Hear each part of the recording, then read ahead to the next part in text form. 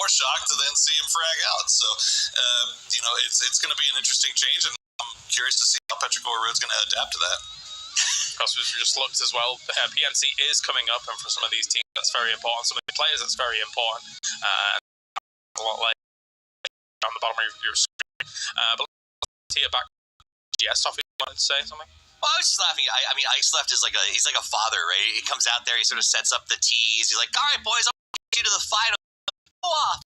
And like a father left, and now they have to take care of themselves. So I'm curious to see how they do here in the final. My eyes are also on Supers. I think Supers has won game 1 of 2 of the last 3 PGSs. So there's a very strong chance. They seem to have a good understanding of how to launch strong on Orangel. And so I expect them to come out really strong here in PGS 4. Yeah, definitely. We'll just wait for the stage to be ready and good to go here for day number 1. But a best of 10 changes things, right, Blank? We've had so many best of 5s, even that 6, as these teams have been trying to get themselves going. So best of 10 is going to be a bit easier on them. Yay! Variance goes down. Woo!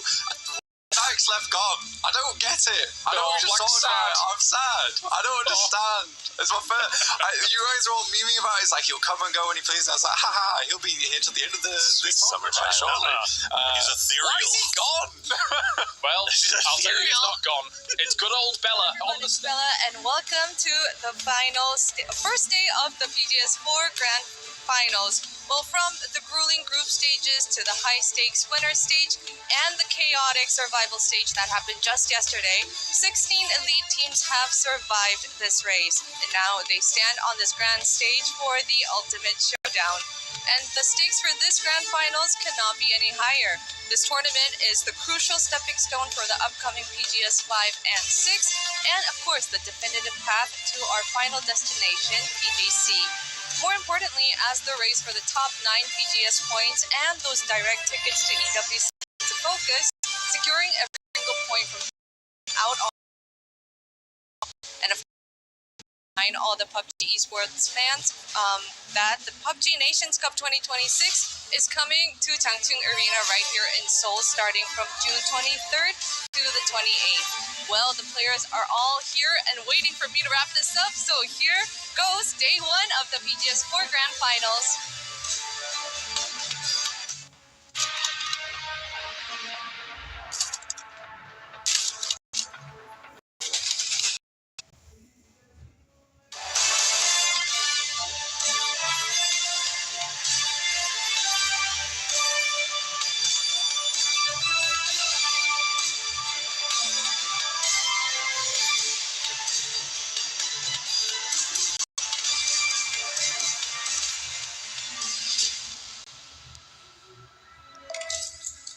สำหรับสกิน 1ก็รู้สึกว่าเป็นการแข่งขันแบบต่อเนื่องครับ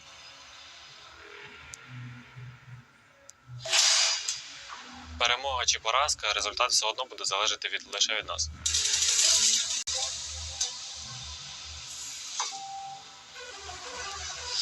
Chỉ có một lựa chọn, chọn một phong cách sẽ đổi mọi thứ.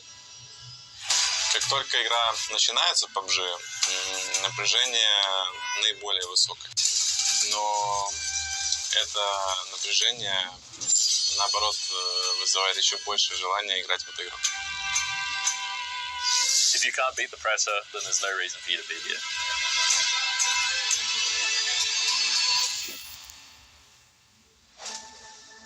It was important for our team's growth. So our team is a new team with BL and Draft, so it was an important circuit to get improved and be better. ผลงานในแกรนด์ไฟนอลครั้งนี้เป็นผลงานที่มีความหมายกับพวกเรามากครับ ตั้งแต่ได้เข้ามาอยู่ที่อารีนาครับ นี่เป็นผลงานที่ดีที่สุดตั้งแต่ได้มาอยู่เลยครับ ซึ่งทำให้พวกเรามีความมุ่งมั่นมากขึ้นครับ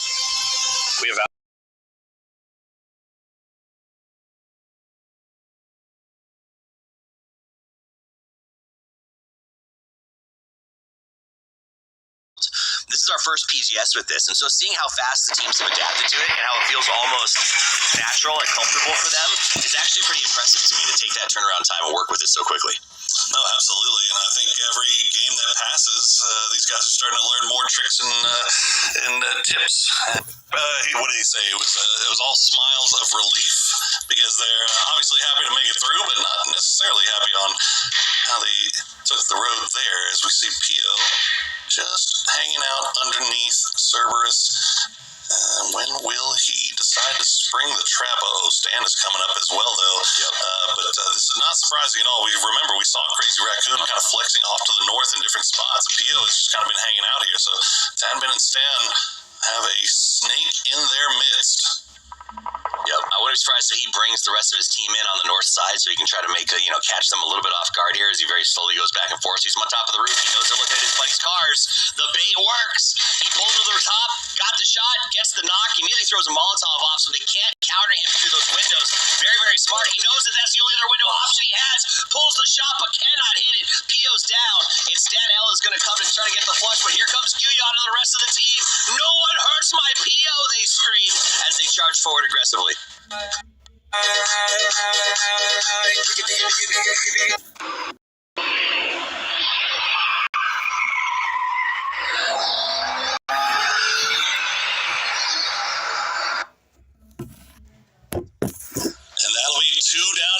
For Cerberus, and in all likelihood, they will be able to get Pio back on his feet. As you see, Cerberus try to get Uter over here, but Shen actually, I believe, was going to hold him off. So 4 a.m. was kind of starting to make their way over in this general vicinity, and we'll see a few shots from them sent over towards Crazy Raccoons as well. But I think all is going to be fair in Love and War as Team Liquid, their rotation, they decided to come north of the river, and they are catching Twisted Minds out. Interesting. Whoa, that's crazy. So Halo's already opening fire. We talked about the need for a northern rotation to be careful, and I did not expect conflict here. This feels like maybe Team Liquid had this planned out, and we're like, why not? Let's set a trap for them. Because it is a little bit awkward on how close they are to northern Georgia Pole with this rotation. It would have stand to reason if they would have gone past Cube instead. So, interesting choice. Cowboy dodges Sonic Dust. He does it. He goes down, but a nice spray from the back. Purdy's trying to help out as Perfectix gets very, very low. And the rest of Twisted Minds, Lou is off north of Stalber right now. Batu is still a mile away. Example about the closest one here. So Perfectix really wasting Liquid's time as the rest of the squad is starting to arrive, and it looks like Example pulls up. Maybe he did not spot out Purdy Curdy, but he's going to know he's there now as the shots come through. Purdy very smartly relocates. Sometimes you just got to shoot and go. And so he resets as quickly as he can. Meanwhile, elsewhere, the Crazy Raccoons are still in a battle. Perfectix has healed himself back up. Looks like he's going to try to smoke and rotate. Oh, he sees Halo transitioning as well. Yeah, I think Team Liquid rather just going to go ahead and bail on this. It was not. It seemed like it was maybe a camp of just timing and convenience that ends up going wrong a little bit, and his Cowboy will go down. But now Team Liquid's going to. They look like they were driving away, but it looks like they're repositioning. So we'll keep an eye on that. Yeah, they were maybe trying to fake him out a little bit. Virtus Pro, they are all the way on the south side. No one anywhere even near them as they cruise past Milta. Meanwhile, you saw in the kill feed, Crazy Raccoon was taking something there. Oh no, the C4 UAZ is going to pull up, and Perfectix has to be on the move, and he's going to hop in the vehicle. No shots even coming towards him. Just blue chip destruction. Blue chip. Yep. I got confused. We're bouncing around. Oh my god, I'm It's right. So he got rid of Cowboy's blue chip. He's sending a message to Liquid. There's no point waiting for this. He's done and dusted. He's going to try to rotate away. Liquid did rotate back to try to see if they could catch them, but it looks like a safe blue north shift by Twisted Minds means they'll make a long rotation. Liquid's going to hop back in their cars after the blue chip is destroyed and make their way into the circle. So there should be no more conflict from those teams. We jump over to VP, who's headed towards Melta Power and is completely uncontested off this rotation. You've seen them stop to check checkpoints, make wide rotations. They have done everything they can not to end up with what Twisted Minds just experienced, and no one has been around. It's one of those things which are like, well, I'm glad we did it, but it was not necessary. Definitely in these cliff sides. We'll wait and see where the next circle decides to take us. The Super is going to get a little bit close to 4 a.m. They'll be able to escape for the time being. While we were watching Team Liquid and Twisted Minds, Crazy Raccoons lost another player, so they're down to just Glazen and Onyx going forward. As Supers looks like they'll find some actual space to play here on the northern side, so maybe just sitting back and hoping for another hard shift, which honestly, hard shifts have been the order of the day. As the circle starts to close, people find their spots. We saw VP make that big rotation. I'd love to hear what they're thinking as they look down on the rest of the map from the high ground on that ridge. Any spots as he could have left, but I think he's still on blow. Some if he's fine though too. I'm gonna scout out the follow. Bro, I don't see anyone on green. Can we have 3 people drive off the green? Like on pop? Crexy can watch it from here. We can just drive, Scott, it's good. Yeah. I'm gonna take your gas. Only one pop you see, right? Yeah, he can see it. Yeah, I will. There's no gas in this fucking car, bro. Wait, I'm gonna cast it up. First.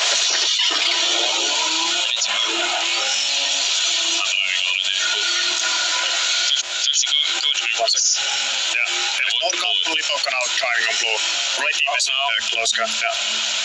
It's a real shoot. Go straight, go up. Please just get the green. I stopped on and take this. Yeah, he stopped on blue, Zach, be careful. Just come. Let's not scout on it.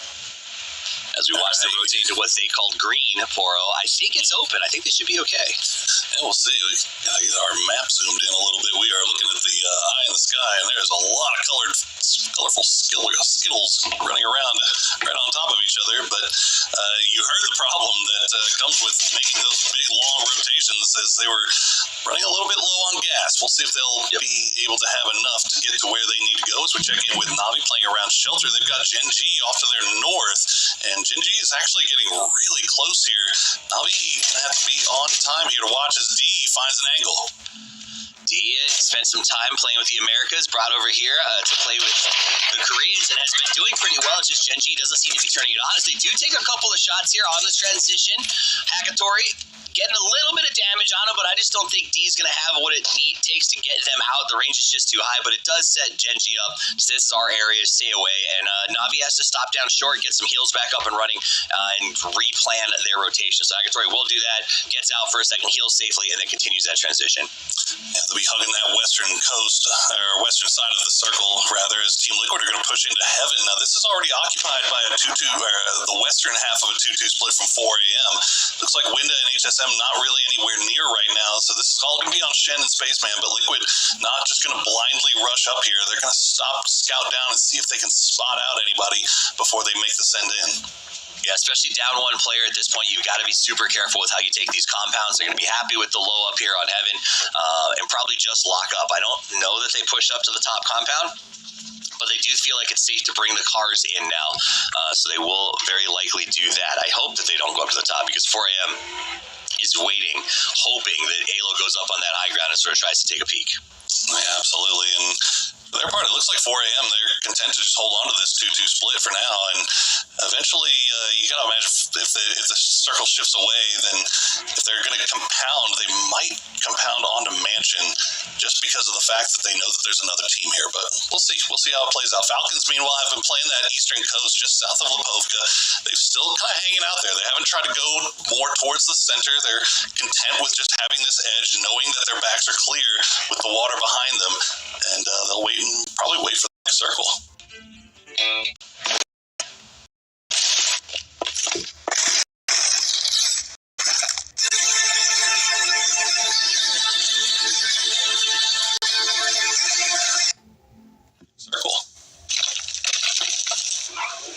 Navi trying to find this. They really, man, this has been a very tough rotation for Navi. Everything that they've gone to or looked for has had somebody there. But then it's not hard when you've got Hackatory able to hit shots like that. Double taps with the SKS. Does not get the spray, so he's going to have to keep here harassing a little bit outside of the noob compound. And the rest of Cerberus are Expendables, rather, unfortunately close enough to where they're able to get back in there and get that res onto Tanvu as quickly as possible. It looks like the rest of the squad is going to arrive as well, so Navi will get the knock, but they won't get the flush, they won't get the point, but they'll open up a little bit more room for them to continue that wrap on that northern side as they wait for the circle to collapse. You see a few more shots being sent over in their direction, but mostly just spooking them here as we get another hard shift toffees, this time all the way to the south, playing up around prison. This another quick hard shift, and you know, this is really brutal because a lot of these guys up here at the top had to fight Twisted and Maliquid both out of the circle, both huge rotations to get here in the first place, and now they have to go into a very full southern circle where there's not a lot of locations left to play. Crazy Raccoons, we jump over to them, they've already lost 2 because they're the Crazy Raccoons. They don't know how not to take a fight in the early game. So as Glaz and Inotics try to play a little extra cover, at least they got 2 points on the board. That's the beauty of the Crazy Raccoons. They make games fun.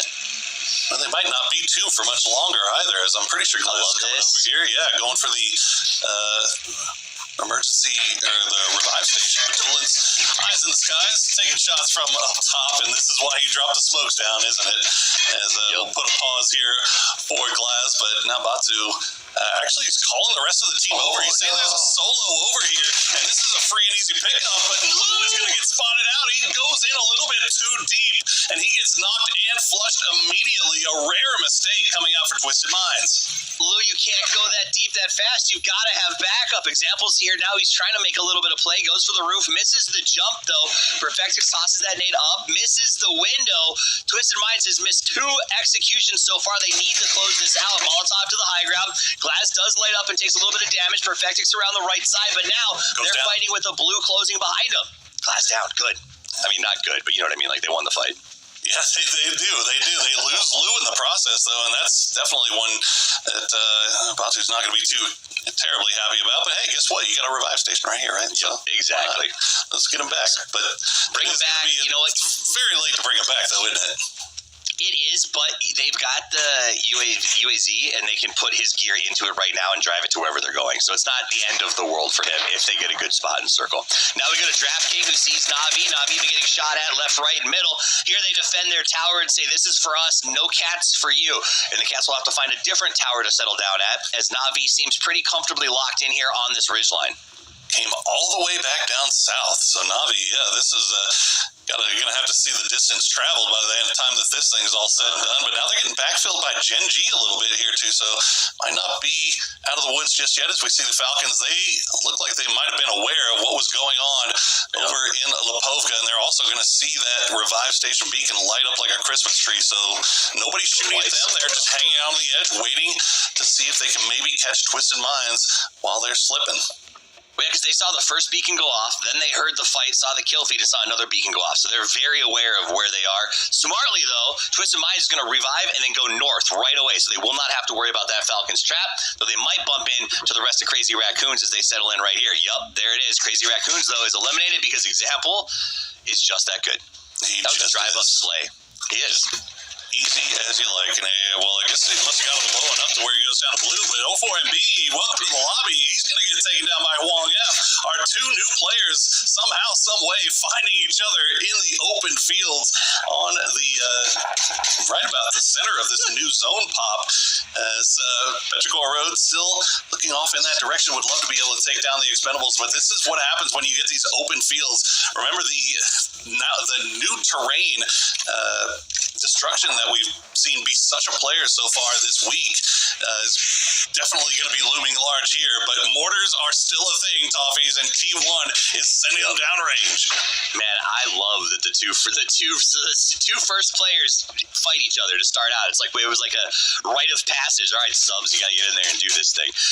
Lots of mortars coming out, but that's not uncommon. We've learned that this is a major part of the build nowadays, using mortars not only to clean out teams, but to be able to push forward. And because so many people love to sit in holes nowadays, a good mortar is a great way to just clean out an entire crew. As you can see over here, getting hit left, right, and center. Finn, the Cerberus guys are done. They're toasted. They're out right now.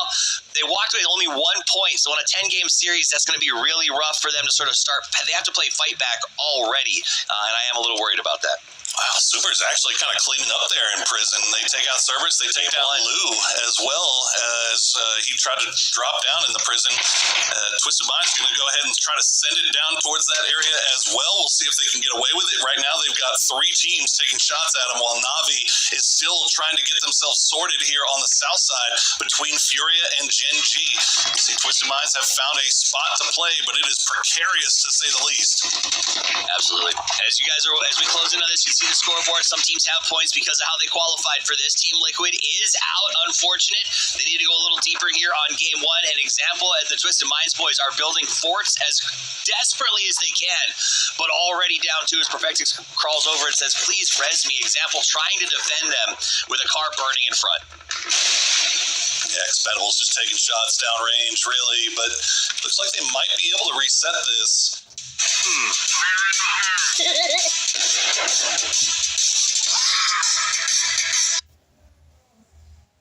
With enough hard cover, and should be able to get that revive here. As Made in Thailand will also go down. Anyone's Legend cleaning up on the northeastern side, so they're going to be our farthest north team still playing, as T1 was the team that cleaned up Team Liquid. They kind of waited for Liquid to settle down in their little dig themselves some cover, and then T1 just comes and sweeps it away.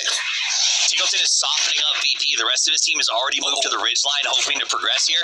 Qrexy gets the knock that should open the door. The problem is Furia came from the south side and stopped the Falcons' push over the top of this ledge towards VP.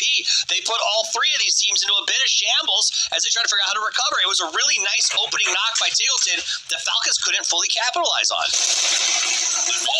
Close, but Beamy was ready for it. Gets the spray on a Shrimsy, and this is the problem when you've got foxholes everywhere. You just don't know when somebody's going to pop up on the other side of a hill and mow you down, and Shrimsy is the one that suffers, as Falcons will try to lay down some smoke cover to protect themselves not only from Virtus Pro and not only from Furia, but all the teams that are downhill to the north. You see Furia now has eyes on Beamy, so he cannot peek up anymore.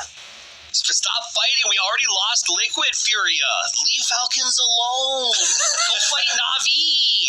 Now, Kickstart is going to go ahead and get that res. The ambush was there, but again, because all three of these teams could see each other, they had to pull off. No aggressive breakout fight. A good 4v4 is just not really in the cards right now. Furia has pulled off a little bit to the left side, but they're not going to give up that northern rotation. They have to make sure the Falcons go north to stay away from them on the south side. So expect Furia to lock this spot up and prevent any movement in that direction. Man, that spot that Beamy is just diabolical, man. Like, you cannot do anything about that if you're Falcons, unless you just land the godliest of grenades.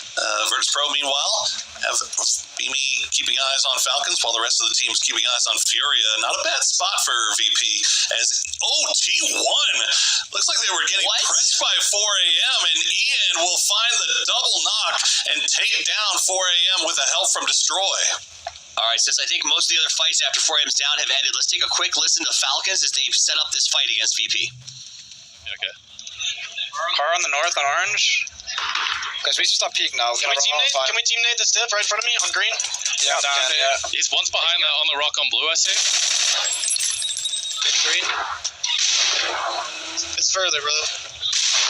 We have to smoke, guys. I don't have any. He's not green. This one is really bad if we don't smoke. Try to sit on this, guys. We need a lot of smokes. I don't have any. I just used mine. I'm gonna look for north here. Guys, we have to run it down. We have to run it down north. Can we Go north. Yes, go north. Yeah. You have to anchor here. I'm gonna pull up with you guys. I'm running. Anchor green. There's a hole. Nothing here. I'm on HP. I'm probably dead. Just keep anchoring here. I'm flashing. Slow it down. Trust. Nice, good knock. What's 1 HP running back? They can't peek. He must wait in here. I'm flashing. Just chill. You're too standing. Guys, get Knock Dossie, healing. Okay. I will run Full safe on me. Full safe on me. I see the other guy far, I think. There's a guy really far by the U.S. on green. Very clean work there from Falcons, but now they are getting pressured from Furia as well, but not the entirety of Furia, only sending 2 down here. We'll see if Falcons is able to reset off the back of Kickstart staying alive, but it's Posa and Biel Calmo trying to make the push down, but they're getting shot in the back by Genji and Na'Vi. Also, we saw T1 get locked out elsewhere on the map. It was Anyone's Legend sort of stopped them short, as now they've hit a good spot. Anyone's Legend surviving. As we go back to this fight, VP, it did fall apart there. You could hear the sadness in Kickstart's voice. The worst thing for an IGL when you yell, we need more smokes, and everyone on your team goes, I just used my last one. That said, they still managed to somehow turn this and keep 4 alive. Furia will fall back. The circle has shifted. They will lock up the south side. Falcons will go north, and these two will no longer have to fight. And we said if we was going to take a godly grenade, and Kickstarter managed to hit it. Is anyone delighted? Tries to make the push into Twisted Minds. They have the C4 car makes another appearance as it takes down one. Twisted Minds just down to a solo player, and it's going to be Perfectix. And Gustav, they just finished with VP. They see blood in the water and death on the field. The C4 was strong. Gustav says, what can I steal from this? Oh, he's in perfect spot here as well. Nobody can really pressure him. Actually, no, Hackatori has an angle, so Gustav will have to make a run as Navi continues to create a lot of pressure, even though they are down to a duo. And there's the knock onto Gustav. Shrimpsy going to go down now as well. The BL as it's pressure all the way on this northern side. Even a solo player, Heather, out in the middle of the blue, taking shots, gets a knock, and now Kickstart trying to come over here and see if he can get rid of Chewy.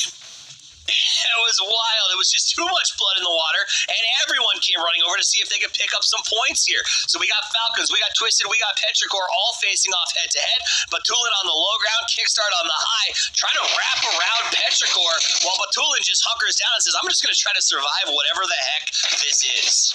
Oh, and meanwhile on the south side, on the high ground, Furia gets a little bit too close. Gen G making the push. The aggression starting to come out from Gen G here.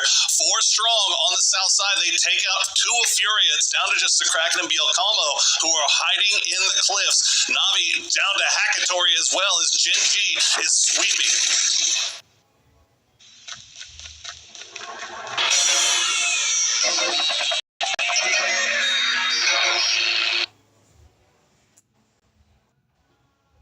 Gen G did a really nice job in the way they pushed. We'll cover that in a minute. Twisted Minds is now eliminated. The Falcons are sweeping the north.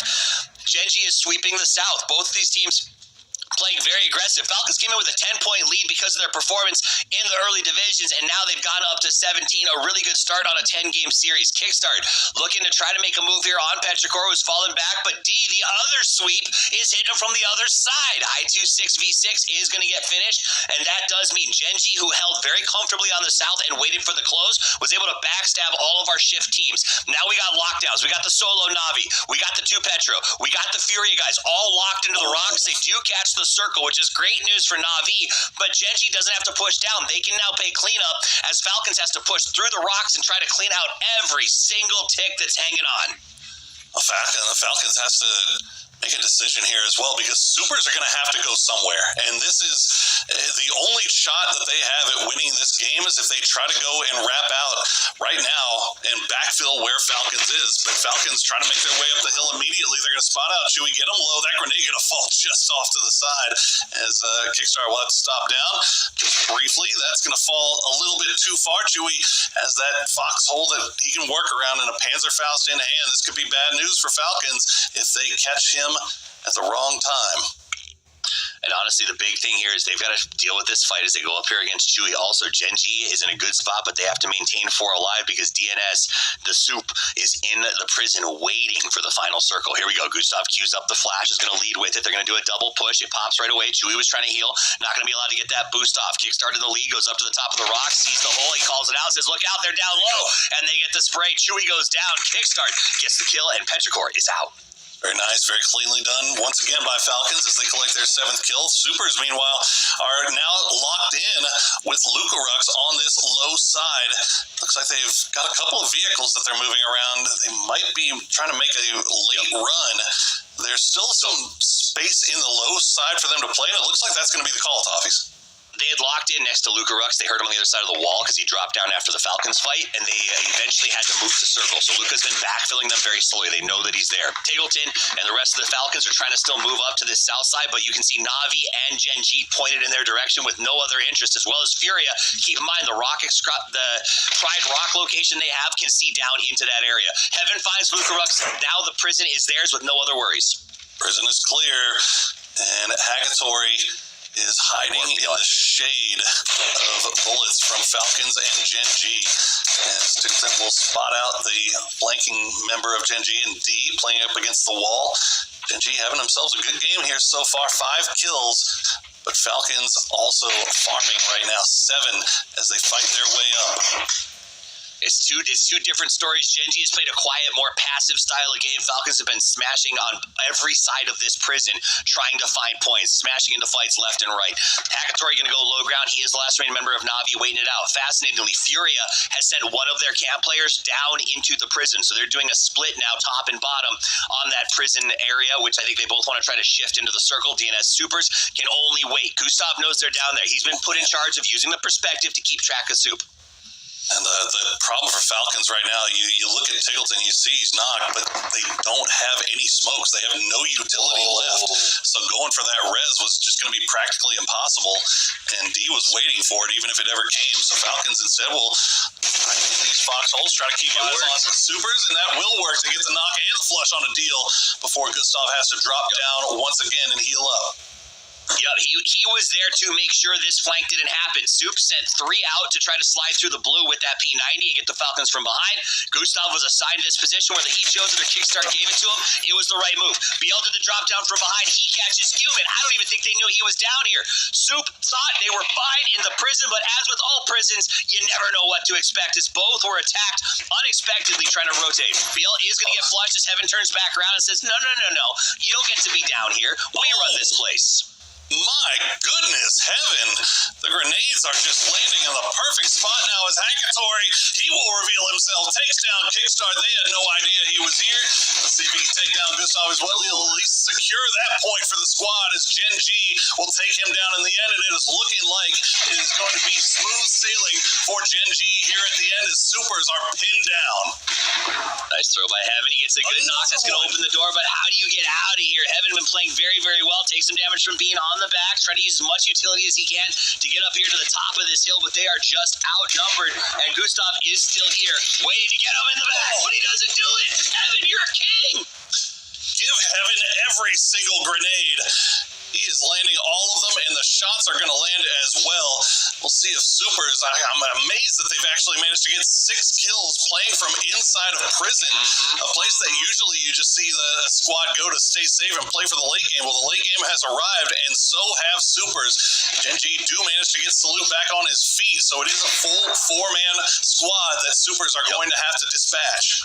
As much as I love Game 1 Supers, the problem is they've used most of their utility to push up here. They do get another knockdown, so it's a 2v3 essentially, but Gen G has so much more utility to battle against them. They've got pop shields, they've got grenades, they've got smokes, and Soup is running low. Your phone storage again, full already.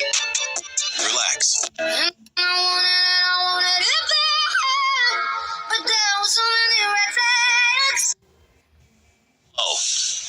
Just another effective grenade for Supers as you see D with this flanking angle, but they know exactly where he is. I'm not sure if there's much they can even do about it, though. No, they can. They'll take the shots. The P90 will shred through that deployable cover, and D goes down. And now, all of a sudden, just like that, is a 2v3 as Gen G is starting to fall apart a little bit here. They are, but you know what? It's because they didn't expect this. They thought they had overwhelming force. Down to a 3-2, though. They'll play a lot more careful. Soul's in a really good off position. Rex is sneaking up on him. He might get caught. He does. Bean sees him and burns him down with that MG, and now it's just down to 1. Heaven does get the knock. He turns around, but he can't make it happen. The Soup is burnt, and Gen G comes away with the golden win. It's a chicken dinner to start the day for a team that we had questions about, but they said we are powerhouses. Congratulations. Let's get James and Blank back in here. Boys, it was a prison fight, a ring around the rosy that ended with Gen G taking the win. Oh, it looks a little bit dicey there. DM Supers was actually making a bit of a meal out of that. Yeah, but in the end, Blank here, Gen G, we were watching that game in the back and we thought to ourselves, with like 8 teams still alive, this should be Gen G's, and they are able to convert. And the operative word there is should, because I think that we've had a lot of worrisome moments from this team on Gen G where they should be able to finish a game, but sometimes they just don't. So this is actually a nice conversion, but it wasn't too easy towards the end versus the end Supers with some absolute crackers of some grenades. I mean, Hyper popped off the exact same time as Poro when he hit that huge one over towards Fira on the rooftop. Yeah, Heaven and Rex really going for it there with the P90 towards the end as well. There was a world where, I mean, as soon as they brought down that foldable shield and shut down D's position, that was almost an opportunity there for them to really kind of rise to the occasion. But let's take a a look at the highlights from this game. PO, I was saying in the back, Poro, that if this was 2022, 2023 PO, there's no way he loses those fights, but it's 2026 Poro. It is. You give the man some credit. He got the first one, man. It's Crazy Raccoons continuing to do the things that Crazy Raccoons do, and that is be very active in the early game, whether they want to or not. And we see them suffer for it. But we didn't get to see this actually play out in live. But Team Liquid, they had to go somewhere, right? Like they were in heaven. Yeah. They sent it to the fields. T1 though just was able to wait and bide their time. And then I can't imagine, like 4 a.m. just gets absolutely destroyed. So the story of game one has to be some amazing utility usage. Yep. Destroyed by T1, and Blank tweeted out when he started today, oh yeah, T1 just keeps bonking 4 a.m. on the head. And we're here again, Blank. Yes, we are. I mean, T1 seems to have a death wish versus the guys on 4 a.m. It's a bit wild. Good to see though. I always love a little bit of rivalry between squads, and T1 certainly hates 4 a.m. No doubt. Crazy stuff. 19 points go the way of Gen G, but beyond that, Toppies, it really did feel like a couple of these teams, it was the rich got richer, right? Falcons, a great game from them. I thought that they were going to be dispatched of completely when they had 3 down on that side of Prison, but they kept going. I mean, I was impressed. I'm glad we actually got a chance to listen to them take that fight, because it was a 3-way fight. They were able to hold off Furia, get the kills on VP, force Luca Rux to the low ground, and they came in with 10 points. So the fact that they're now sitting on more is pretty exciting. Match records here. Heaven is the king. This guy with supers has been incredibly powerful. The fact that we all thought they might pull off the upset on Gen G with the high ground coming out of Prison, okay? Everyone here has been in Prison and thought, well, my game's over. I can't get up there, right? Like, that's a tough move, and they almost pulled it off. But Gen G locked in. They played really smart from that top side. They sort of backstabbed into Furia and then held the high ground the entire rest of the game. This is what you wanted to see out of Gen G. It was intellectual play, not just let's charge and try to punch you in the face play. And I think that was really nice. Absolutely. I think, of course, take a look at the man of the match here. It will be Heaven. I think there was a moment during PGS 1, 2, and 3 where we were like, they're all doing the esports pose. They're all doing the crossed arms. And then we came back the next day and suddenly everyone was doing different poses. I'm hoping for that change again, Paul. I want to see the little, victory signs, the little... like Halo's... that was amazing. I loved that. I want more. Where's that gone? We can't allow him to show personality, man. We gotta have him look in the uniform across. That's how we do it. It's a military game, James. Excellent was here. Yes, in his little construction worker's hat. That would be lovely. But I would argue it's good, but go on. I would just argue the symptom that you guys are talking about is because the Korean teams tend to do really well in the first couple of games of these PGSs, and they all have the same pose. And then as we advance through the PGS, we start to move into Western teams thriving and getting the features, and those guys are all doing the silly halos and things like that. They've started strong. DNS Supers has won 2 of the first 4 games, and they almost did it here again, because for some reason, I don't know what it is, these Korean teams especially seem to come out so strong on the first day in the first couple of matches. Gen G gets the win here. I think that they're just willing to stick it to the lobby aggressively early, where the Western teams almost pull back a little bit and slow play that first 2 games. So look for the poses to change, but also I think look for the winners to change as we move through this. Yeah, Supers has been, that happens in PWS as well, actually. Like, especially on Erangel, like, they control space like no other team in PWS, and to me, it's undisputed.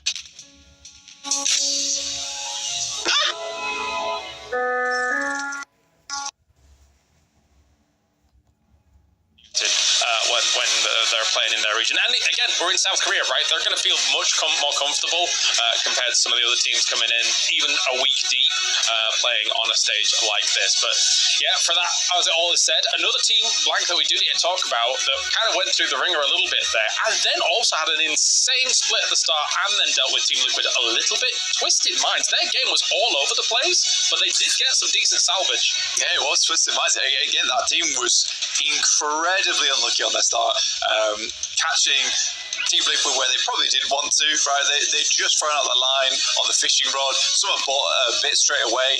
I don't think that's what they quite wanted. They had two players off in two separate locations looking for those gliders. But all things considered, that's a really late question from North George. A very good survival play. It was multiple times during that game where we were saying they're dead in the next 3 minutes, and they just kept living.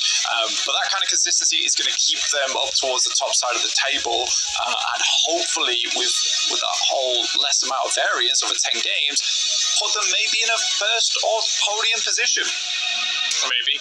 Of course, we took a look at Falcons and Gen G there as well. Those are two teams that just kept living through this game as well here, Poro. And Gen G, I think that when you look at their games there was so much room that they carved out themselves on the south side of that circle. I think if the circle shifts north and then suddenly we're on the north side of prison, the game could look a whole lot different because they're having to go through solos and duos and things like that. So it's a good game for them to capitalize on this one. Yeah, I mean, look at the teams that they dispatched with. I mean, Petrichor, Navi, Furia, all were full strength whenever they first took that fight with Gen G, but Gen G managed to pick one away, two away here and there, but never really fully committed into the fights as to where they would take risks of losing somebody. So they managed to keep four alive, and they forced the rest of those teams to kind of play hands down or heads down for the rest of the time. And then when it got to late game, it was just high ground wins, right? Like that's just kind of how it plays out. But they're also just hitting their shots. Like they're looking, they looked really, really good and really in control of their entire environment in that time.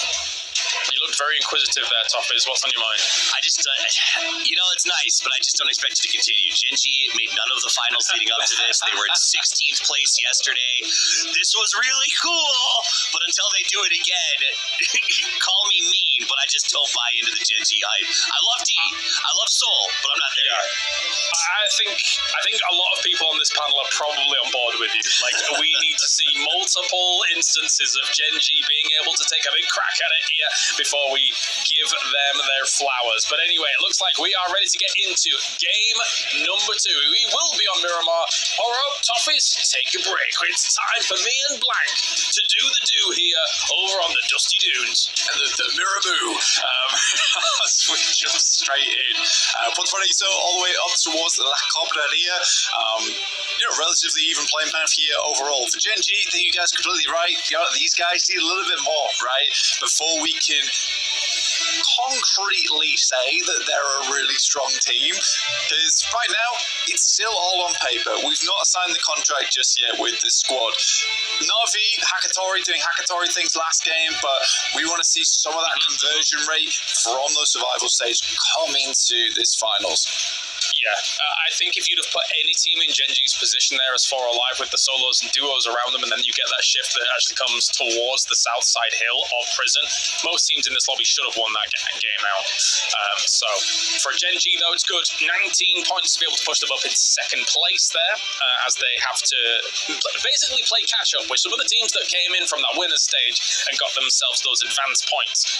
As Falcons definitely reaping the rewards of that right now, still in first place. It's Gen G dropping on over to the west. It's a good playing path here, Blank, for all these teams to get situated and good to go. And I'm always happy to see Twisted Minds in a home location compared to whatever on earth is having to go on for them in Erangel right now, even though they did well in the previous one. Yeah, it's much better. This is right on the edge of the playing path over towards the northeast side of the map. We do keep getting these nasty circles thrown into the midst of it, and we've had a similar circle like this before in this tournament. A lot of high ground to be working with. Crustavalle a little bit more barren on that side of things, although to Campo Militar. Would be amusing to go all the way towards Campo Militar. We'll see if Cerberus can get anything done with that, because they're right on the edge of the map on that northern side right now. Petrichor Road, last game, didn't mind where they were playing, over towards the Harry Potters. It's a nice spot to start in. It does get a little bit more dicey towards the end game, and it certainly did. In the meantime, though, Anyone's Legend, they've rocked up on Onyx, and they certainly saw the parachute. Yeah, they definitely did, and they're even just chasing him now, just hunting this down. This is actually very aggressive and very smart by Anyone's Legend, because the thing is that they knew that with a long drop from Crazy Raccoon, it's a perfect opportunity to do some damage. Juyon here, though, with the ump, tries to go for a bit of a trade. I think Anyone Legend's probably happy with a single kill and might back off from this, because the thing is that the other two members of Anyone's Legend aren't exactly here, so yeah.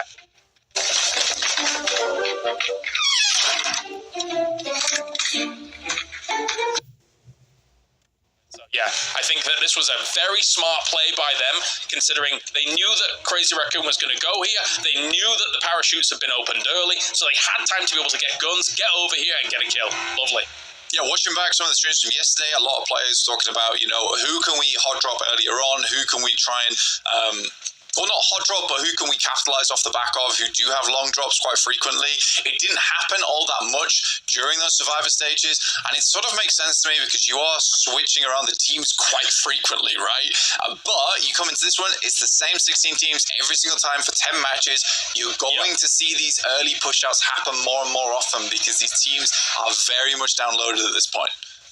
Yeah, as we take a look back at the highlights from this game, as Gen G's lines, as they try to eventually get themselves towards the high ground on that south side, you can see that they went for a big wide wrap, and eventually, unfortunately for Furia, they were the big victim of it, because if this hadn't happened, if they somehow Furia shut down Gen G, maybe Furia wins this game completely, being able to control exactly the same location for them, but not to be the case.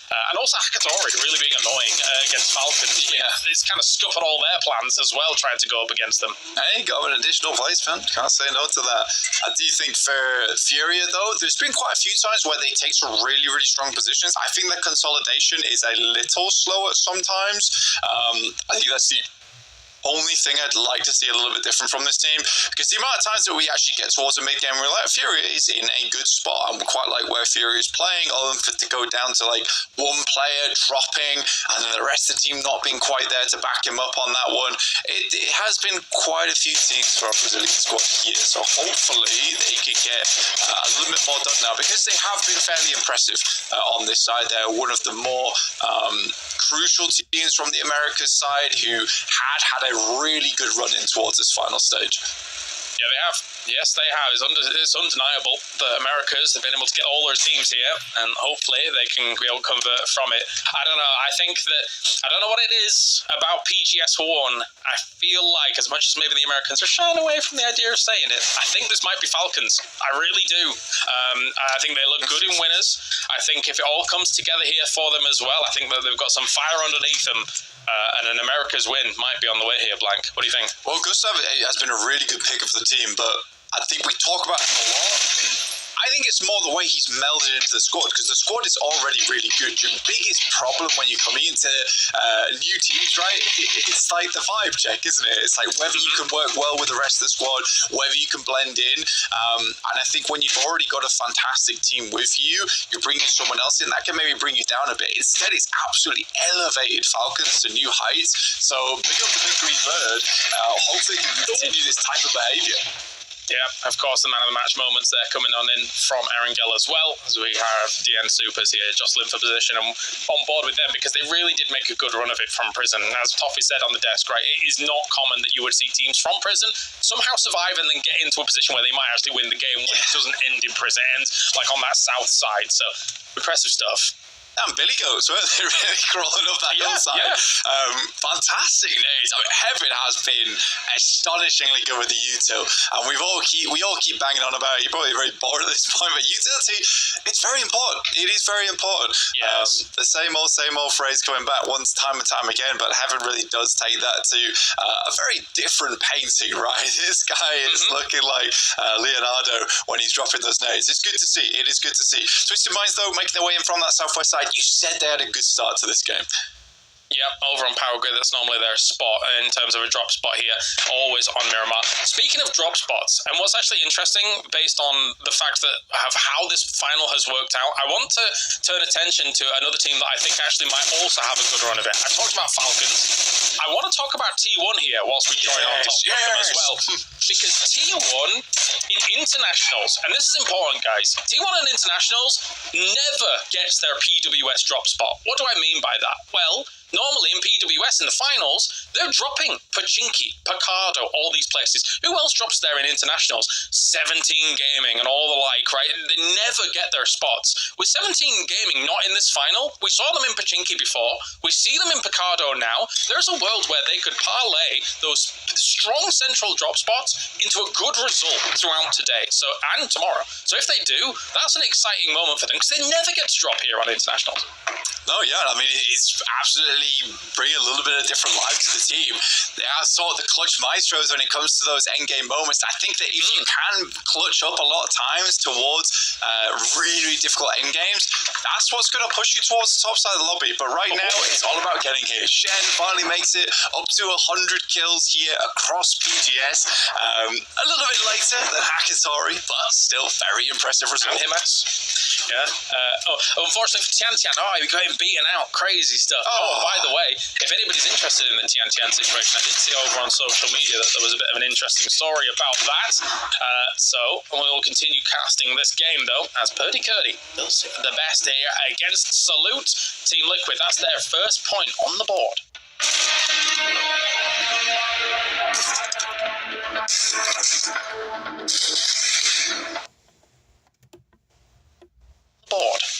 I started reading that story.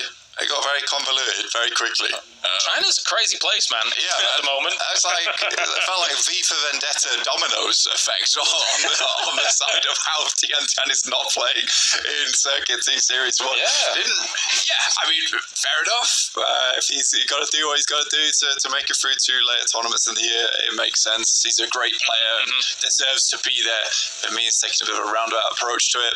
I mean, respect to him, but it is obviously 70 gaming have suffered because of it. Agreed. Yeah, I do agree. It's a bit of a shame how things all work out, but this is how the cookie crumbles. As now for Virtus Pro, they're going to try and push their cookies all the way up this hill in just a few moments. I don't think they want to be sticking around the Al-Azhar West Road for too long. It's Cowboy and the boys here from Team Liquid now coming in on this very west side. However, they may end up running into anyone's legend, who clearly, at the beginning of this game, showed that they're happy to be aggressive. So, be careful. I think that was somewhat shown even last game when Sololzi decided to drive that C4 through them all. Yeah, the Kabu moment. That was a little bit of aggro, right? But yeah, I think anyone's legend, I like that. I'd prefer that, honestly. I think a couple of other games earlier on in this tournament were a little bit lukewarm. They've turned up the heat on this one. They've got great players. They have really good high fragging power on the squad. It was a shame that they looked a little bit timid in some of their approaches to fights. Now they're just going absolutely gung-ho with it. It's working. I mean, that's what we always cast our minds back to when it comes to some of the players on anyone's legend. Like when they won a PGS as Cerberus, Himas and the boys, like they were unbelievably scary in gunfights. Nobody wanted to fight them at all. Like you would go and ask Tiggleton, right, and he'd be like, "No, don't want to fight him. Absolutely not." And in fact, Falcons lost to Himas in a terrible situation, and I think like a Vikendi way back when, where it was like, how has Himas won that game? But anyway, as we take a look, we are centering on kind of crossroads position, just a little bit northeast of it, and 4 AM has an alright spot to be able to play this from. So does Furia, as we have now 4 Angry Men trying to wide on through. As long as 4 Angry Men doesn't have T1 crash, no doubt they're going to win this game. Yeah, no doubt indeed. I mean, it's a strong position. You've got Longhouse on the other side of things. It does allow for some crashes on the backside of the warehouse, but it looks like they're going to try and control this as much as possible. Potentially, this is probably the better approach as well, as you assume the team is going to have outposts in Longhouse, but 4AM is just going to go for the big risky play and just place all players in warehouse and shove anyone off trying to backfill on towards them. It's Shen here over towards Cloris. Oh, gap time. Not quite happening here for the boys. No, definitely not. And at the hands of an M249 as well, as Cloris made a big push with the expendables with the M249. Shen will claim his 100th kill with it. Now, yeah, with these warehouses, obviously, if you get these warehouses eventually being on the edge of a circle, the roof becomes incredibly powerful. Yes. It's kind of up there at the moment. Having a look. Oh, they're up there at the moment, having a little look around. But it does come with its own dangers if people are looking that way. As our pundits are saying, Petrichor Road is going to be able to do well. Some faith in good old 04. Back in, I assume, after the visa issues have been concluded here for him. That is what we have been led to believe. And let's see if Petrichor Road can do it, because they did win PGS 1 in the first circuit. So maybe they can win PGS 4 in the second circuit. Yeah, I was sort of joking that Ixlef basically drags them through to the finals. It'd be funny if they do that multiple times, like just pretend there's visa issues and Ixlef just comes in for the qualifier. Annoying though, very annoying of how good he is, so talented, but we understand he's got bigger fish to fry apparently. Well, let's listen in with Team Liquid now as they make some choices. Down on this south side, looks like they're going to be heading to the high ground of Minas Generalis. No, there's one guy top Minas. I just saw him peek. Blue. Civ taken. Could just be a huge greedy split on yellow line.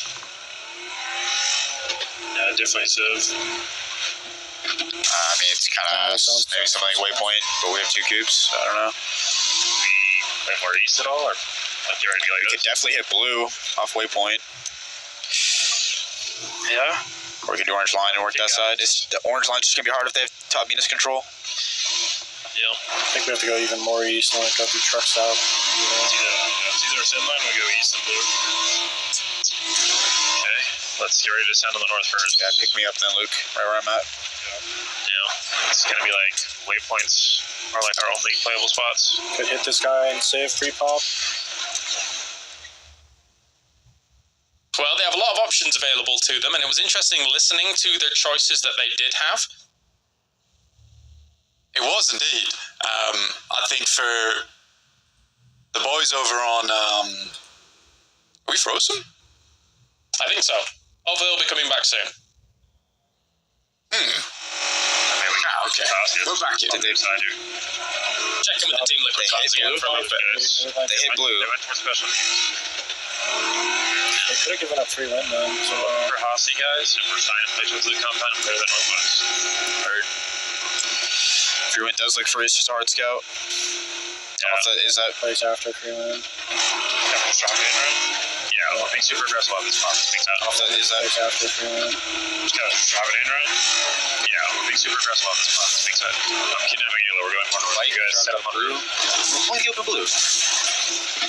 We'll open. We can kill this one.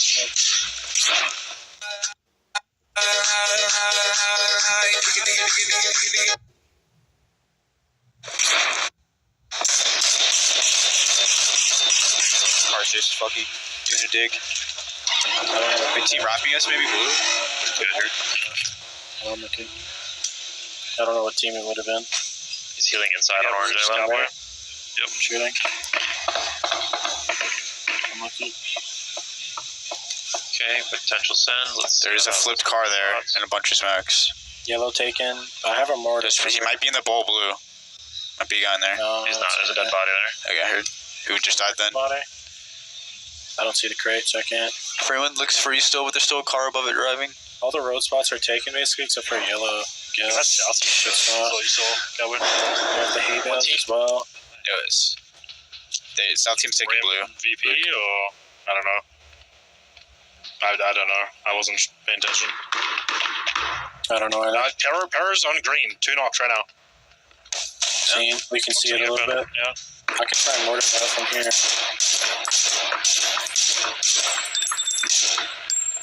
Setting it up. We should. I do like what Ayla's saying. Maybe only a blue marker. If it is free. What's the range on this one? Let me look. We could put like new blue, which make playable. I think it's too far for me to even mortar. I have 2 shells to make something playable. Yeah. You can mortar blue. We can play that. We could probably play with the shack as well. Waypoint. So other rolls are taken. Like blue would be our best bet. It looks like. Yeah. We have no play for northeast unless we full wrap again. Yeah. There's another team sitting on the northwest. Also, if it's all right, just to get everybody back up to speed here at the moment, we are just waiting for our feeds to come back, and as such, we're watching Team Liquid's POV, which we do still have, but we are currently lacking the map as well as the full POV. So thanks very much, guys, for your patience. If you're a big fan of Team Liquid, don't worry. Seems like we're locked in on them, and good to go here, Blank. Yeah, it's nice. You know, we get to ride on the shoulders of Purdy Curdy at the moment, like a couple of monkeys here, which is absolutely fine. You know, I have a shoulder. But they were right. They were on side with talking about the big greedy split, and indeed Navi was playing that big greedy split, so potentially go for something like that. But it looks like the feed is back, so maybe we can get off Purdy Curdy's shoulders and back on board with the game.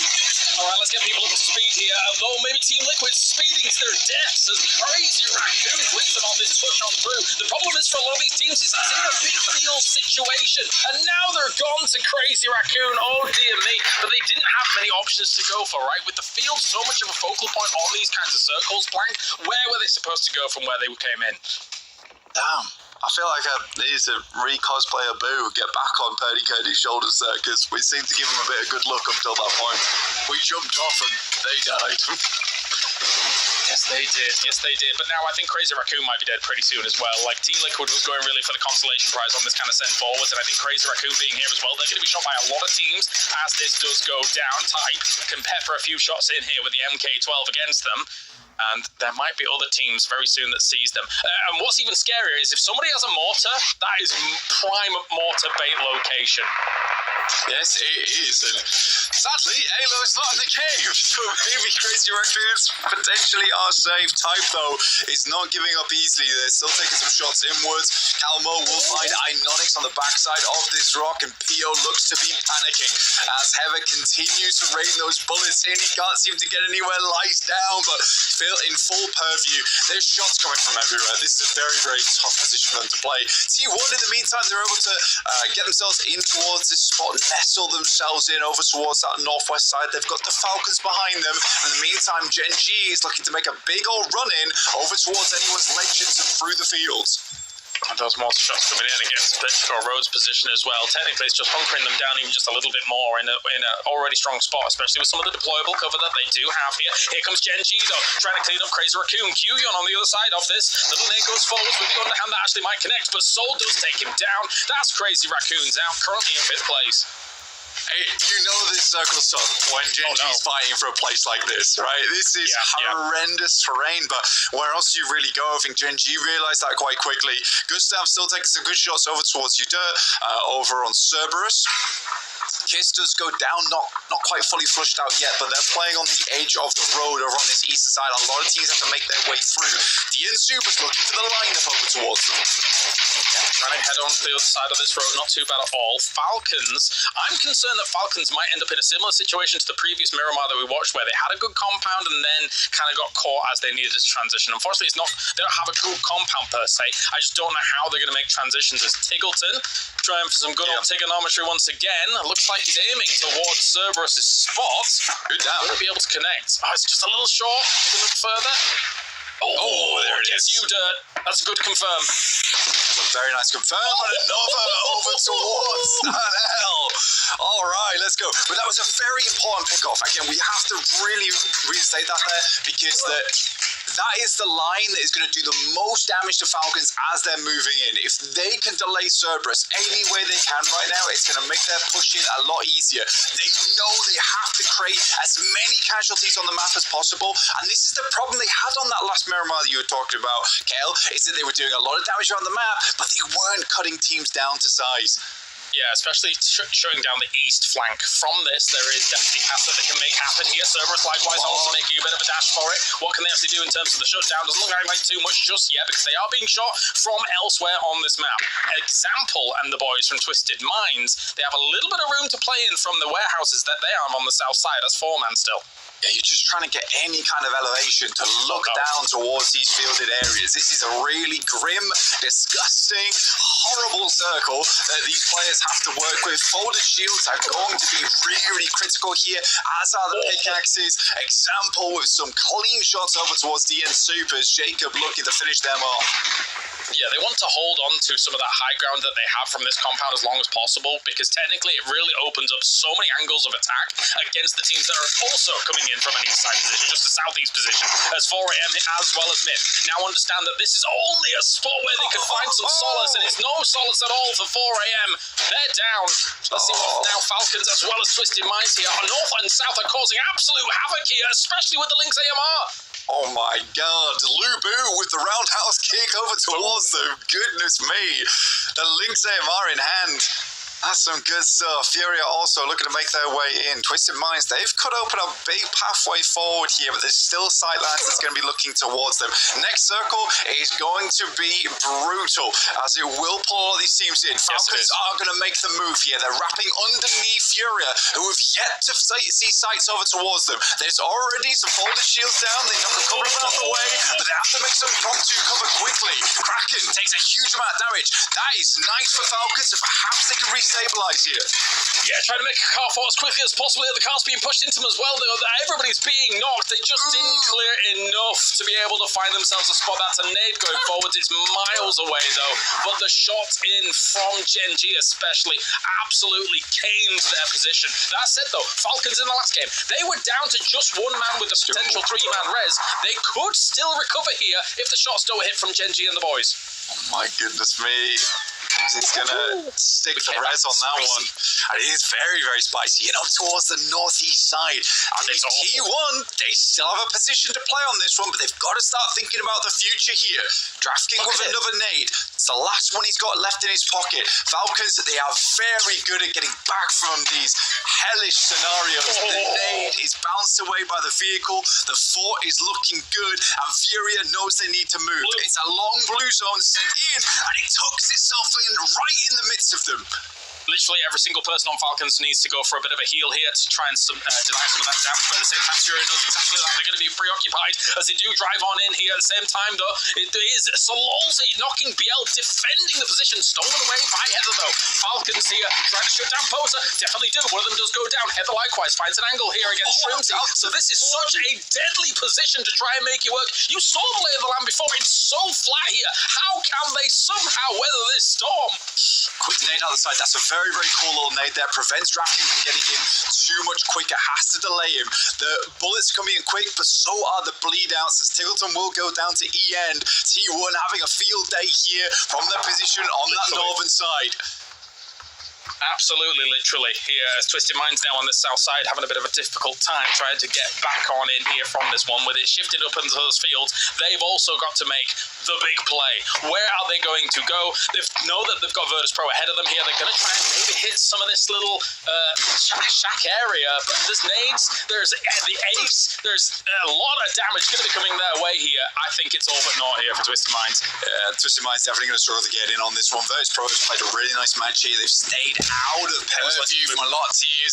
Nice nade from Kickstart. A second one goes in, but it's not required. Salute takes shots over towards Sololzi, but like you're saying, Virtus Pro really dug themselves in nice and early on this south side. They knew they cleared a lot of it already, and they left this shack open towards the west because they knew it was free nading over towards Twisted Minds.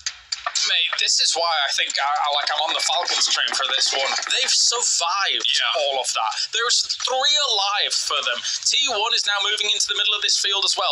Anyone's Legend moved at almost the perfect time. They are taking some casualties to Gen G though, because they were still in on that south side on a nice little dip here. One of the stronger spots in this circle or previous circle.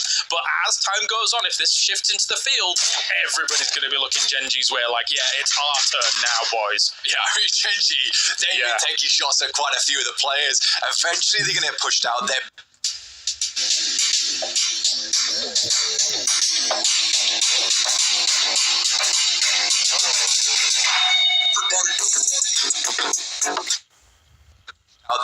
banking on a southwest shift on the circle, forcing teams to come towards their roadside, but we won't know for a few more seconds yet. I totally don't agree with these percentages unless they get the shift, and they do not here at all. As now, again, I think a lot of this lobby will be looking their way. The Beam does take down Sololzi, so there's a few more kill points here for Gen G. They got themselves the win in the previous one. Yes, technically they have 4 alive, but eventually these transitions are going to have to come in, and I do think the rest of the lobby is not going to be pleased with any attempts there. As soon as they cross that road, it is lights out, right? Good night, you're over, it's done, it's knockout. The bell is ringing in the ears of Gen G. I don't know how they're going to make this push. They would need a lot of distractions for them to get across. I mean, what they're working with right now is having 4 players, so potentially they can send a 2 forward, have those 2 backstops. That's their only option, but even then it's dire. And one of the issues for all of the teams in the field currently is that in order to get to where they have got to so far, they've taken so much damage. So much damage to vehicles, so much damage to the utility, so much damage to chests, helmets, and everything like that. And there's some teams that have to still move, like Falcons. So they're going to have to use the few smokes that they've got left. How many do we have? 2 more here on Trimsy and Kickstart to try and make a bit of a dash forwards. Yeah, they've got plenty of meds, plenty of first aids, but the smokes are not looking great. You're wondering how many smoke launchers there are on side. The Falcons, they got a big resupply from Furious. We have to remember that. Oh! I can't believe that did nothing to Nixie. He got very lucky about that, obviously, denying some of the damage from the line of sight that was going on there. Gustav hits BBD, does knock down Delwyn. Genji needs a few more knocks here before they actually have to make the transition, but they've gone over to the other side of the road pretty much unscathed. That's good for Genji here, as the other team's going to be ripping each other apart with some more nades going down. Perfectix out behind the tractor. He gets mowed down. And now looking for a little bit more on side. I think for Falcons, they were able to get kickstart forward, but Kirexi with the absolute slammer from the Dragunov over towards Gustav. It is unlikely they get him up, but Falcons are going to try anyway. Yes, they are. It's the most terrifying range for a Dragunov to go up against. And yeah, you're not surviving that one. Here we go. A bit of a sprint. And it's to dead there, as it will be Soul taking that one as much as we were watching it from Kickstarter's point of view. So T1, really, technically speaking, I do favour their position. Really depends on how the circle goes, right? But on that north side, the 2-1 split that they have is going to be Genji trying to get rid of Himas by the looks of things. And also trying to get rid of Shrimsy as well.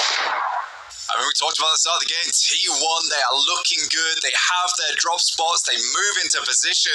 This team is looking fantastic, and it's an end game, Kale. We know what they can do with this. Let's see what they're able to cook up. Oh, okay, right. You're really gone. Super gone. You're in the Shadow Realm, Himas. I'm so sorry about that. That's GG though. Life. Yep, against 3-man here, back. Yeah, they did what we thought they would go for. They went for the 2-2 move across, but there's so many distractions around the map that barely anyone was looking towards Genji as they made those maneuvers. Yeah. T1 still with a very strong spot though. Ian takes some shots, understands the general location they're coming from. Falcons, immortal in this game, but the stake might just be plunged through the heart soon. Starts alive. Oh, that's a great knock from Salou. Are we getting a back-to-back here for Genji? It's the question now, as Heather, as well as Type, need to really make something happen here. Salou got straight back play, but Kickstart here, the snake in the grass, is able to hit Salou on that crossover here. D is also down now, Heather gone. He's going to be on Type here to try and make something happen for T1. Bean Soul here, looking for the back-to-back. Oh my days, Genji. We've asked them, we need the signatures signed here. We want to give the flowers away. And Genji is looking for their day for a bit of romance, it seems, from the caster desk. A little bit more. Kickstart is unwilling to give this game away, though. Heather will finish off D. There's more shots piling through as Soul will find the knock over towards Type. And Genji's looking to make it happen. One player left on T1, now down. Just one player on Falcons. Genji with the back-to-back. Oh my god. Oh my god. And they are loving it here for Genji.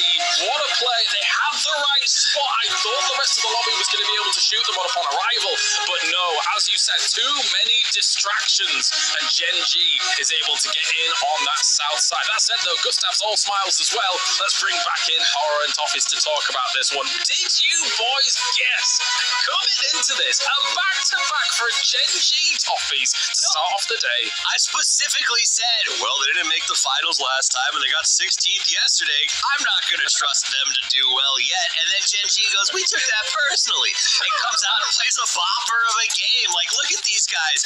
They get the feature again. We get more esports poses, and I can't judge them for that. They played in a really crappy circle, hit some great shots, and this is good. I mean, they looked amazing. Yeah, obviously we didn't get full purview and kind of image of what was going on in some of the mid of that game, but sometimes these things happen. But I guess really who was able to take all the fruit, it will be Genji from this one. Pora, what did you make of the game? It was a bit of a blinder. South side once again for Genji too. I mean, once that circle went to the wide open fields, it felt like it turned into a salvage mode for just about everybody. And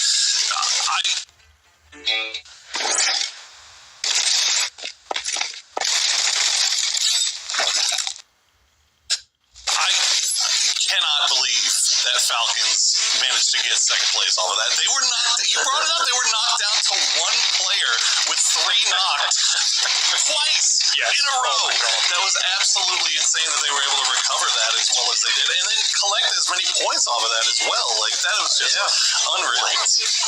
Falcons looking like a goddamn phoenix that game, honestly.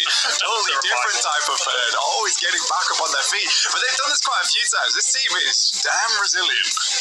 Yes, they are. There was one nade. You mentioned like it was bouncing around and stuff like that, and it bounced off. It wasn't the vehicle it bounced off. It was like the pole of the tent. If that had not gone and hit that pole, they were all dead. It was a wild scenario there for Falcons. So fair play to them for being able to make it work. T1 as well, Toffees, on the north side of this, they're one of the teams that I think that will do well, considering that they do have those central drop spots that I was mentioning in the cast. And so far, look, I mean, they're up on the podium now. They're on the podium. In fact, the whole region is on the podium, right? We saw T1, we saw Soup in the last game, we saw Genji dominating this one. It seems like they just play starts the tournaments better right now. But T1 looked very good. 9 kills is a really good take. 14 points for them. Falcons finding 6 out of a hole in the ground is also pretty shocking to me. And I do want to give a shout out to Anonix. You got to see it in the replay. A 4-piece against Team Liquid, who was rushing him, was wicked impressive. 38 points in 2 games for Genji. They came in with no advance points, then got a 19 banger after a 19 banger here. Is Genji finally finding themselves the purchase they need here to be able to do something on international soil with this roster? You'd expect it. It's 919 from Seoul. Oh, he's dialing it in here, Poro. This is a great performance from him. Oh, he's looking so good. And credit to Falcons, too. I mean, if you take away the 10 points that they got for finishing first in winners bracket, they're still in second. Like, they have gotten 25 points in 2 games without getting a win. That's pretty impressive stuff. But yeah, God, that story's got to be Genji right now. And again, it's still, you know, you want to say, like, okay, let's see if you can drag it out the whole time, but let's give them their flower. Let's give them their flowers while they've earned it, man. Back-to-back wins to start off the final stage is huge. Yeah, in basically the hardest lobby that exists in PUBG right? So that's very important of note here. But again, for someone like Seoul, a lot of people look at him, he will be man of the match. And for many years, even when Toffees, he wasn't playing on internationals, people were still saying, yeah, but Seoul's not here. You know what I mean? Like, it actually got irritating for a while because you're like, stop, he's not here, he's retired. Why are we still conversing about him as the GOAT? And he shows up and does stuff like this, and you're like, okay, I get it now. Also, worth noting, they passed the Falcons, who had the 10, like, they have 35, but they had 10, I don't want to say free points, but like given points at the start of this thing. And Genji has made that a complete non-factor. So the fact that within 2 matches, the race is dead even at the top is wild to me. All right, well, Bella is ready with an interview with Salute. So let's head on over there for Genji. Hi guys, it's Bella standing here with Genji. Salute, 2 back-to-back chickens on the first day of final stage. Congrats to an amazing performance so far. I wanted to ask you, you talked a lot after the day wrapped up yesterday. What was the talk that enabled today to work so well? 안녕하세요. 일단 2 치킨 너무 축하드리고요. 어제 서바이벌 스테이지 마무리하고 나서 젠지 선수분들이 되게 이야기를 많이 나누신 모습을 봤습니다. 어떤 대화를 나눴길래 오늘 이렇게 연달아 치킨을 드실 수 있었나요? 일단 좀 팀적으로는 그냥 전체적으로 여유가 없다? 그래서 좀 여유를 가지면서 하자였고, 제가 좀 여유를 많이 가지니까 선택의 폭이 좀 넓어진 것 같아서 그럼 그 부분에서 좀 좋은 방향성이 나왔지 않나 생각합니다. Well, the overall talk was that the team was not relaxed. We needed to calm down a little bit, take a step back, and look at the bigger picture of how we were running our games. And personally, it's been working well for me, and I think that's what enabled our performance so far. And I wanted to ask you how it has been like with D on board. Does he bring what's the impact that he has on the team? 이제 D 선수 합류하고 나서 한 번도 말씀을 못 여쭤봤는데 어떠한 영향이나 어떠한 변화를 갖고 있는 선수일까요? 일단 D 선수가 좀 적응력에 있어서 좀 빠른 것 같고, 일단 피드백 수용이 신인이다 보니까 확실히 좋은 것 같아서 굉장히 가파른 속도로 성장을 하고 있어서 좀 그 부분에서 좋게 보고 있습니다. I mean, I think he is a master of adaptability. That's his definite strong forte. And because he's a rookie, he's very open to the new feedbacks that we give him, and he is improving day by day. All right, thank you, Salute, and I'll let you go. 감사합니다. Great great interview. Thank you very much, Bella. Of course, the salute is being able to perform so well. Truly a veteran. And interesting to hear as well, Poro, when you listen to that, it's like, oh yeah, D's learning day by day. It's very new school versus kind of veteran leadership as a whole. Yeah, it's easy to forget that D only kind of really sprung up last year with Alcancia. And, we talked about it yesterday. When things are going wrong, like, if you're going to be a superstar player like Salute or Soul, right, you get all the credit and all the laudits that come with that. You get all the hype around it, but when things start going wrong, you're the one that everybody looks to fix it. So getting to see Salute and Soul kind of take on that leadership role as well to try to get the ship righted after things maybe weren't going as well as they would hope. Love to see that, and I hope we get to see that develop more throughout the year. It's a good point, and let's see if they can continue it on. They have negated the advance points so far from the teams coming in from the winners. It's time for a break. When we return, we got 3 more games coming at you for today.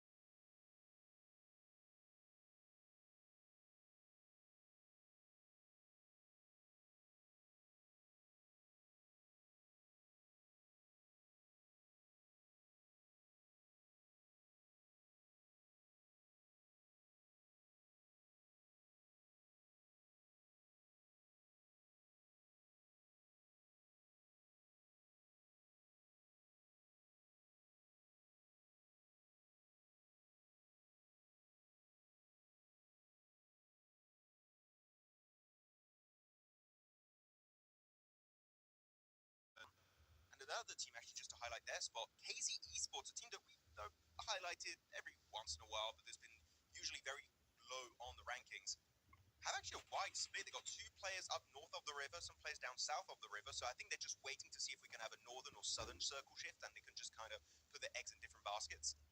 So KZ, macro-wise, that's not a bad decision to go for. We'll see if it's going to pay off. As Neox still unfolding, slowing down as per usual. But Windy's over there and actually just going to be leaving the entirety of Neox. It's just not worth it. Now it's just Arcred versus Avalanche. JS9 clash is going to be unfolding. Molodoi doing some significant damage through the window. Swapping on over to the org, and that is going to be enough with his teammate actually. Groza 2 doing some work from up top. And Avalanche is going to get almost the entirety of this building cleared up. Only 1 player remains now. It's going to be 1 solo. The jump shot is huge. That's going to be connecting beautifully for Hardboy. Now flushing 1 extra point, trying to find all of these solo remaining players of Avalanche by himself.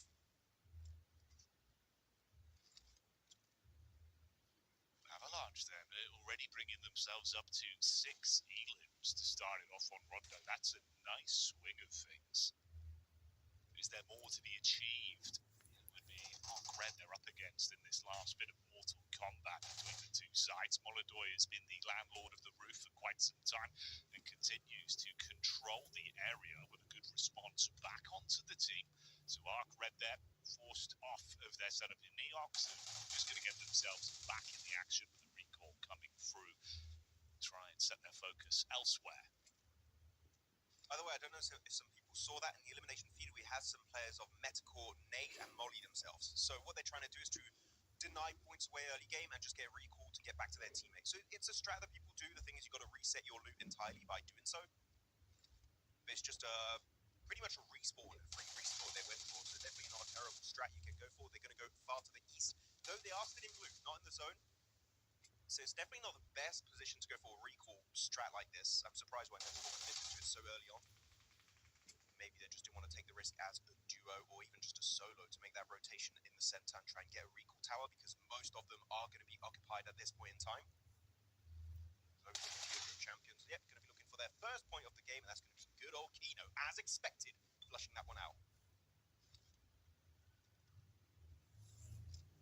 Kino, always crisp, man. You know, we've seen realistically, he's been such a big player for this team.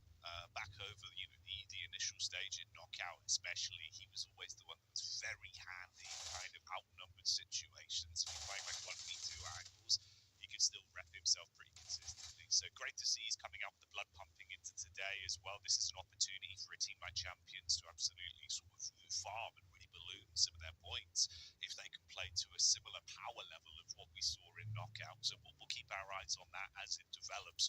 Right now, you do have that very early lead that's being established by Avalanche, which is quite a change compared to some of the other games we had on Rondo for them, where it felt like they were, I don't know, Max, pushed around the lobby on Rondo quite a few times, right? Now they're running the lobby, which is a hell of an upwards draft. Yeah, I would say they were getting bullied early game very heavily. They were not able to get any of the points you would expect, and mainly is because they were involved in these early hot drops and just getting wrecked by the likes of A-Mix. Other times I think they had Goat Team. They didn't really get involved in Yulin that much, but it was mainly Neox, and they were having a really bad time controlling the roof area. But here they were able to do it successfully, right? I'm sure they did lose 1 member in that fight, but it was still looking really strong from Avalanche. Actually lost 2 members technically. They still have 2 recalls available. Though Circle's going to be shifting heavily away from the likes of Neox Factory, Yulin, so team's got to be very quick on the pivot to make it towards Stadium. We haven't seen a proper Stadium finish in a long, long time here. Double Peaks is going to be in play to the west, which we saw Vicious using it really efficiently yesterday. I wonder if we're going to have something somewhat similar going into this game, as the east is going to be just fully clustered with these squads. Going for a quick rotate. You can still go for wide northern or southern rotation if you want to, for the likes of Mad Esports, Afterlife, TGM, 27 plus. But the thing is, the later you do it, the less information you're going to have as to what is going to be free in the zone. As here, one fight that is going to be indeed in the circle north of the river is going to be KZ Esports clashing with good old Goat. You've got to be careful here. You're showing your back. Ayato will punish that, and that's going to be Jaikura. First of all, flushing out pretty much instantly. Things aren't looking good for KZ. They're losing the control. Getting overwhelmed. It's going to be Ayato, though, pushing a bit too deep, sending it solo, disrespecting KZ, and that is going to be something you can't afford to pull off at this point in time. Feeling things. Got a good low ground angle, really keeping this ridge in.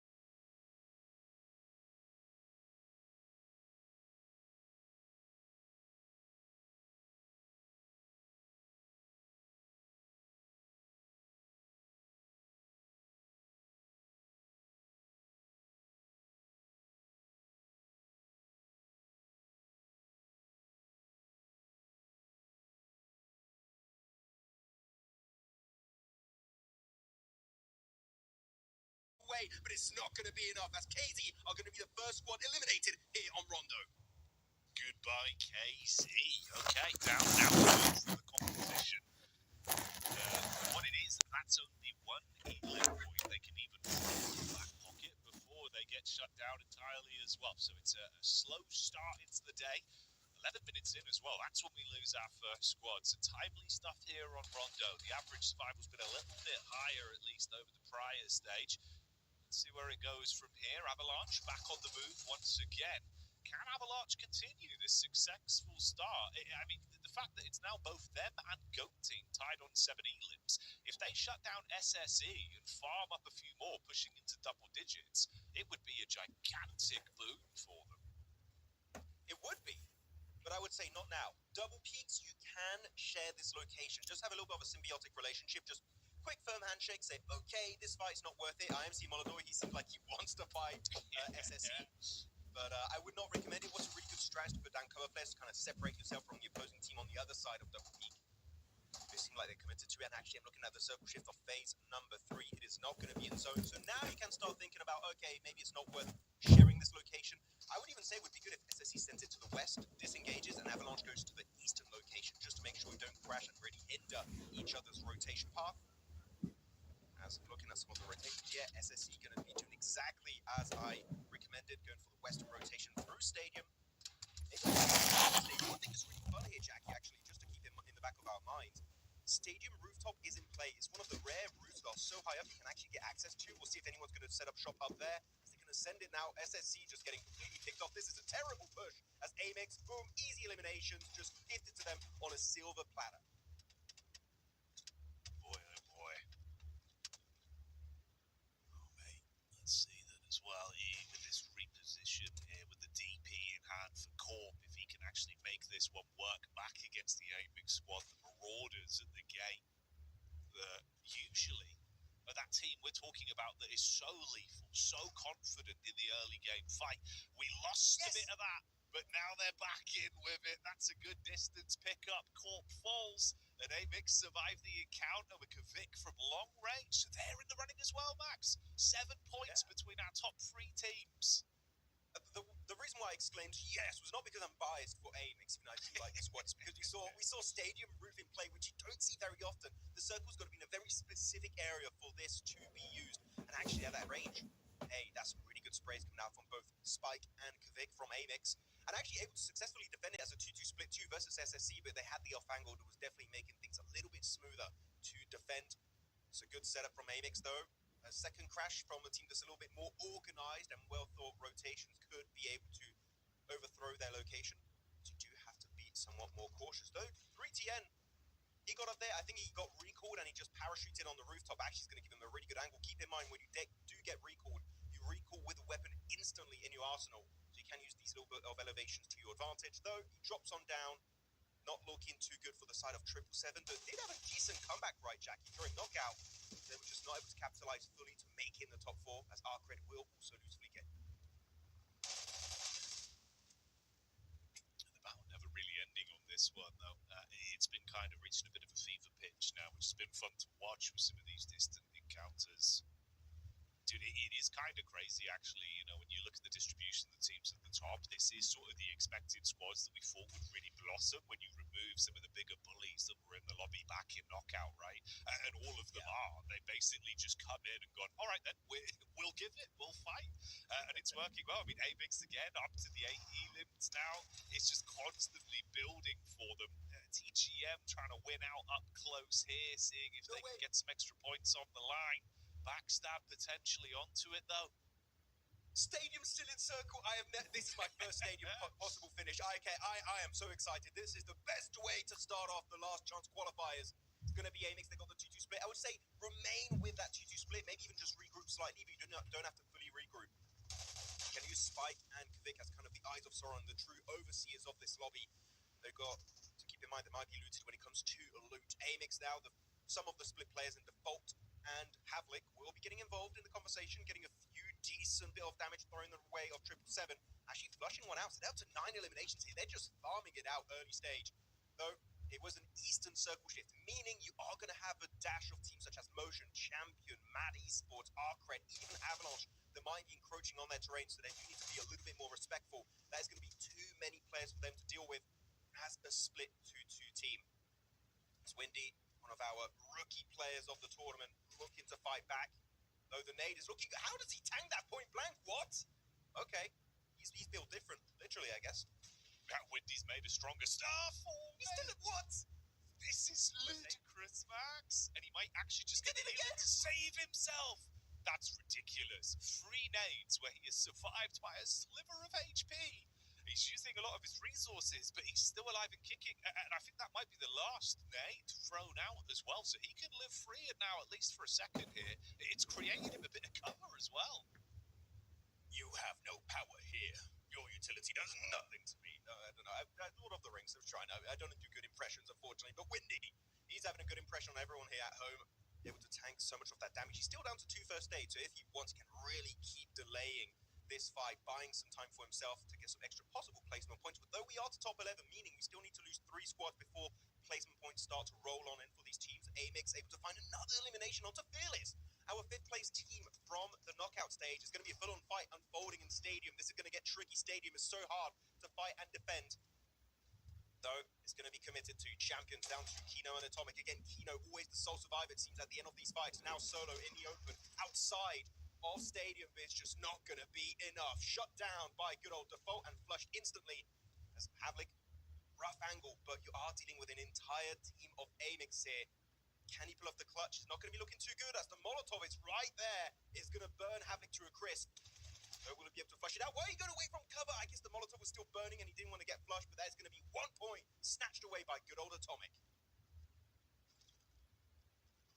Can't complain. Any points will be the dream in this area of the game when you're effectively just a solo man. Kind of the crazy side of life, right? That it does feel like we forget about champions a little bit in this lobby. They're being shown up right now by some of the other teams that have come out swinging here in the LCQ. And for Atomic, is there any more he can really do? I mean, you are pinned in. They're coming down. It's an awkward angle. Nade's good on the back line, though. Surprising stuff. He hits that one on Kvik, tucks into the off angle behind the vending machine as well, waiting to see if they're going to come running towards him. He's got 4 more nades as well here, Max. So if they go down the ramp, you could be walking into the atomic meat grinder. This is actually a good little room he's playing in. It's very hard to nade from this angle, though, looking to push up. The Molotov actually did allow AMX to go for the reset on their fallen comrade. So that's it. It's going to be time to force it forward, surrounding the entirety of that player. Atomic able to find one, a bit of damage too, but it's just not going to be converted into 1v3. AMX able to survive the encounter. Will go for the quick reset. Stadium, by the way, still in circle. But I am seeing on the map, the TGM are looking for clean third party after that fight wraps up. So AMX, again, their work cut out for them in this game. Other squads not going to be in zone, such as Avalanche and Mad Esports, are going to have a bit of a back and forth altercation in the open. But this circle, again, very rare to see it used this late in a game of Rondo. Stadium, very different layout than the entirety of not just Rondo itself, also Wrangell and Miramar. You don't have locations like this in other maps. And no one so far is on the rooftop, but if we do see this fight end, Jackie, between AMX and TGM, maybe someone could actually use the zip. Oh, there's actually, wait, there's one player on the rooftop already? Or did I imagine that? Maybe I just blinked and was like, what? No, there is, he's up there. He's put in. Oh, that's some great vision. He's got so much insight from there. It's a crazy broken spot. Yeah, this could be huge, mate. Hell of an angle. You've got that instant look down into some of the headshot hitboxes. He could be a real thorn in their backside. Just depends on the space he's got to play with. He's trying to shuffle his rotate. Meanwhile, you've got a bit of an encounter between Afterlife and Goat Team as well that's happening towards the coastal ridge. Shots coming back through from Warrior of 777, who seems to be on point. Headshot connection. That shuts down the big man in Windy. So they've got to try and find an opportunity to get him back on his legs, and that's not going to come their way.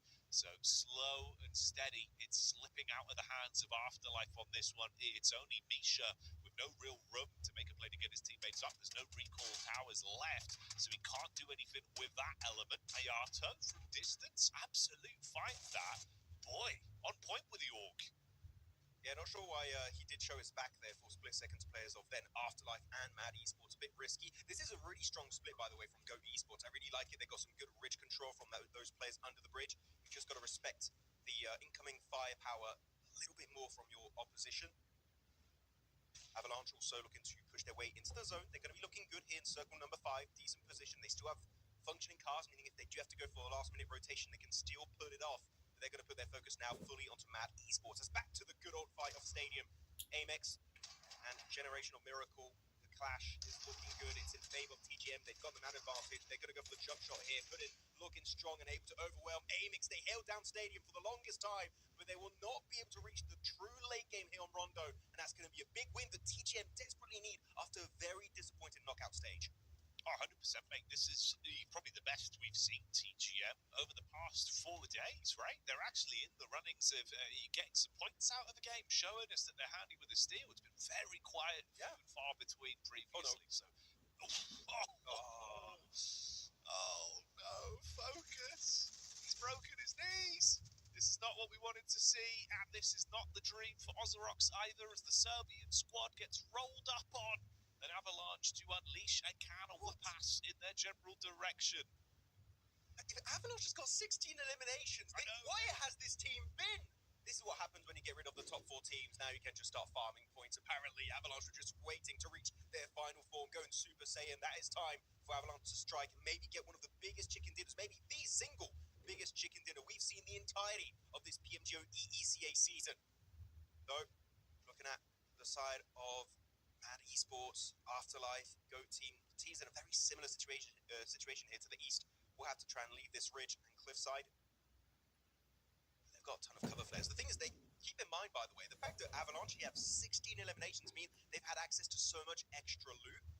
I'm thinking especially when it comes to cover flares, because this circle is shifted away from Stadium. It's going to be somewhat in the open. They could be looking to build an absolute fortress with those cover flares. So this is a team that could be going the entire way on match 1 of the last chance qualifiers. Yeah, they could build themselves a hell of a defensive area to play around. For cover, make it uncomfortable, man. Yeah, for Avalanche. Oh, bro, this is scary. I mean, as well, we just saw Misha there after going down. He was surviving as a solo because as long as he could. So a quiet game for what it is. Still 6 points that were taken by that team, but that's dwarfed by our top sort of teams, really, right? Even Amix were on a tear, getting themselves 13 before they finally got removed. TGM here, though, maybe it's finally come up against them. They run head-to-head versus GOAT team, and this time it's not worked out as well. You can see 2 players down on their last legs. Moxie looking to see if he can get a reposition for another angle. Ayato is down, but they should be able to pick him up. By the way, if I'm not mistaken, we had a Rondo yesterday where Warrior survived and made it to top 2, and he's alive again. It's the same player, so we could be looking at a strong finish from 777 as one individual. That's the push of TGM, just not meant to happen whatsoever. Moxie is there to punish the rotation in the open stadium. Of course, it's very open all around the northern edge, so making an exit, you've got to make sure teams are not able to fight back. Has absolute right behind Force. He's just going to peek it over, not even have to commit for the nade here. Looking for the flush into Force, though. You've got to keep in mind, Ayato's over the ridge line. Could be looking to keep his teammate alive. As I say that, yep, that's not going to be happening. Molodoy from Avalanche is able to snatch it away from the grasp of Mad Esports. Good timing, up to 18 elims. We could be looking at 20 elimination chicken dinner from Avalanche. Coming out of nowhere in last chance qualifiers, but go now over to their POV, pushing slowly but surely onto Absolute. The utilities being chucked in his direction. And as he's surrounded in a 3v1, and look at the map feed, even Avalanche want a piece of the pie. They're pushing up. It will be snatched by the great utility usage of Ayato. And now Avalanche and Go will be unfolding in a 3v3 fight. Okay, that's the big ticket item then. The real curiosity in me is, can somehow, some way, Avalanche turn this into a 20-plus elim game and get the chicken dinner? Max, imagine they would be rising up to rank 1 with a substantial barrier of points off the back of 1 rondo, but this would be monumental. They're pulling Aurora numbers. They're just like, oh, no, we don't want to make it through knockout. We want to make it through last chance qualifiers. Now, we were trolling on the first few days, and now this is the real Avalanche just coming down the mountain, destroying everything in its path. Few nades being chucked. They don't have the exact pinpoint location of a yard, so you've got to make sure you don't waste that. Looking at the circle, Avalanche are not in zone compared to GOAT team. They've got this ridge. What they have to do really is to wait it out. But I am seeing an MG3 in the hands of Tommy. That could just mow down every member of GOAT, and the Warrior might just be gifted a second place again on this match. On Rondo, he's loving it. He's just able to just scurry his way in and snatch away some extra placement points. He's loving this map as Molodoy peeks over the ridge line, does find Warrior. Unfortunately, it's not going to be a second place. Still, the podium finish as a solo, that is a big win to get for 777. Yeah, it's classic 777 maneuvers, mate. The minute they lose Classic too Warrior. many players, yeah, he just slowly crawls his way through. He's like, it's fine. I'll just coast it out. I'll get some placement points. That's all I care about. It's a nice shot, though. That's another elim that does go the way of Avalanche for finding him first. They deny that additional point off of GOAT team. But this is the big fight. This is what we're talking about here, right? If they're somehow able to take this, it would be like a 22-23 elim game with a chicken dinner on top. So it could be a disgustingly large bag they get off the back of this game. You highlighted it. Let's see if he delivers. Oh, he will. Tommy unloads with the heavy machinery up close, but the response back from Moxie is to blow him off his legs, and they go straight for the res. Groza, will he be able to turn the tide? He's got one as well. Sprays, prays, and delivers with a headshot, Max. Look, the MG3 is so broken, you don't even have to scope in. You just spray and pray, and it will still hit the target. This is looking strong for them. They might be getting the reset too on their fallen comrade, so they can have the double MG3, though, focused around it. Having a hard time, the nades incoming, and it's just not going to work out. 22 elimination chicken dinner headed the way of Avalanche on game 1 of the last chance qualifiers. Where was this? Who is this team? A new form, a new power. Avalanche, they have just absolutely snowed under the entire lobby, mate. They left everyone gasping for air on Rondo. That's ridiculous, Max. 32-point game to start today. We need to call the St. Bernards. Have there been any survivors? Unfortunately, no, not the case. Avalanche destroying everyone and the ski resort on Rondo. 22 elims. As we said, where was this team back in the knockout stage? I'm not sure. This feels like a completely different squad of 4 players. And Rondo, we say it right, you got the inflated points. If there's any map that you want to create a lead for yourself, it definitely would be this battleground. And they did it perfectly. But two bloody MG3s, Jackie. It's fantastic how they played it. So as an MG3 enjoyer myself, I am saying this is one of the best games of the entirety of this tournament. GG's. No, that was crazy. Really, really different game in terms of the sort of flow of things, right? It was some of the big names that we thought, oh, where have they been? They're kind of just barely beaten out by the top 4 teams. The one outlier to that was Champions. Very quiet game from them, forced down to just a couple of points stolen by Atomic. Otherwise, you're looking at your A-Mix, you're looking at your Go team. I wasn't really considering, though, this sort of level of play from Avalanche. Said it during the cast, right? They were getting pushed around. Some teams were bullying them for early points. It felt like they were always sort of the punching bag, Max. Whereas here, the punching bag had a fist and it hit everyone in the face. They can fight back. What is it, Smash Bros? What's going on? But I love that the two players, Tico for the Rid, they just don't get scope. What do we have to scope in with an MG3? No, we just have to keep bobbing and weave and jump left, right, and just get those eliminations. A really good use of that weapon, Tommy and Molodoy. Molodoy in particular, 12 eliminations. Some teams in this game weren't able to achieve it as a full squad. And this guy putting up some insanely strong numbers, getting actually almost 1.6k damage. 1,000 damage is an achievement. Making it almost to 1.6 is absolute madness coming out from the Uzbekistan team, and actually going to be looking to get themselves a really big lead in match number 1 alone to make it in top 12. Okay, Jackie, this is actually 70 points secured. You've got 12 matches total. I'm going to say this game was their tick in the finals. I think they made it with 1 game alone, right? At least they're getting hella close to that point threshold. Oh, mate, I would not be surprised, right? Even if we see, like, what, let's say 25-30% of this level of firepower now throughout the remainder of the games, there's only a couple rondos. They're nowhere near as frequent, right? So the other teams just can't physically afford. There's not that many elims to go around in our upcoming games. So, yeah, I would probably agree with you. I think we see them make it through. Avalanche doing the unthinkable on game 1. The Rondo effect is huge. By the way, almost getting to 100 eliminations. We haven't got it yet. I thought it could happen here with the absolute banger performance on match 1 from the entirety of Avalanche, and of course Molodoy in particular. And no spoiler alert, I think he might be the top fragger of the game. Yeah, probably. Yeah. No surprise. Dude, you know what is crazy, though? Molodoy, you were kind of saying it even during the cast, right, where like he had that angle towards SSC Epic, where necessarily the team didn't want to fight, but Molodoy wanted to fight. We've seen that consistently with this guy, where he is antsy. He looks like he comes into the server, man is on a Molodoy sugar rush. He just wants to get stuck in. He moves differently, Max. But today, without some of the top teams trying to sort of keep him penned in, it flourished. It just worked. So he was just scrapping through everyone, taking elims, taking all their socks, all their supplies. And it's just despicable. Like 500 damage ahead of Warrior. What's happened? What's he had for breakfast? I don't know. He got into the cookie jar right now. All of these players, I mean, look at the elimination spread across them. Molodoy 12, Warrior 8, Groza 6, Iato 5. Really good nades, by the way, coming out from Go Team on that ridge line next to the river up north of that circle, and then Moxie also just a consistent player throughout the entirety of this tournament. Really good to see him get 4 eliminations here. But okay, well, just look at the numbers. Do I have to say anything? Really? Oh my I don't think so. 32 points in 1 game.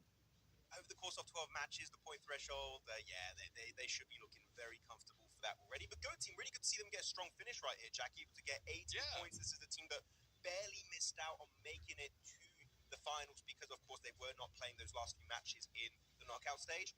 18 points here. They're going to be looking like one of the top contenders for the entirety of the last chance qualifiers.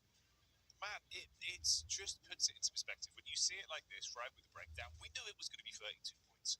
But it's insult to injury. It's like that cherry on top when we see it in the leaderboard format. And it does just make you laugh because that's an unbelievable game. 4,090 collective damage, like 18 knocks, running the lobby.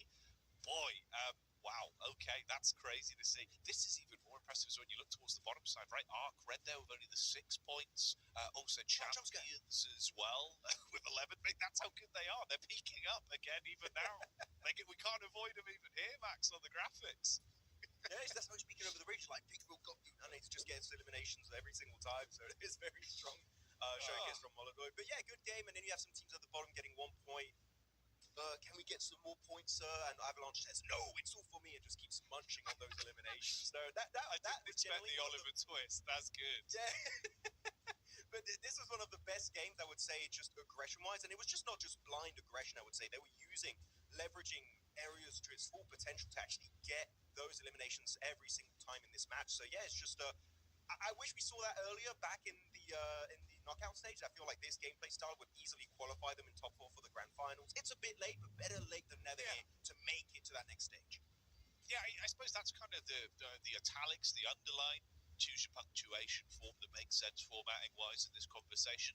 But that's the big picture, right? I think it is what we're saying, where this is maybe what they wanted to do. This is their preferred sort of approach to the game. But in those battlegrounds, be it through their own decision or fault of the other teams that were just coming out mechanically above the rest, they couldn't, right? They were getting kind of bullied. Yeah. Perhaps if we had seen maybe even 2 of the squads out of that top 4 not being in the lobby, there would have been enough space for them to do these sort of plays. And I mean, honestly, with this form, maybe actually qualify through.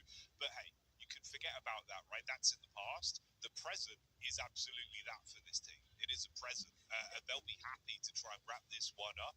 Mate, I think, there very well is a chance now. We see them get back through into the finals, which if they play like this, I would be very happy to have them back on our screens consistently.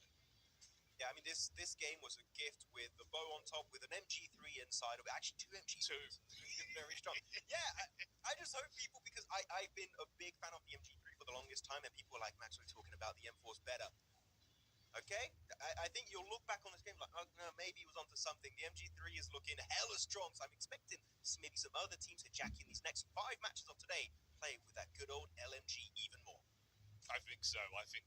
Myself and Max, though, have got a couple large machine guns to go grab out of a box, so we'll see you in a few minutes' time with our next game. Start the war!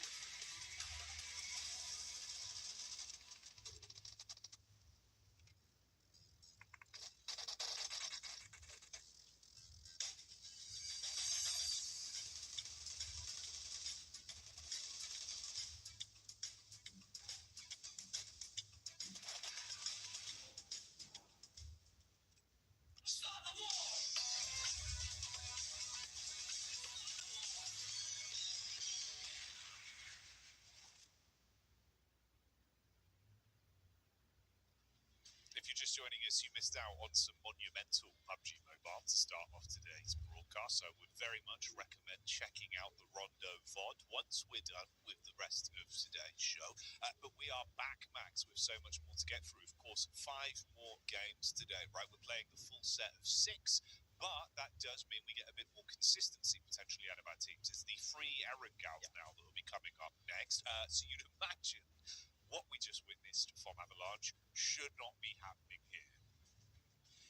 You know what? I'm kind of missing the knockout stage. We had so many rondos every time. Yeah. That was a really good rondo to start the last chance qualifiers. I maybe want another one. Please give me another piece. But it's not going to happen today. It'll be happening tomorrow, though. We'll see if Avalanche can make it happen twice in a row. But it's going to be, as you said here, Jackie, 3 Erangels back to back to back, followed by then 2 Miramars to wrap up day 1 of the LCQ groups.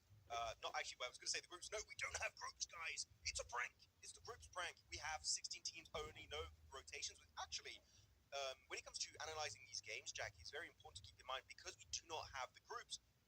You don't have to keep changing your drops, early rotation paths, because you have a 4 set of teams going out and 4 sets of teams coming back in. So actually, the jobs for the IGLs and the analysts is made just so much more easier because you do not have that changing factor pretty much every single game. So teams just could really play their own game to its full potential in every single one of these matches. No, 100%, man. I think it really is sort of the true tale of what we're seeing, right? Teams are just blossoming coming into today, just kind of getting out there, scrapping, showing us some good mechanical sort of PUBG Mobile gameplay, and I'll take it. It's been a brilliant start to the LCQ here for the ECA finals. So keep with us, guys. Let's see what we're getting out of this then. Obviously, very coastal, heavy playing path, so a lot of play down towards Sosnovka. You would imagine that champions might be quite happy with this one. This is usually where they tend to go anyway. But this time, the blessing is, Max, there'll be a lot of traffic around them, and they don't mind fighting early. Yeah, they're going to be looking for an early altercation if they can. They do love some early fights usually. Very Eastern Circle 1 here going to be popping on our screens. Also very Southern Plains, so we might have to be a little bit careful about those bridge locations for the likes of GOAT Team and Amix. Amix, though, finally able to play Military Base, which I do believe is one of their main drop locations. They can't play it usually because Aurora are there, which is kind of unfortunate to think about because that means Amix is never able to get truly access to their main drop location because Aurora are going to be back into the finals, and I am somewhat expecting Amix to qualify to those finals at the end of this week. So, yeah, they're here. They're just going to be able to play their usual play style, and they'll have to revert to their secondary drop location when they do go to the finals because that hot drop would just not be worth it unless you want to miss out on a chance to compete for $500,000 in the PFGO Season 1 main event. Though 27 plus and Metacore involved in an early fight once again, it just keeps on happening for some of these players. And 27 plus, though, they usually lose these early game fights, so good for them to actually get a decent start, able to find Cyrex. You only had a dual MP7 to work with. And in that shed, that is going to be the end of the beans. He's going to get flushed on out, and that's a 3 point secured by Tapop. Yeah, Tapop misunderstood. He thought Cyrex said jewel me, but he actually said I've got Julies. So he's taken him down there, Max, with a swift backhand and been able to take that one away. So 3 points. Oh, bloody hell. Easy, mate. Don't break the suspension. That's a new car. That's fresh. You can chip the paintwork on that, Tapop. What are you doing? I like also the final player was trying to close the door just to... It's really annoying. If you're trying to flush a player in those sheds, they just keep opening and closing and you just can't get it. It's especially annoying when it's a metal door. It happens a lot actually in Rondo when you fight in the ops. They just keep opening, closing, and you can't get through. It's just an absolute pain. Though, is this Christmas? Double MG3 finish, Jackie. And now we're having a loot truck looted up in Pachinki by Ozorox. Oh, yes. I'm loving this. This is good. This is absolute cinnamon. Oh. Absolutely. Yeah, we're kind of getting everything we want today straight away, mate. Yeah. They're appealing to your senses. They're making sure they're going to be getting themselves some Maxim-esque MVP awards at the end of the day.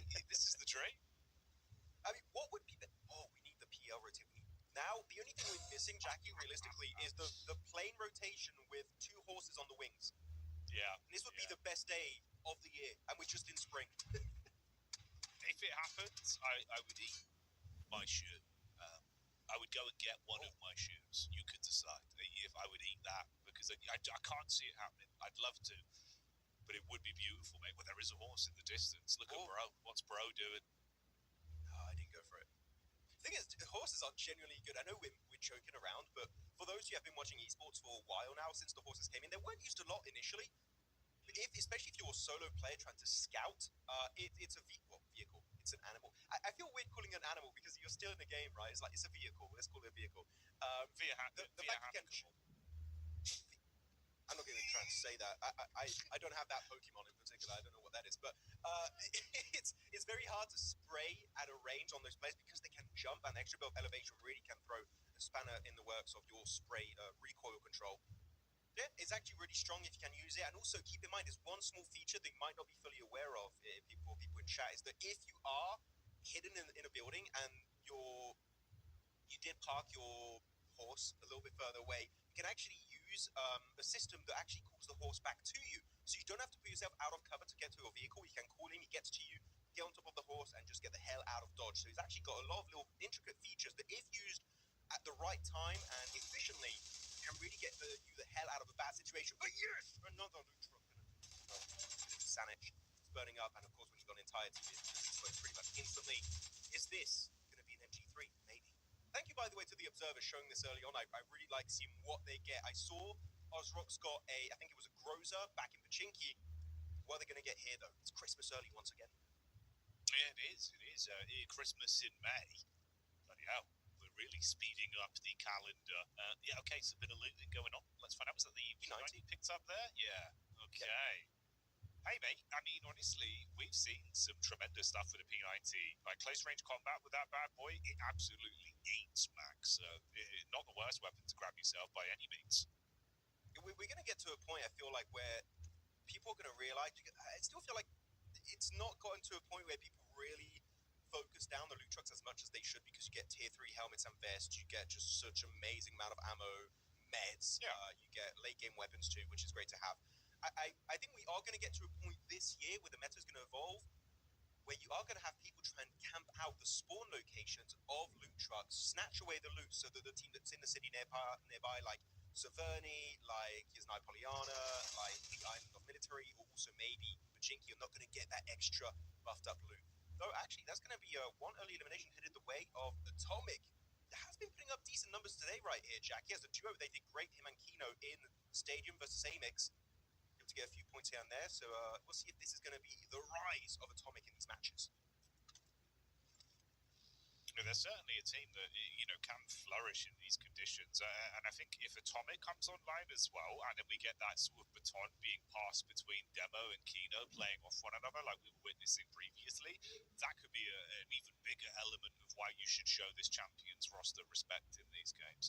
On your previous comment as well, Max, I do actually think it's been a negligible conversion rate for teams that have taken those loot trucks early game, that have then got the chicken dinner within that match. Like, the consistency of that conversion throughout ECA finals so far has been noticeable. That might be one that's worth in post-event do a little recap on, go through, check the stats, because I think that could actually be a hell of an interesting statistic. Maybe you're right. Maybe by the time 3 months from now we get back into some of the bigger globals, maybe we see these loot trucks actually becoming such a big game plan. With, you imagine the coaches kind of probably having their eyes lighting up now, right, thinking this is changing the meta for good.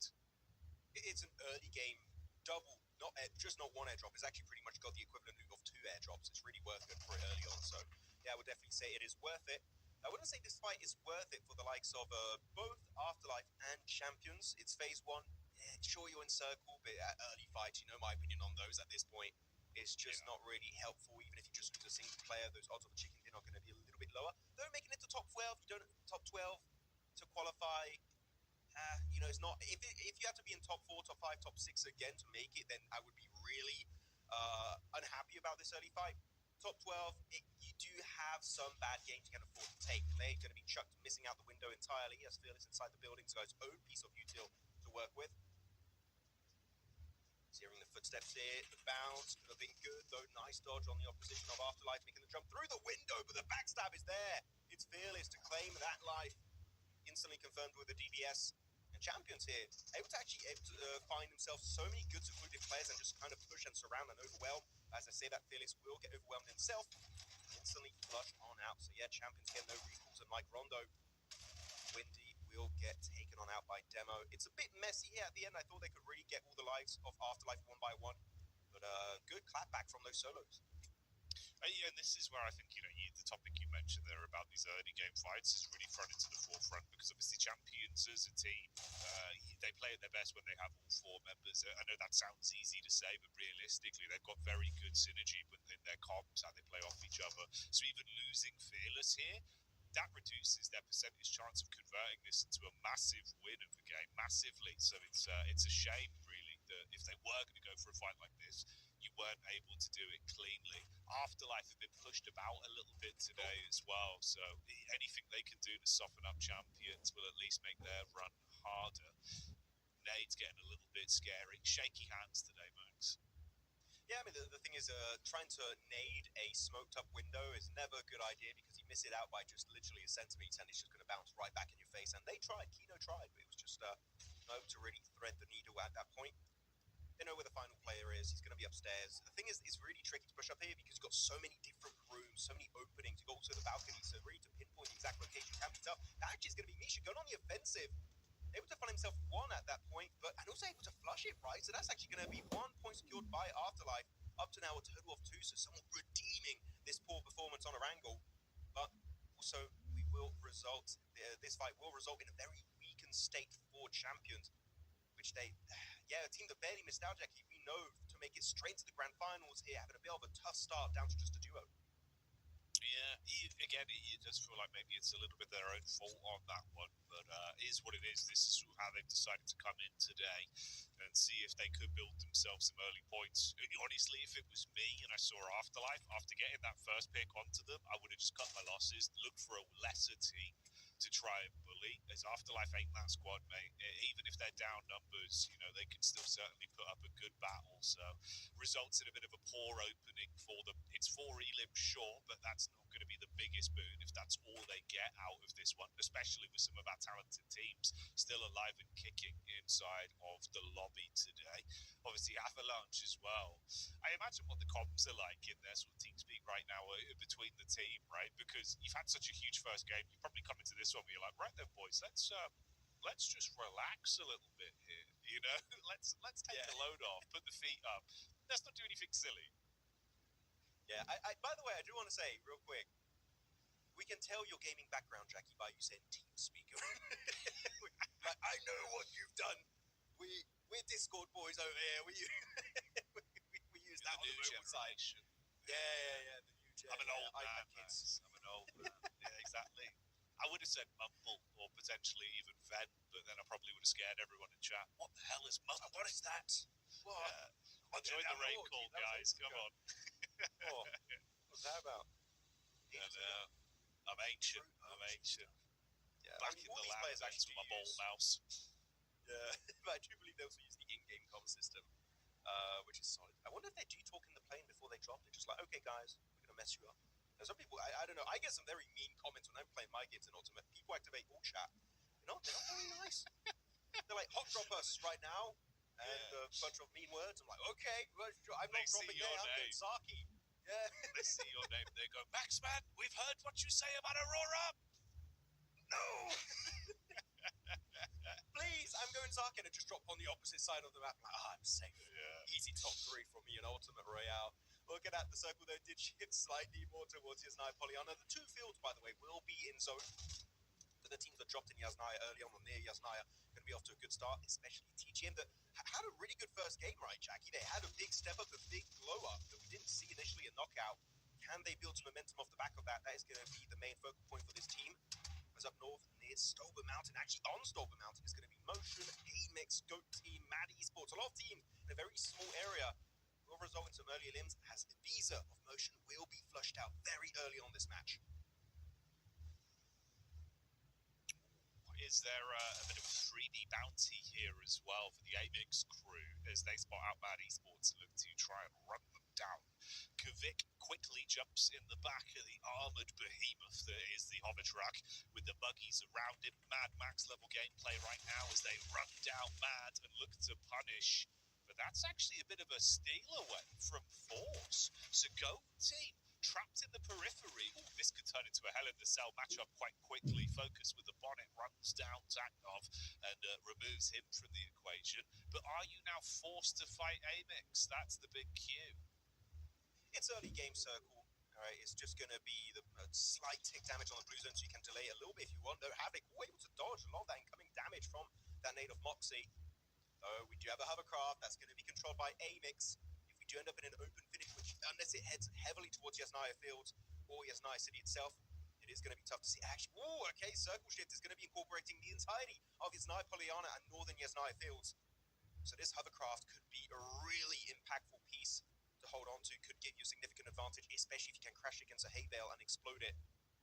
So the poor man's cover flare, basically, in a rank where Jack was able to set it up properly and explode it. You got some concrete walls right in front of you. The GOAT team not going to be able to really keep themselves too healthy, clashing with SSE that went out super early last game. It's time to redeem it. As I actually find two great opening knocks, flushing out Ayato. Focus might be in a very dire situation too. Looking for Moxie and Force. They might have to try and escape the situation entirely with their vehicles. They're just surrounded. Look up north. They've got Scorp in an amazing off angle. Just making sure that Moxie and Force can't peek over the ridgeline. They're really just fully secluded, surrounded, somewhat trapped. So, going to be some bit of assist from up north. Amix, they are peeking on the ridgeline, but Force, he's got the angle, able to get some good damage. But as a solo here, it's not going to be looking easy. They're able to find himself one Force, the reflexes of a god. That's Corp instantly punished. What the hell? How do you do that as he's low on ammo? Be careful, the hovercraft will be pushing around at Samix. They want a piece of the pie. Kvik will be looking to snatch it away, but that will be the end of the line of Force. But godly kind of reflexes here, Jackie. Woo, god damn. Yeah, incredible reaction time on the flick back around towards the driving seat. That was the one highlight, though, is in reality, that felt like a bit of a communication breakdown for the GOAT team. There was a teammate from Moxie on the push back up. He looked like he was fumbling a little bit with his weaponry as well on the angle, and it's all been taken away from them. You can't really count out SSE, though. They are still a good team. As much as it was harder for them back in the initial knockout stage, here they handled themselves nicely, and a lot of that comes to the back of Felicio as well, that was playing brilliantly, even in the initial knockout stage. Very good aim on him. Amix, though, they do what they do best, right? They're basically these little hyenas that will just sit on the precipice, wait until you're weak, wait until you've got some broken bones, and then come in to just sort of farm up those points. The vultures of the lobby right now. If you're weakened, you're involved in the fight, they're going to be able to snatch away a few points. So a very opportunistic team, which is good, right? If you can get 3 points, it's a cruel game here on PUBG Mobile Esports. If you can slash away a point, you better do it. That point could make the whole difference at the end in the rankings. It's now in the good old city of Yasnaya Polyana. Do keep in mind, by the way, the road where the loot truck exploded is still in zone. It is still in a playable area. If it does shift down south slightly, we could see a similar thing that happened over in India just a few months ago, with Genesis able to survive and snatch an MG3 for himself and clutch a win. Could we see something similar here? Could happen. Again, it is a very good hiding spot. People don't tend to check inside those loot trucks. That's TGM setting up shop in the police station to the east of Yaz, which is a good spot. You are somewhat away from all those teams in the main core buildings of Yasnaya. Daisy, decent spray from a distance onto Motion and Amix. As Amix, that molly is looking good. Might be looking to flush out Spike, though. The Molotov is also going to be connecting for Havlake. It spreads on wooden floor. They will not keep Kvik alive. No, down and out there. It was good play, getting gory with the Grozer up close, but the response back, of course, at least making it a bit more uncomfortable for this team to just farm their way through. Ked and Co, Duchu assisting, so nice call to try and flip things on their head for Amix. But bear in mind as well, for context, guys, people watching at home, right, obviously the top 3 teams right now on the podium going out on this one. This does open up a little bit of a leapfrog potential for a team like Amix, or potentially even Arc Red, if they can have a good game out of this, to actually build their stature back up in this lobby now, instantly responding to actually get a bit of a better buffer of points coming off the back of this game. So important fights whenever we see some of those names involved. You can see a bit of a spread on this one, though. That's destined to rise, that seemed to have been lit up by Ozorox once again. Our Serbian team, Max, that at times feels like when Leon's on point, when they start to just, hit their shots, they can do an awful lot. So if him and Bad Boy get a groove into this one, we'd like to see some good plays from Ozorox as it develops. Yeah, I mean, especially for the team, Milaz is the very experienced core player of this this roster. Not able to really do too much, I would say, bragging-wise as of yet, but as you did also highlight, Leon is so far the star player for the team. His nades in particular, if he's given an opportunity to hit just some sick nade bounties and get those knocks, he's just going to be so impactful from time to time. Did it the entirety of Knockout. Of course, last chance going to be his final opportunity to do so. Hopefully, it will be enough to make it to the finals. The Bolt, though, sending it in the open. I guess they don't have their hovercraft anymore. Otherwise, they might have used it to set up themselves successfully in the field. And that is going to be another member down for the count. Amix, only a duo, sending it again in the field. But the thing is, everyone is looking your way. How do you want to survive? Unfortunately, you cannot. Amix, an early grave once again. There's no stadium to keep them alive this time, and that is going to be just a very low point count. Still 4 to their name, no placement points whatsoever. So that's some teams like TGM now that are still alive as a full team. Could be looking to make a statement in this game and catch up to the big dogs. Running them down. Who let the dogs out? That's the question. Well, we'll see who the biggest dog is when sleeping is coming to an end on this one. So far, you see some moves from Demo. In reality, again, he's the only solo representative of that Champions roster. You know, you'll remember, obviously, they had a rough encounter versus Afterlife way back towards the beginning of the second game here in LCQ. That resulted in only 2 of their players being alive. Well, now it is just Demo himself. So for Champions, a slow start into the day. TGM, surprisingly, could be a team that might be able to collect some points, though, and make a bit of a move on it. Obviously up in 5th place right now, only the 1 Elim, but it's the stature of the roster still having all 4 players alive that could be a big backbone for them. Quick bit of parkour from good old Milaz, good to make his way over to the other side of the apartment complex. Also, do you remember this game? We do have Champions as a solo. It's going to be Demo, not Kino, so actually there's going to be looking to be a better survival time on another member of Champions Esport. Circle does shift onto the more eastern edge of Yasnaya City. That's going to be also police station for TGM, looking really comfortable. And do keep in mind, by the way, there's a few parkour tricks you can pull on the eastern building of Yasnaya. We can actually get on top of the roof. If we do see maybe Pudding getting up there, that could be looking like a very, very oppressive location to play from. That's Ruzen. A player that I was expecting more from, and he is finally delivering 6 eliminations, absolute banger numbers here to get on an Erangel match, especially the first of LCQ. But no one is left in the fields, meaning they can now put a lot of their attention on making it closer and closer to the center of the circle. Should be a focus point. Arkred here, making a push forward, trying to get to that dirt pile in the distance behind that hilltop, and it's going to be a clash between them and KZ Esports. Will they be able to survive the encounter? So far, it's not too good. Taking a lot of damage. Split it. Final member to regroup. Will make the push over the road. Will be losing control of his car. That might just be the end for Flickit. He's able to tackle off the bullets. 1 more bullet is all you need, and that is going to be it. He does get knocked and flushed on out. Secured by good old TGM. Yeah, TGM. Actually showing us some mean mugging today, so fair play to them. Good signs. Let's see how much more they can squeeze out of this one. Meanwhile, Demo fights the world, it seems, and that is going to be 27 plus, finding their first knock.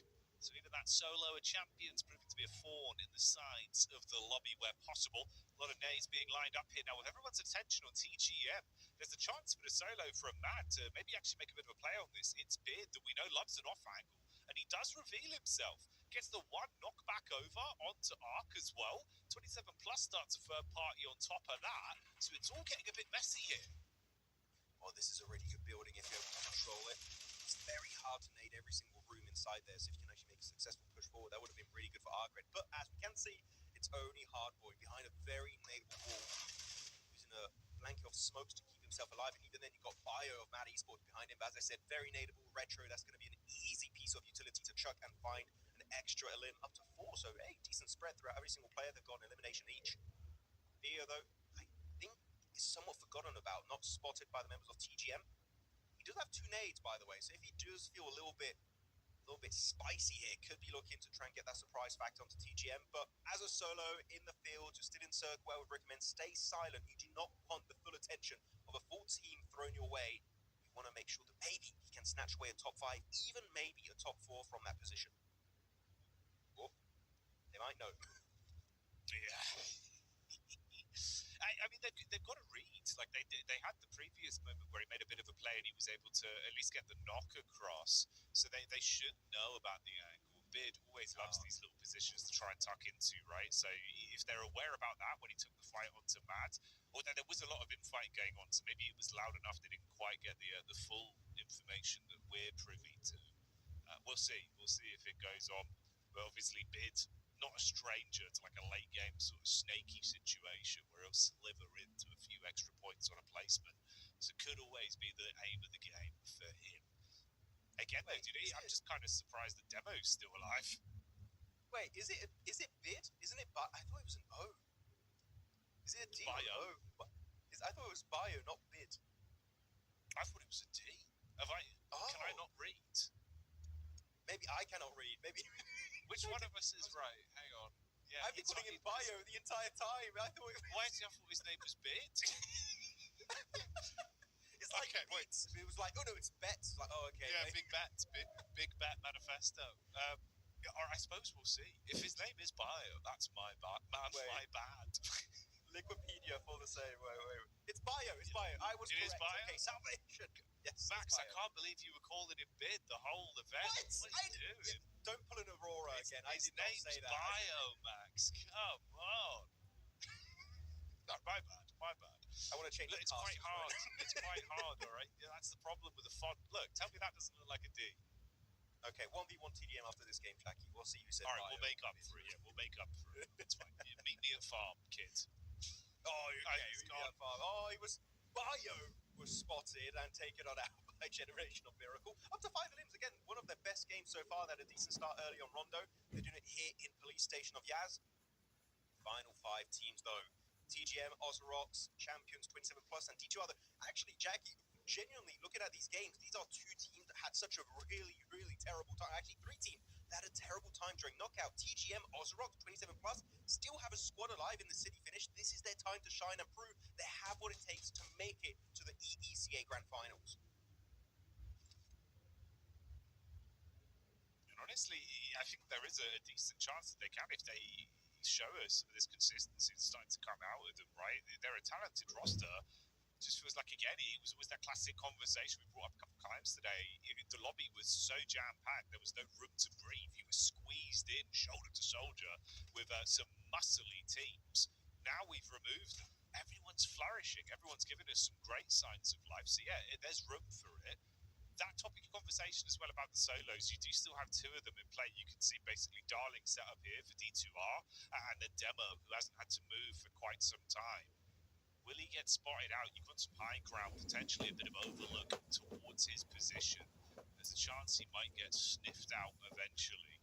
But I'm surprised, obviously, Champions, right? They want to get placements on this, as it's only the 5 elims they've been able to rack up. I say only, that's not that bad. But it's the fact that this is a team that you feel like should be absolutely windmilling their way through some of the other rosters we've got in the lobby here. So let's see if he can somehow survive long enough to snatch away a big top 3, maybe. I mean, you've got Darling from D2R and him, Demo from Champions. They're just in the corner, just looking at each other like, shh, don't move. They won't know we're here. Maybe I will tell them if you don't. Don't tell Mom, okay? We'll be fine. But yeah, so far they're able to survive it quite far in this game. So we'll see if they can actually get some extra placement points on board. 27+. Really cool thing about 27+, by the way, the fact they're still in Circle 8. They have absolute oversight. They've got access to this apartment complex, which means they've got even more elevation to use and abuse, especially with that third-person perspective to get inside where the teams are playing. The thing is, it is a city finish for the southern edge of the circle, meaning they're going to be in the building, so they can't have actual angles to maybe flush away the points they might have here and there. It's not going to be easy to get as many as I think 27+ would realistically want to get this game. As there you go, prime example. Behind those windows, they know they're there. They just can't get the angles, the shots onto TGM. But TGM shouldn't put their focus on 27+. They should put their focus mainly onto Ozrox. This is going to be a true 4v4. As Ruzen not sharing here, Jack. He's got 7 limbs and his teammates got 0, so he's making sure he's the MVP of his team and maybe of the entire game. Yeah, it's a topic of contention today, so we'll see. If it continues on like this, there's certainly room for it with the lethality that's coming out. Arcing the nade in nicely there. Obviously, we touched on Leon's impact, right? And again, one of those big pieces has been how Crispy's been with some of the utility. He dashes that back over. That's Demo that gets hit. Melaz securing that one. Good play. Is there more to be done for the Ozorox crew? They do have that single knocked player on blue. He's tucked in with a little bit of hard cover to at least keep him up for now. But Puddin, with the readjustment, gets it back over. The nade will commit with the flush as well. So they do go down to effectively only a duo that is alive and kicking right now. Leon on the tight edge of the smoke with the blue coming up close behind him. Retro armed with a shot. He's spamming wildly into that smoke, Max. He's tucked into the bus shelter. He won't find him. He's able to actually peek off the back of it, hit heavy, and shut them down. TGM do have that P90 from way back when, and this could be a huge boon for them. You peek out, you're going to have your feet blown off. Oh yeah, that early game loot truck loot is looking good with the P90. 27 plus is there to get themselves that final elimination. That's going to be an extra point taken home for 27. Though Aslam played a very low survival time back in the previous stage. But also, look at Darling of DTR. He's surviving up in the attic of that building. It's a very hard spot to get rid of solo stragglers because you don't have any windows up there to easily nade or molly, and you only have one staircase to get access, meaning if he has a shotgun, that is a possible squad wipe. And I think 27 plus just didn't really want to take that risk. Bruce and Aslam as a duo, solo player for D2R, and then you're looking at TGM looking so healthy at this point with a three-man team. And again, as you said earlier, Jack, he's got the P90. Could be making a whole lot of a difference here in these finishing moments on Yasnaya City finish. The nades, though, still inbound, incoming. They do get the P90 spray. Darling out for the count now, down to the last two teams in a 3v2 scenario. 7 plus. Such low HP off the back of that nade, they could be in a great position to farm through, and it seems like that's exactly the way it's going to go. Smooth moves from Ruzen as he runs in and wants to shut the last man down. Goodbye, good night, and good morning to 27 plus that find themselves that second chicken dinner to kick today off. Oof, yeah, not going to be looking like an easy win there at the end for 27 plus. They did not have the man advantage, but yeah, they were able to use the walls to its full potential to make sure they can leverage their position against TGM and especially get rid of that one solo straggler that was hiding in the attic of Darling of Destined to Rise. So yeah, a team that I would say we were hoping to see way more presence from, but actually I got a bit confused. I thought they had 27 points. I was like, what? Well, that seems wrong. No, they got 21 points this game. Very confusing name. But no, really good step up, a team that I think I had way higher expectations from initially going into this tournament. But no, here we have it. They're looking good. They're looking strong. A lot more presence. The fragging power was looking good. And especially the timing right, Jack. You're looking at the way they make the entry point into those buildings. Ozrox were actually crossing the road in the smoke road. They were fighting the entirety of that time against TGM, and that was the prime time to look for the push because those two teams are not really going to be focused on your own transition into the zone. So good timing, good IGLing, good fragging power, and especially very, very strong team play from 27 plus as they secure the second win of the day. Hey, and again, Max, it's another one that goes to show that statistic is a real thing. They get the loot truck at the beginning of the game. They're the team that gets the chicken dinner. Like I'm just saying, there is a correlation, you know. It's happening. It is certainly happening. So great stuff from them. Good signs of life. The mechanics were on point, like you touched on there. This is the overall team statistics for 27 plus on that one. And again, as well, it's a good thing to be able to look at this and say, you know what, Ruzen, hell yeah, he's out there fighting the world and making it look easy. Especially because, again, 27 plus have been one of those teams that had been kind of cursed with the, we're going to bully you that we'd seen time and time again throughout recalibration and into knockout.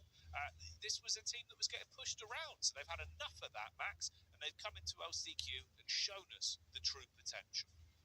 This is what you can do when you just stop taking these terrible early game fights, these early hot drops. They've taken a few in the past that actually kind of worked out for them, but it's really good they avoided it. And I did mention Ruzen Boss as one of the top players from Uzbekistan. He was doing so good last year, in particular during PMGO. So I think he had a slow start, but now he's in a full swing of things. He's looking a lot more confident in one of the strongest regions, I would say, in the entirety of PUBG Mobile esports here for the last few years. So good to see some more presence in these games. It's looking at the overall match summary stats in this one. A good amount of headshots, actually, 14 throughout the entirety of this game, 2 airdrops. But actually, wait, because we know TGM got the loot truck, right, Jackie? 27 plus also looted one, right, if I'm not mistaken, early game? Yes. Yeah, so that means the 2 loot truck teams actually made it to top 2. Not saying the loot chuck's good, but proof's in the pudding right there. That's what I mean. That's what I'm saying. Like the correlation, you know, the saying obviously is like causation doesn't mean correlation or whatever, right? But it is weird that we're seeing it be relatively consistent. When if you get an early loot truck, you are making it into either final circles or taking a chicken dinner. There is a big element to that, right? Like you've been touching on, the sheer quality of the end game loot you're getting in the first sort of 10 minutes of the game potentially makes a world of difference, Max. Yeah, also, as the MVP is going to be Ruzen, which we're not really surprised, but even if you do not get airdrop weapons, which is not 100% sure, by the way, if you do go for a loot truck, you're not as sure to get a P90, an MG3, a Groza, an Orm. Like, you're not 100% certain to get it. But what you do get is an accelerated looting stage, meaning you can put way more of your focus around early rotation, getting access and controlling strong positions very early on in these matches, instead of just trying to loot for like the first 2 to 3 minutes of the game and then initiating your early rotation. So yeah, the fact they were able to get actually in Yasnaya as early as they did gave them one of the best locations, which were those northern apartment complexes. So good stuff from Ruzen and company. As looking at the overall top players of this game is going to be Sanic and also Puddin, which actually really good to see some players from TGM getting up on this graphic. Sanic in particular has been able to get a few strong performances in the past, despite being fairly inconsistent. Hopefully we'll be able to see more presence from him in these matches to come. And also good old bad boy from Ozrox, which we do not also see make it usually very far in these matches.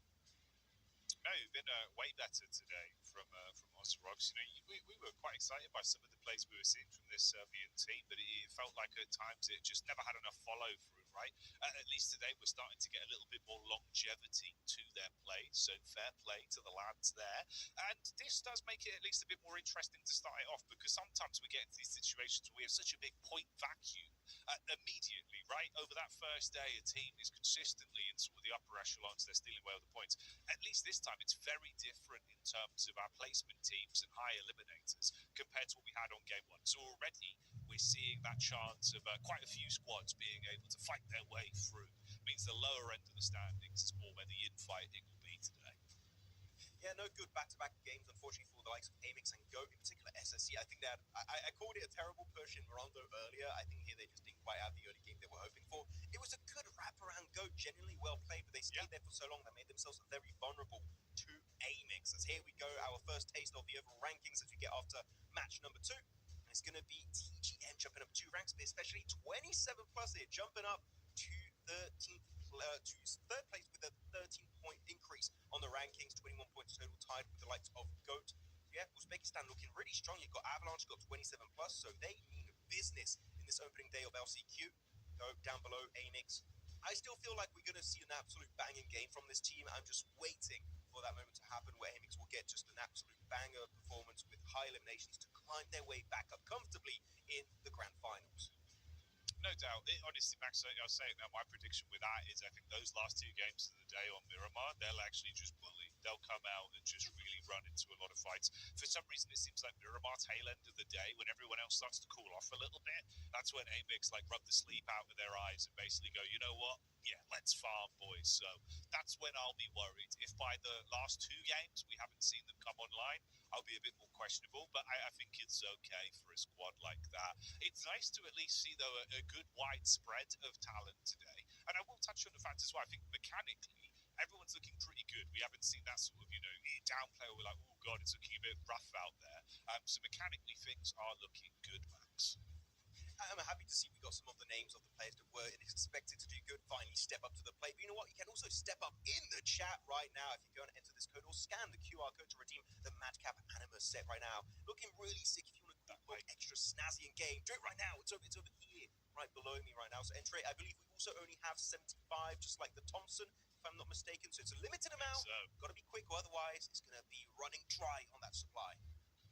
Yeah, we don't have that many, right? It's a finite resource, so make sure you claim them whilst you can and impress your friends and probably upset your foes, right? There he is, getting the scan on. Classic Max. They're not for you, Max, you cheeky boy. Okay, I won't redeem it. It's fine. I'll be sharing, I think. Yeah, I actually have all the esports skins. I'll stick to my esports skin. I'm enjoying those. I got the PMGC one. By the way, I wonder if we're going to get PM Juice skin this year. That's what we get. Actually, you know what, Jackie, I do have to say, I do have a full arsenal of all the esports skin. I collect every single one of them, so that's all I collect. But it's cool to have those 2 also if you want to get some free skins. Who says no to free skins? I definitely don't. No, exactly. Everyone loves a bit of swag. That stuff we all get. But for me and Max, we're going to be getting back into the flow of the games after the break.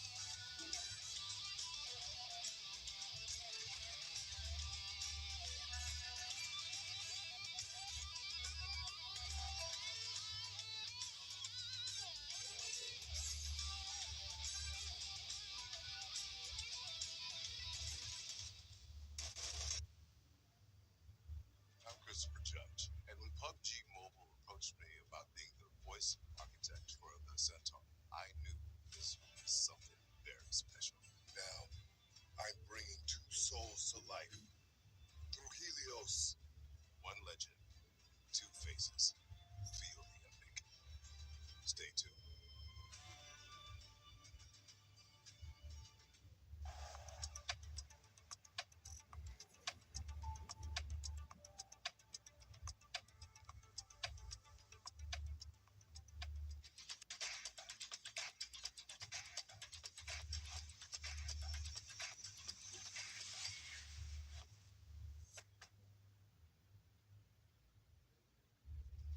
Welcome back, everyone. Thanks for joining us. Obviously, Game 2 wrapped up their max, but much more to go today. We're not even at the halfway point just yet, as this will be Game 3 coming up soon. So we'll get to see a lot more exciting PUBG Mobile today. Now, you could really put capitals on exciting, because the games have been delivering massively. The first two games here have been some of the most exciting, I would say, of the entire tournament, and that's without the top 4 teams, right? Like your TT Projects, your Auroras, etc. So it's really cool to see other teams being able to step up to the plate and get such really massive performances in the opening day of Last Chance qualifiers. Though it's not just one Erangel, it's not just two Erangel. We do in fact have 3 Erangels total today, and this is going to be the second out of the total of 3. So we'll see who's going to be able to capitalize on this one and get themselves a good old grassy patch, just chicken dinner this time around, as the playing path is going to be a little bit kinder, not a fully southern one like we had earlier. It's going to be from Severny over to good old Primorsk down southwest, though we have a few teams like to drop around Yasnaya, Polyana, Lipovka, Milta, so they might have to go for a quick stretch. In particular, one of those teams is going to be GOAT, that like to go usually into Novo, so I wonder, do they have a secondary drop location available this match? As I do think, yeah, they did drop pretty early on here, going to go and head the way of Stolber. Get some early cars to drop and maybe loot up the entirety of Kameshki. Some teams tend to do that when you do have a southern main location with the drop at. Usually you want to have a northern secondary drop option, so that's exactly what Go team are going to go for. Though, are we going to see champions again, Jackie? That's a big question. Go for big, aggressive push. They did it early on Afterlife. Are they going to be looking to commit once again to these early altercations? I hope not. It seems like this team is just hungry for elims, which I wouldn't recommend, but they're really sending it early match. Yeah, I mean, maybe strange things have happened. Honestly, it feels like we've been getting a lot of weird early encounters, so maybe a weird time for it, but let's see if we get it on a game like this as we get back into the action. Ooh, already, there you go, that's TGM2 pickups, that seems like. It's the one full elimination going the way of Retro, as they've already thrown caution to the wind, going up against KZ, bringing the pain straight to them. Just going for the set. 31 bullets on the DB28, so you've got to be very efficient with those shots. I do believe that one play in front of him, yeah, I don't think he's got any loot. He's just dropped there, parachuted down in the open. And they're really looking for him. They don't want to let him escape his feeling. Go there. Oh no, yeah, they're going to pick up some speed. They even leave one of their players down here, but what is this drop? What happened? They really didn't expect it. I believe you should see the parachutes, the players next to you as you're actively dropping down. You could have sent it towards Yasnaya, go for a bit of a stretch, or even pick up some cars down south of Severny, but no. It seems like they just got a little bit locked in that little early altercation. Bit of an oddity, but it does happen to the best of us sometimes. Yeah, sometimes you drop in and have to get straight to fighting, I guess. It's just the way of the world, Max. It can't be avoided.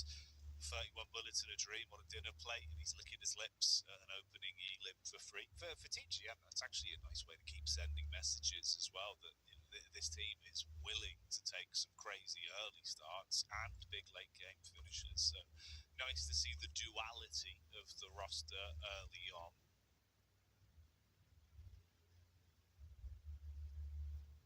By the way, looking at the entirety of today, this has been a full Uzbekistan day.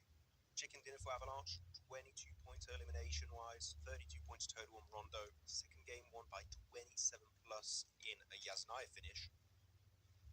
So good on Uzbekistan, right? I think in particular, Uzbekistan has been a region that's been present for a long time in PUBG Mobile esports, but haven't really been able to shine. And I think their one shot at glory was PMGO of last year. It was a LAN event in Uzbekistan.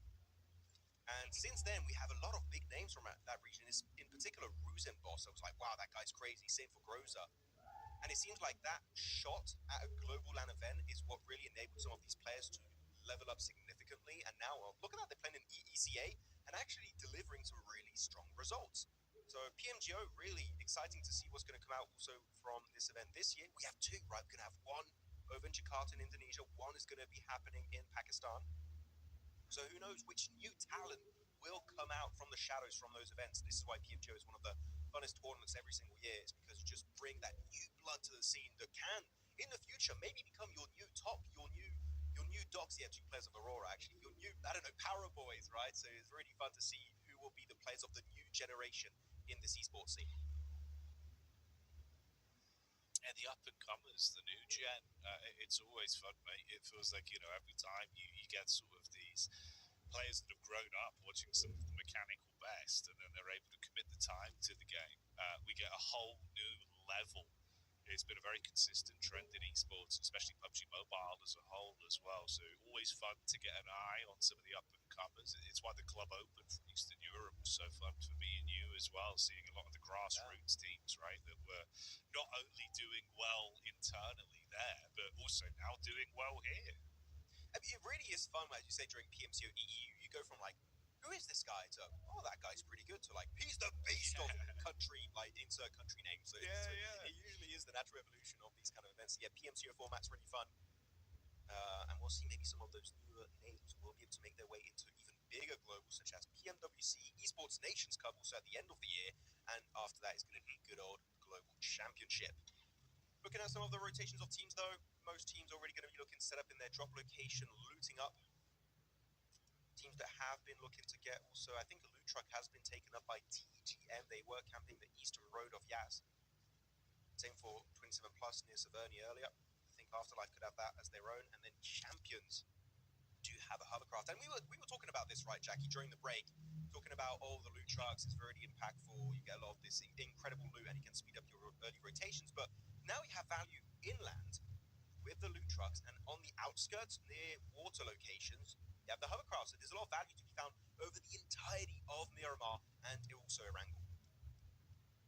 But it's made it far more interesting. Yeah, I'd say, over the years of sort of being involved, being fortunate to join some of the PUBG Mobile esports competitions I've been a part of, this has been one of the more fun metas for me. I'd say this has probably actually hands down been the most enjoyable meta in terms of having a lot more spice to the early game and some really big finishes. Feels like the weapon variety has been at the best it's been in some time as well. Yeah, it's been really exciting. Been enjoying it. And also, the loot truck is good because you don't have a big red smoke screen that everyone knows exactly where you're located trying to get some airdrop weapons, so it makes it a bit easier to get access to those. Anyway, I agree also with the fact that this is one of the most enjoyable metas, not only when it comes to that, but we talked about, I think during it was Knockout, talking about the possible, well, not possible, that we know they're happening in the current 4.4 beta, nerfs when it comes to ARs long range, shotguns, big buff when it comes to bolt action and DMRs in 4.4. This meta has been changing so rapidly, whereas in the past few years it was very stale, shotguns just everywhere, mainly the M4, but now it's the all new weapons are starting to be very meta. Look at here, for example, prime example of what we're talking about, Generation of Miracle, going to be looking to get himself some miraculous loot inside of here. What is it going to be? Hopefully an MG3. And just go for quick loot again, tier 3 helmet, tier 3 vest. Got all the amazing resources available at hand. But not coming out with an airdrop weapon. Seems like it might not have spawned this time. Again, though, that is 2 for 2 on Eric Gauss today. The TGM have set themselves up for the sub 10-minute loot of the loot truck to make sure that they have that. We'll see if that conversion comes through again to help them into a big late game finish. Obviously, that's more key, where if that's the case, where there was no high profile weapon to play with, this was your sort of setup, right, of how now they can focus more on being able to set up for an advanced placement in terms of zone, rather than wasting time on their rotate for looting, which is another cool detail of this. So we'll see how it develops for them. Well, see, by the way, if you want a quick trick on how to spot a loot truck looter, if they have the early giddy suit, they looted up a loot truck. So this is the case for Ozrox, as they do drop in Pachinki. As they do also have some decent cars to work with. Central position, they've got himself access to Pachinki Hill in particular, which is a really, really strong position in the circle. I take it back. Okay, the circle you can't see on your screen right now, it just went down to Military Island. And I don't know what it is, Jackie. Every time we get a Military Island finish, Aurora are not playing. They're just not being gifted their favorite circles. Unlucky, man. Yeah, the game coordination going against them there, making it a little bit harder for them to play on their own turf. So I'm sure they'll be watching on. To be fair, Max, they'll be watching with their legs kicked up, going, "Yeah, we might not get our favourite circle, but we don't have to play at all, do we? We just wait until you come to us. We already qualified. We're just built different." Yeah, I mean, that's probably what they're thinking. In particular, Top Right, I've seen an interview of his, and he was like, "Yeah, I've been so successful that I have a name that people remember." I was like, "Well, if anyone can say it, it definitely would be him." He's not wrong. Yeah, he's definitely he's on the money with that one. Looking at Arc, looking if they're going to be picking up a repair kit for one of the cars. Always good to have. It's going to be shipped away though. SSC making a cross over the bridge, sending it now towards Lighthouse though. That's going to be one easy pick onto Silence. And SSC, we saw in Rondo earlier, right? They're doing it here once again, just sending it. No game plan, no thought process behind it. Just like, okay, we go from point A to point B. The execution is just not there. Losing 2 players on that transition, Alicia and Silence going out early on. Really not it for the side of Star Soldiers Epic. They're going to be split apart. Glory, though, you do not have any backup from your squad. Going to be a bit cautious with it. Good nade, actually, but unfortunately punished by Glory through that window with the DBS. Yeah, SSC, I would say this level of gameplay we have been witnessing so far today would not be good enough to do well in the grand finals. And as of right now, they're not even looking good. Hardboy clapping on back once again, and this is just looking absolutely terrible for now. Another team, it's not SSC, it's going to be Amix. Havlik pushing his way up the staircase. The C4 shut down, having a little bit of a ringtone resonating throughout this building. And he's going for the jump shot, and the damage is going to be hit so hard. The nade was perfectly executed, and that is going to be Arcred fully eliminated in this game with only 3 eliminations to their name. That's brutal, man. It was very nice on the first pick. Like, honestly, the way he hit that one was a filthy angle to get that open engagement off. But Amix deal with him. This is messy and mucky. Destined to Rise crash in, literally. Paint off both of the vehicles. They get that pick onto Champions. So bring down one member there because they were fragmented. They're set up towards the bridge side. Bit awkward. It is a little bit, yeah, it's getting a bit dicey. You know, as you said, literally crashing in the buggy with the hovercraft to find himself that one split player of Champions that just lose players early game very often today. It's been happening every map, I feel like, so definitely something that is not going to be helping out the overall results. Next circle shifts, and it does take away pretty much the entirety of the river of the equation. So the team's just going to have to go for the pushover. Amix crossing the road, currently on the bridge. 27 plus and Afterlife also in a similar situation. Will have to cross the water, and over to the eastern bridge is going to be KZ and Goat. The Goat in particular, right, want to try and make up for, unfortunately, barely missing out through those grand finals direct slots from Knockout. But here, this fight a bit disorganized, a bit all over the place. Focus is here. They could very easily make the cross over the bridge and actually just gatekeep on the main portion of the island, but they want to get involved in KZ versus TGM, it seems, but I would say it is going to be making you lose a lot of very precious time when you are headed towards military. Time and resources. The other thing is there's not actually going to be that much to get off of KZ. They were knocked to the blue twice on their rotate as well. I think it was Yen that went down. He had such little health, he fell again. So I think they've actually invested a fair bit of what they were able to find on their slow rotate up through the blue. So yeah, this certainly reads like if you don't get anything done quickly, maybe just bail on it. And you can already see KZ, they're going to jump back into vehicles and try and get away, see if they can head over the bridge and have a safer rotate on things.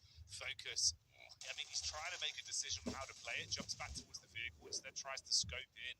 His teammates are on the bridge to hold towards it. TGM are going to start coming up close as well. This could get very messy very quickly. Saves his bacon of his teammate there. Good call from Force, Max. Able to really save the bacon of Focus. Able to keep the dream alive versus KZ. Down to now, just what is going to be feeling as Yender's going to get completely naded up by his own nade. Apparently, not sure what happened over there. And he's even going to flush himself, confirm his death in this match, feeling just going to bleed out to the blue zone, just kind of giving up hope entirely. Actually, Force is going to be apparently getting that elimination, so that is going to be game over for that team. KZ, yeah, this fight, not really going to gain a lot of value. They just kept committing to it. Force got to be careful, though. That's going to be a lot of blue zone damage. I think he might get knocked, and he does get knocked, yeah. So as I said, should have left it down to just the solo, so you hope you can get a few placement points as the solo individual. Now back to the big important fights of this game of teams that are not messing around on the bridges. It's going to be Amix versus Champions. Even Avalanche are somewhat involved in this skirmish, though they do have the low ground, so they can't really get perfect eyesight on this engagement. Spike also as a solo, just going to make a mad push over to the center. Decent range to play as a solo, he can stay hidden for a decent amount of time. Hopefully he won't get spotted, as now the last few minutes teams here that were slow on their rotation as Ozrox, Mad Esports and Metacore will be joining the fray, getting involved on the island, looking to clash with these squads that are currently still set up on the island. A lot of crazy infighting. Afterlife with Misha being able to backstab onto 27 plus show as Lab Boy hard taken out of commission. This is effectively to park with the DP up close, looking to see if he can cook on the encounter with TGM. Meanwhile, you had that crash onto Amix that looked good for Avalanche, with Groza making some crazy calls as he dived out the back of the car. Tapox days are numbered. He's just going to get lit up from a distance there.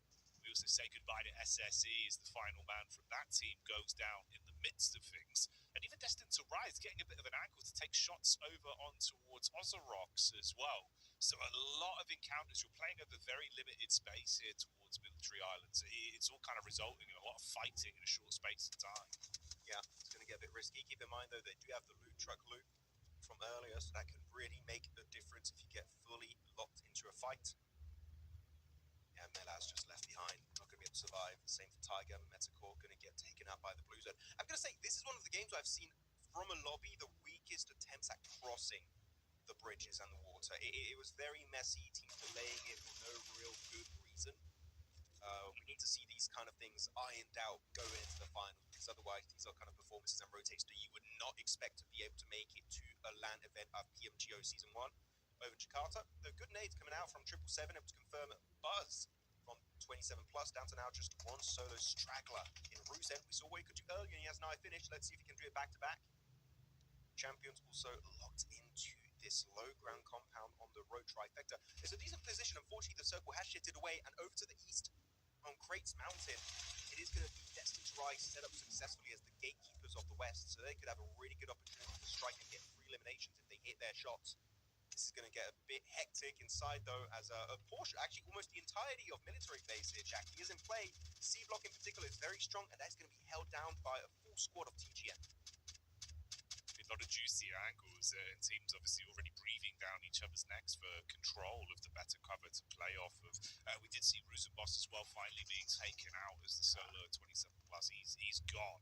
I think that was Afterlife that got the shot onto him to steal that additional point.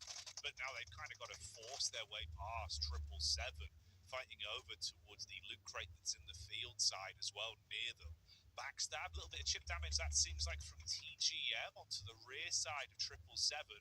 One man going down as well, so it's only 3 players up against the full squad of Afterlife. Warrior cooking the nade, throws it in, but realises it's more worth trying to get away from this team, so he will jump in the vehicle and just breeze out for now. Yeah, going to just try and escape that encounter would be definitely a good idea to commit to.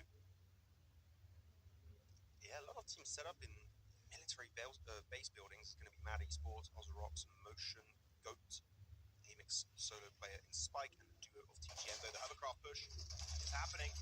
Going to be looking pretty decent for them to rise. Actually, almost able to find himself a knock onto a player. They do barely dodge it, though the nades are inbound, incoming, and completely destroying the entirety of Avalanche. They're going to be gutted by that util. Though behind them is Champions. They're looking for clean third-party engages. Looking strong. That is actually a really good opportunity for them to upset this fight on Crate Mountain. Fearless also going to get involved. The nade is perfect. It's beautiful. It's Ralph MVP on the money with that nade. As Darling, they have to clean up shop now. If they do not eliminate Avalanche at this very moment in time, this is an easy fight for Champions. He peeks too far. Butcher is there to punish it.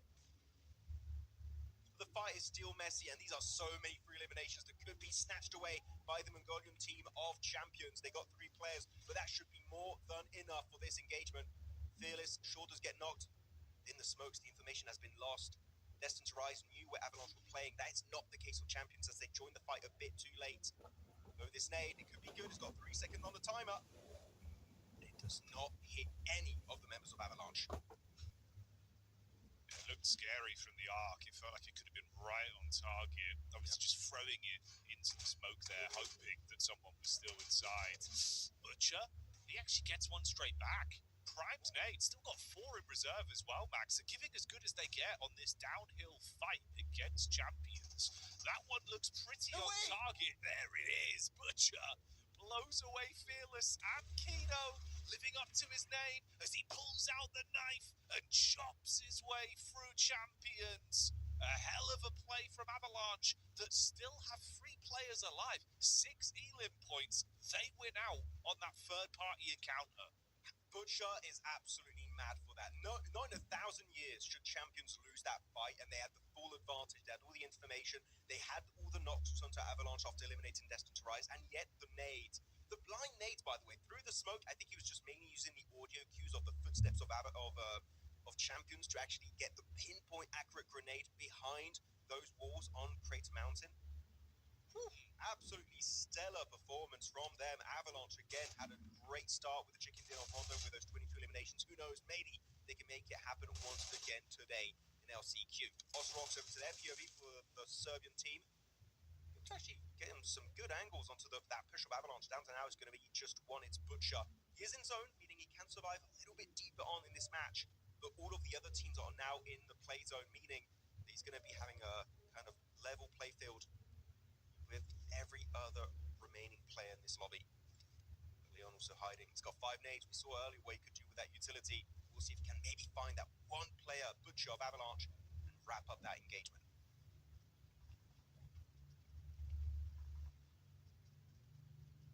Eventually shot them down. This is terrifying for Spike. You know what? I would believe he can make a play on this, though. He's the sort of man that cooks in these situations. He's good for one, but that's all he'll find. The jump scare through the door.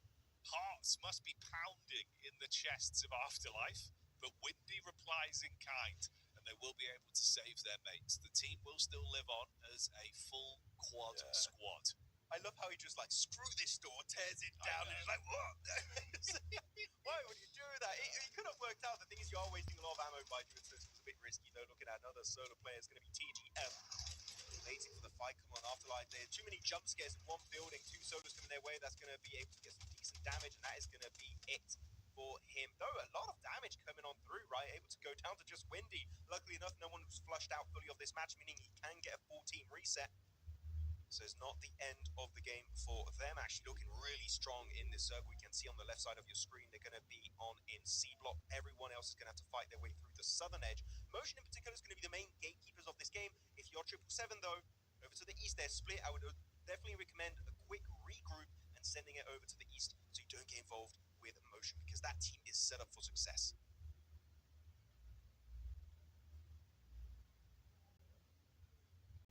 And it'd be nice to see Motion actually be able to convert on a good setup, right? Where, again, they're a side that feels like it's been a little bit awkward, very skew-if results in the first sort of flow of things for our opening 3 days in Knockout.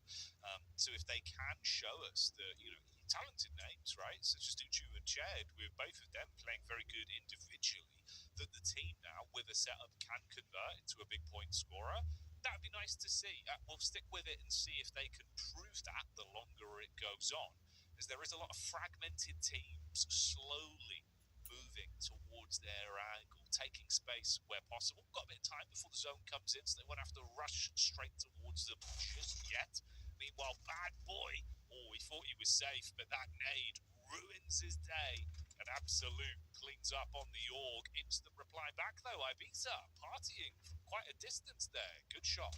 Yeah, clean up on Isle, Military Island for everyone. Just want to try and find those solos. And the thing is, you already got 2 solos eliminated. They're just looking now the way of Butcher and also Leon solo player. Also, once you do it, that's an extra 2 placement points possibly secured if you can make it even further after that. So Warrior, good little bit of elevation to use. Unfortunately, he's not going to be in the zone for too long. That's going to be good timing. Reposition, same from 6. He is going to be in zone, actually. I'm looking at his position on the map. He's in circles. He can keep the firepower going. Avalanche eliminated. Still, you know what? Not a bad game. You're making it to top 6. You're getting some placement points. You've got 6 eliminations to your name. Definitely a good follow-up after their first rondo of today. Again, Uzbekistan looking really strong in the last chance qualifiers, though. Go Team Focus, going to get slowly but surely approached. The thing is, these little barrels are so hard to spot solos. You never know they're going to be hidden. They just hide between two barrels and can stay there for ages and ages. And as I say, that Focus gets the drop onto Warrior with that nade. And the thing is, I'm sure even though he gets knocked by it here, Jackie, he still doesn't know where Focus is hiding. They have no clue.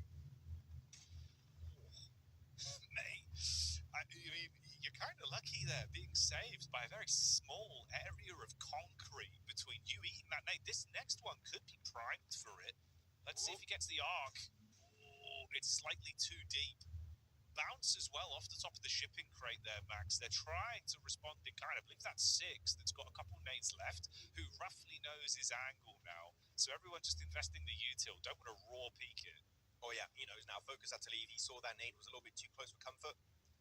His foot was cool. You got actually, he's kind of this scout giving the intel, and he's sending his 2 teammates to kind of chase him down and get focused. But good on him to reposition a bit deep in the circle, meaning because he gets so far, 777 might actually get spotted out by the players in C block, which are going to be the false team of Afterlife. So actually, he is kind of asking his big brother here to keep him alive a bit deep in this game. Big bro Afterlife might be keeping focus in to the podium. 6, 9 zone anymore, though, gonna have to give up this really good scouting spot. I'm sure they wish they could hold it for a bit longer. But things are getting a bit intense. Everyone just waiting for one big knock to come through. Maybe might devolve into a full-on clash between all the remaining teams. Emotion left alone. They still got a full team also onto the west. No one close to their area. This could be looking like a strong, finally Polish chicken dinner witnessed here in the ECA region. This POV here perfectly puts what you were just saying into perspective as well, right? Windy having this angle. Oh, you'd think you'd be able to light them up on the cross. It's good damage. Spams his way in, but 6 barely gets out of the line of sight that Windy had. So he does arrive by the rest of the team that are relatively pinned in right now. It's far more uncomfortable than it looked a couple moments ago. And Focus, all that attention, all that heat, the 5-star wanted level, that's gone off him. It's starting to result in other teams focusing on each other. They're kind of forgetting about his angles. He can try and snake this one out a little bit later and look for a bigger placement finish on the game, unless he gets crashed on by 777 on the move up. But we'll see. We'll see if that actually does go their way. You can see Ravo is looking on top of this very tall building, the scaffolding. Like, what if this is just a solo up there? So you want to be very careful. Luckily enough, we do know as a fact no one is going to be set up there, but maybe one player can just snake up the staircase. And that could be just an insanely impressive position, because we're going into circle number 8 very soon. If it does go hardly over to the west on the minimap, it would actually be a strong position to hold. Genuinely, it's rare to see a circle where we do see that spot being genuinely powerful. 6, able to get now a little bit closer. So as a trio, want to get rid of Focus. The thing is, they are chucking a lot of utility, which means they are going to be giving their spot away to Motion. They know where they're going to be parked up. Going to make them vulnerable to possible incoming nades. It's 3TN trying to get some insight with the jumps over the crates. They do have an exploded hovercraft, by the way. That could create a little bit of extra line of defense for Motion in front of that door. And if you want to jump over, actually got to go the wide way around. So whoever parked that hovercraft in that exact position knew what he was doing. That could really make their lives so much easier as they do clash with good old 777. Good nade. Wow. Yeah, that's a great nade, mate. Ibiza's been playing a blinder as well individually, and that arc goes to show that he's switched on today. You shut down 777 with a nice little knock onto 6 and make it far harder for them. Is this where Motion really start to bloom? Show us what they're made of. That Maytime Motion coming out. Focus as well. Gets his revenge, doesn't he? He's been tucked into a tight angle with no supplies to play with for so long, and finally gets that Elim point he was looking for about 5 minutes ago versus 777 with a hard flush onto 6. So goodbye, one of your mates. It's only the duo that remains alive for that team now. And Ibiza, he was thinking about going for the move up, but he's more paranoid about this side angle, this line of sight towards Afterlife. So he stays crouched in behind the hard cover and waits to see if they're going to move. He'd be able to unleash a bit of hellfire towards them. This is very similar to last game in Yasnai Polyana, but this time 27 plus are going to be Afterlife. They're away from the fight. They don't have to clash directly. They can wait for them to engage. Yes, Focus will get spotted out, meaning all of these teams now are making it to the podium. They get way more placement points off the back of that. Got to be careful here. If you're Afterlife, you can't afford to overpeak. If you do so, you are opening up a gate, an opportunity for Motion to maybe snatch up your position. Got to be a bit cautious. Good Molotov here, going to be denying playable area for 777. We do go into circle number 9, meaning it's going to go dead center. And currently the team closest to the center would be the northern teams of Motion. But 777 are forced to take the fight. Warrior, 3TN, Warrior in particular, a survivor. In particular, when it comes to Rondo games, can he pull it on a angle? That is going to be the question, as Afterlife did go for the res onto Misha. And now, 777 making a cross, sending it towards the Polish team. It's not looking good. It's going to be very uncomfortable to pull off. But again, Zixi over-peaking, maybe doing a mistake here that might cost them the win. You very well could. Suddenly you can't really risk it all. You've got to dial the speed back, invest more of your supplies in getting your teammate up, and that also opens up an opportunity for Ken's nade that lands on their head. So even though they save one man and Zixi's back alive, well, you've lost out on another element of this team. Sideline peek from Warrior, you said it yourself. He could always be a thorn in your side. He's trying to take stabs in the dark nades blowing up all around the Afterlife team, and they are barely withstanding the deathly blows. But Misha is down on his last legs, and they're going to have to invest a lot to grab him. Matek even isolated there by Warrior, and he'll pick one up, switches to the secondary as well, and takes the fight straight to Ibiza. Misha will steal it, but Warrior is cooking on this one, Max. Sprints into the close range engagement, overwhelmed from all the angles lighting up around him. Misha on the UMP dispatches him, and Motion are crumbling in the final fight. That will be Afterlife in a chaotic battle, winning out. Oh, finally, we've seen a glimpse of what happened back in PMCO Eastern Europe for Afterlife. Definitely overpeaking a little bit, got knocked so many times. I would love to see exactly how many times they got knocked. I think that a lot of them were secured by Motion at the end of that game. But Warrior, oh my goodness, able to survive so deep in this game and get himself a strong podium finish. He's done it many times in the past, and he did it this time around once again. Though, looking at Motion, one of their best games. So this is really good to see teams that I think were struggling in the past, Jackie, to convert chicken dinners, getting all very close to this late game as almost a full team. So very well done indeed from the likes of Afterlife and Motion. And that should get them even closer to the top of the rankings to hopefully look comfortable heading into those grand finals. No, absolutely, man. It's good to see, right? Because obviously Afterlife, again, they were another one of those teams from the Club Open that were very impressive individually and because of some of the stature of, the players they've got on that team. Windy's always the one that we get excited about. But there is a lot that can be done by them in terms of when they've got the four fingers on one hand playing in unison. So a good chicken dinner there also goes to show that even in this sort of more ridiculous moments where you need something miraculous, they didn't crumble, right? Because Warrior, he was playing a blinder. Like, the guy just thought, you know what, I'm just gonna pop off, and he very nearly did. He almost did. It was so close. Look at that. He just did multiple 1v1s and didn't do so well with the S1K. I do think it would have maybe been a better option to deny yourself to the blue zone. I think he maybe got a little bit of extra confidence after getting 2 knocks onto Motion. It's like, you know what, why the hell not? I'm going to send it. I'm feeling pumped, as you said, and give it a fair shot. So I got to respect it, though. The team that is going to get a lot more respect this game in terms of points in particular is going to be good old Afterlife. 5 eliminations for Misha. I would say is a player that has been impactful in past games.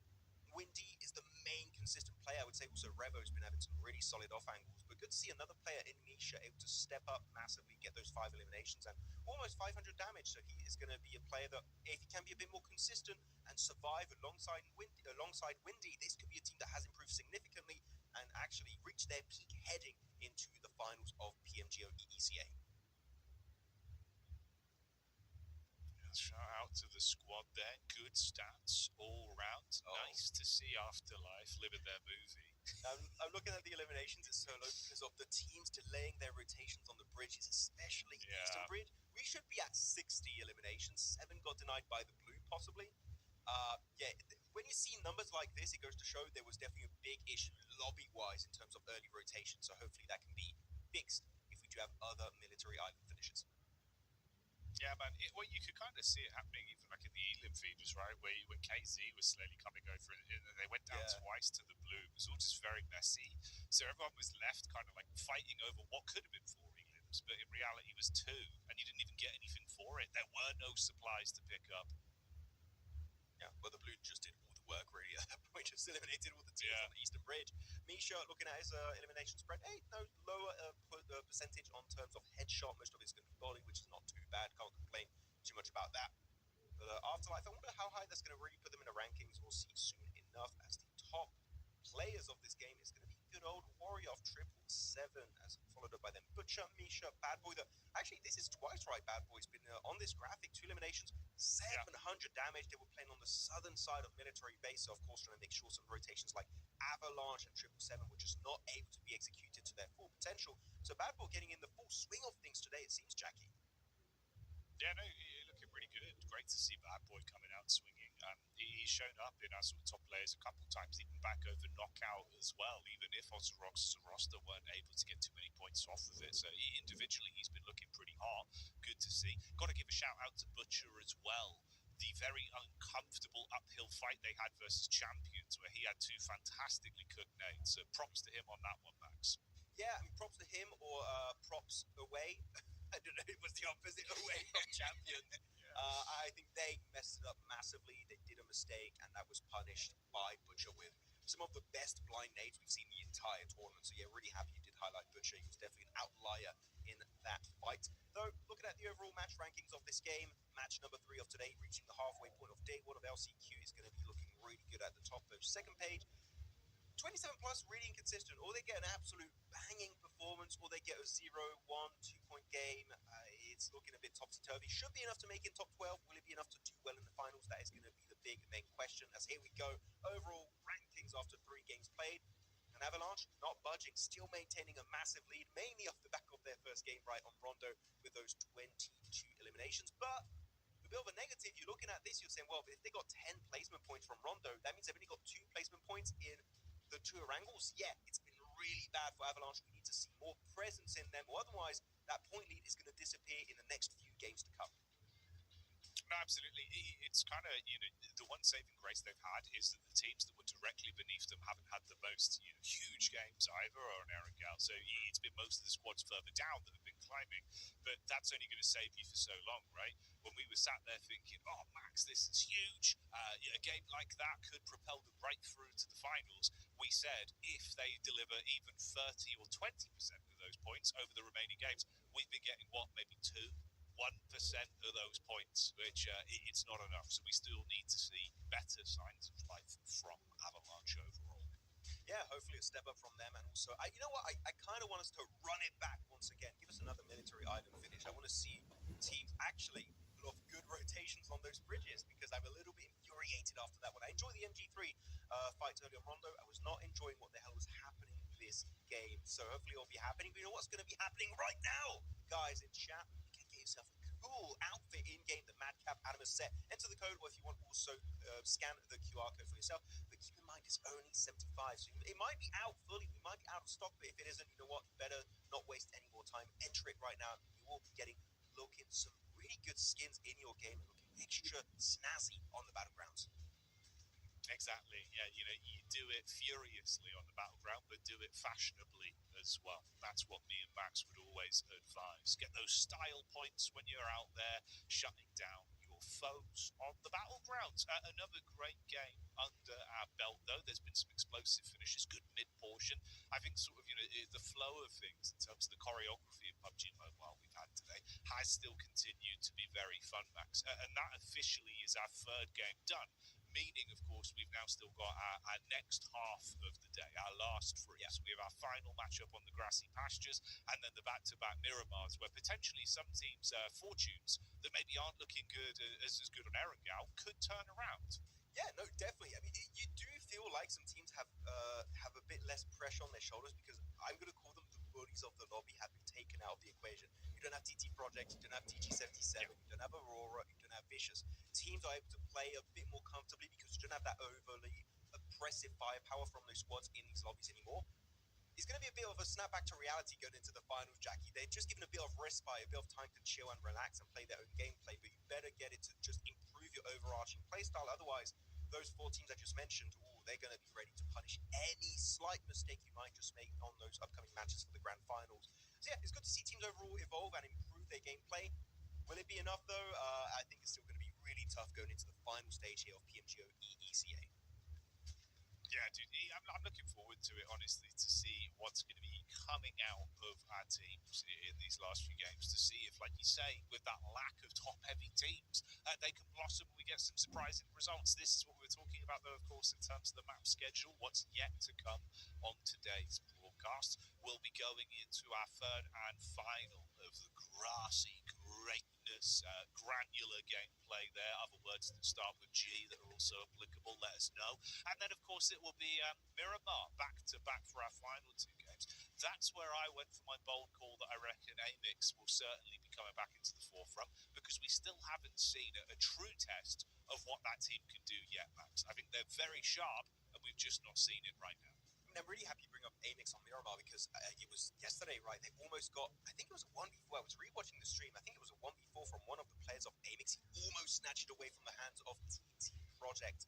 And I think up north it was DG77. So a really good highlight play for them. And again, actually, the two teams I just mentioned, DG77 and TT Project, are not here. So if they weren't in that game, they would have won it. So this is the time for Amix to do well heading into that one. We still have one Wrangle, but Miramar is going to get real spicy later on.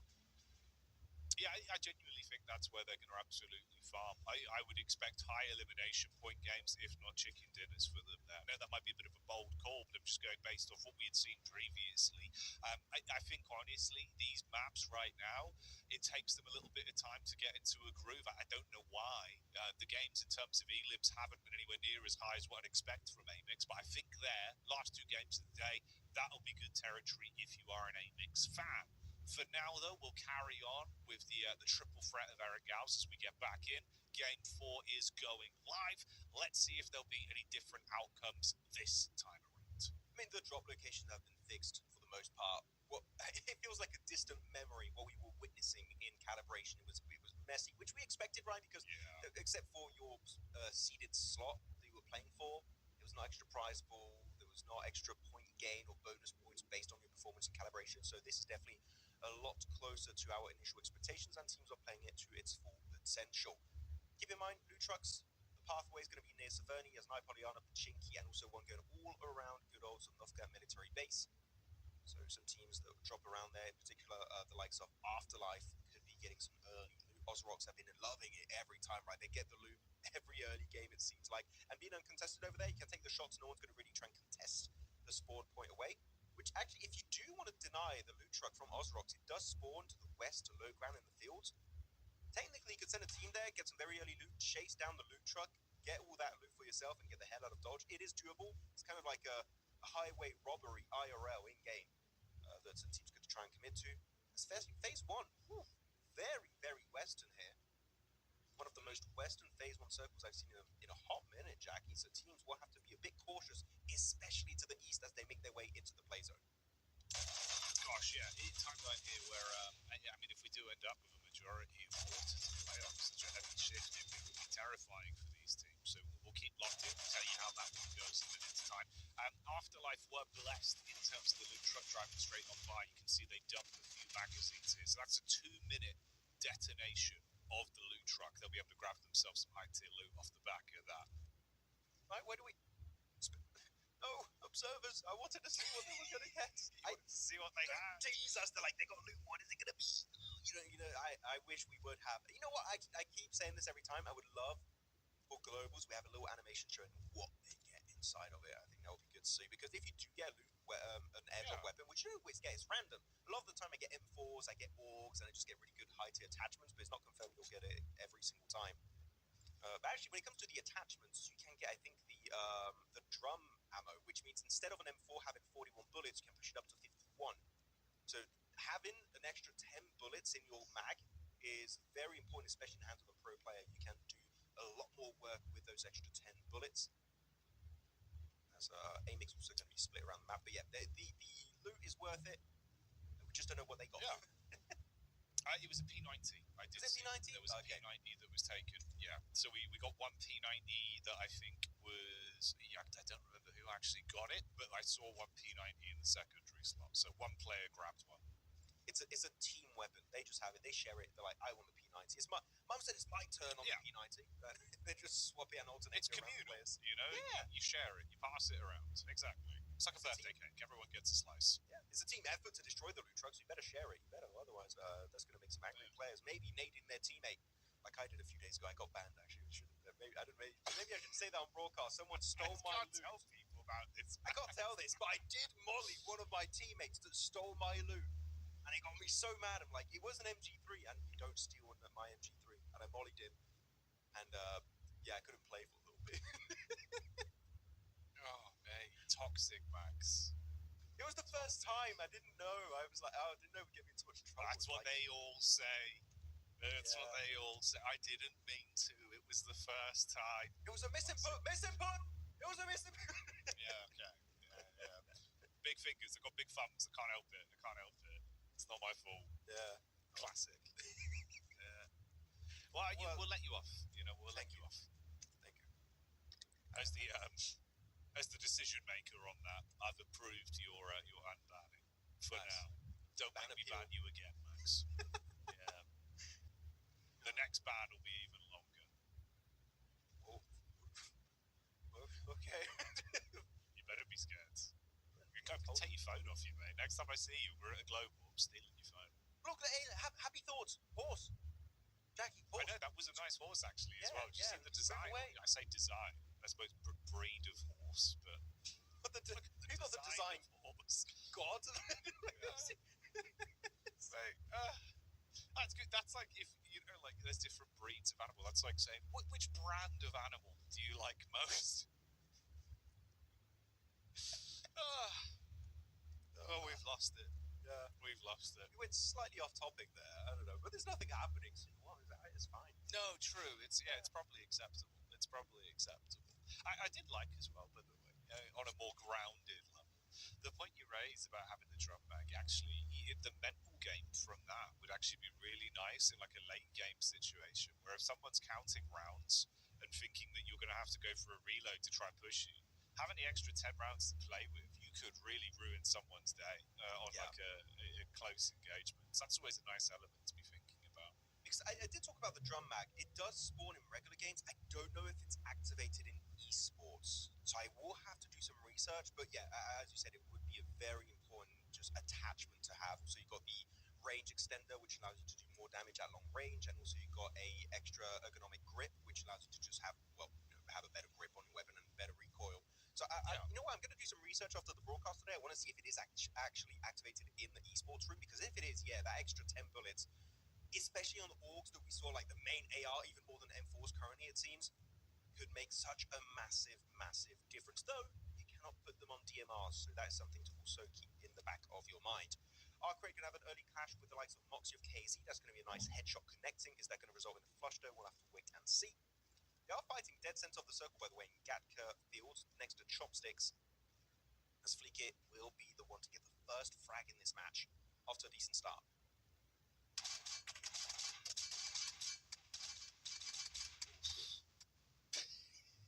Making sweet music off of the vehicle there, the Jeep taking a ton of damage from Manzeka's motion, trying to stay alive, try being the operative word. He looks up to the sky and accepts defeat as Metacore in fight towards the bottom end of the standings there. That's one Elim picked up for the Metacore squad. By the way, I just heard I don't know if you heard that in the background, my bell was ringing. I think the loot truck has arrived at my flat. I think my MG3 is about to be delivered. No, it's fine. I have someone to pick it up for me, but I'm going to have okay, you're set, right? Yes, the loot truck is all over the place. It's great. I'm loving it. Thank you very much, loot truck drivers. They're great.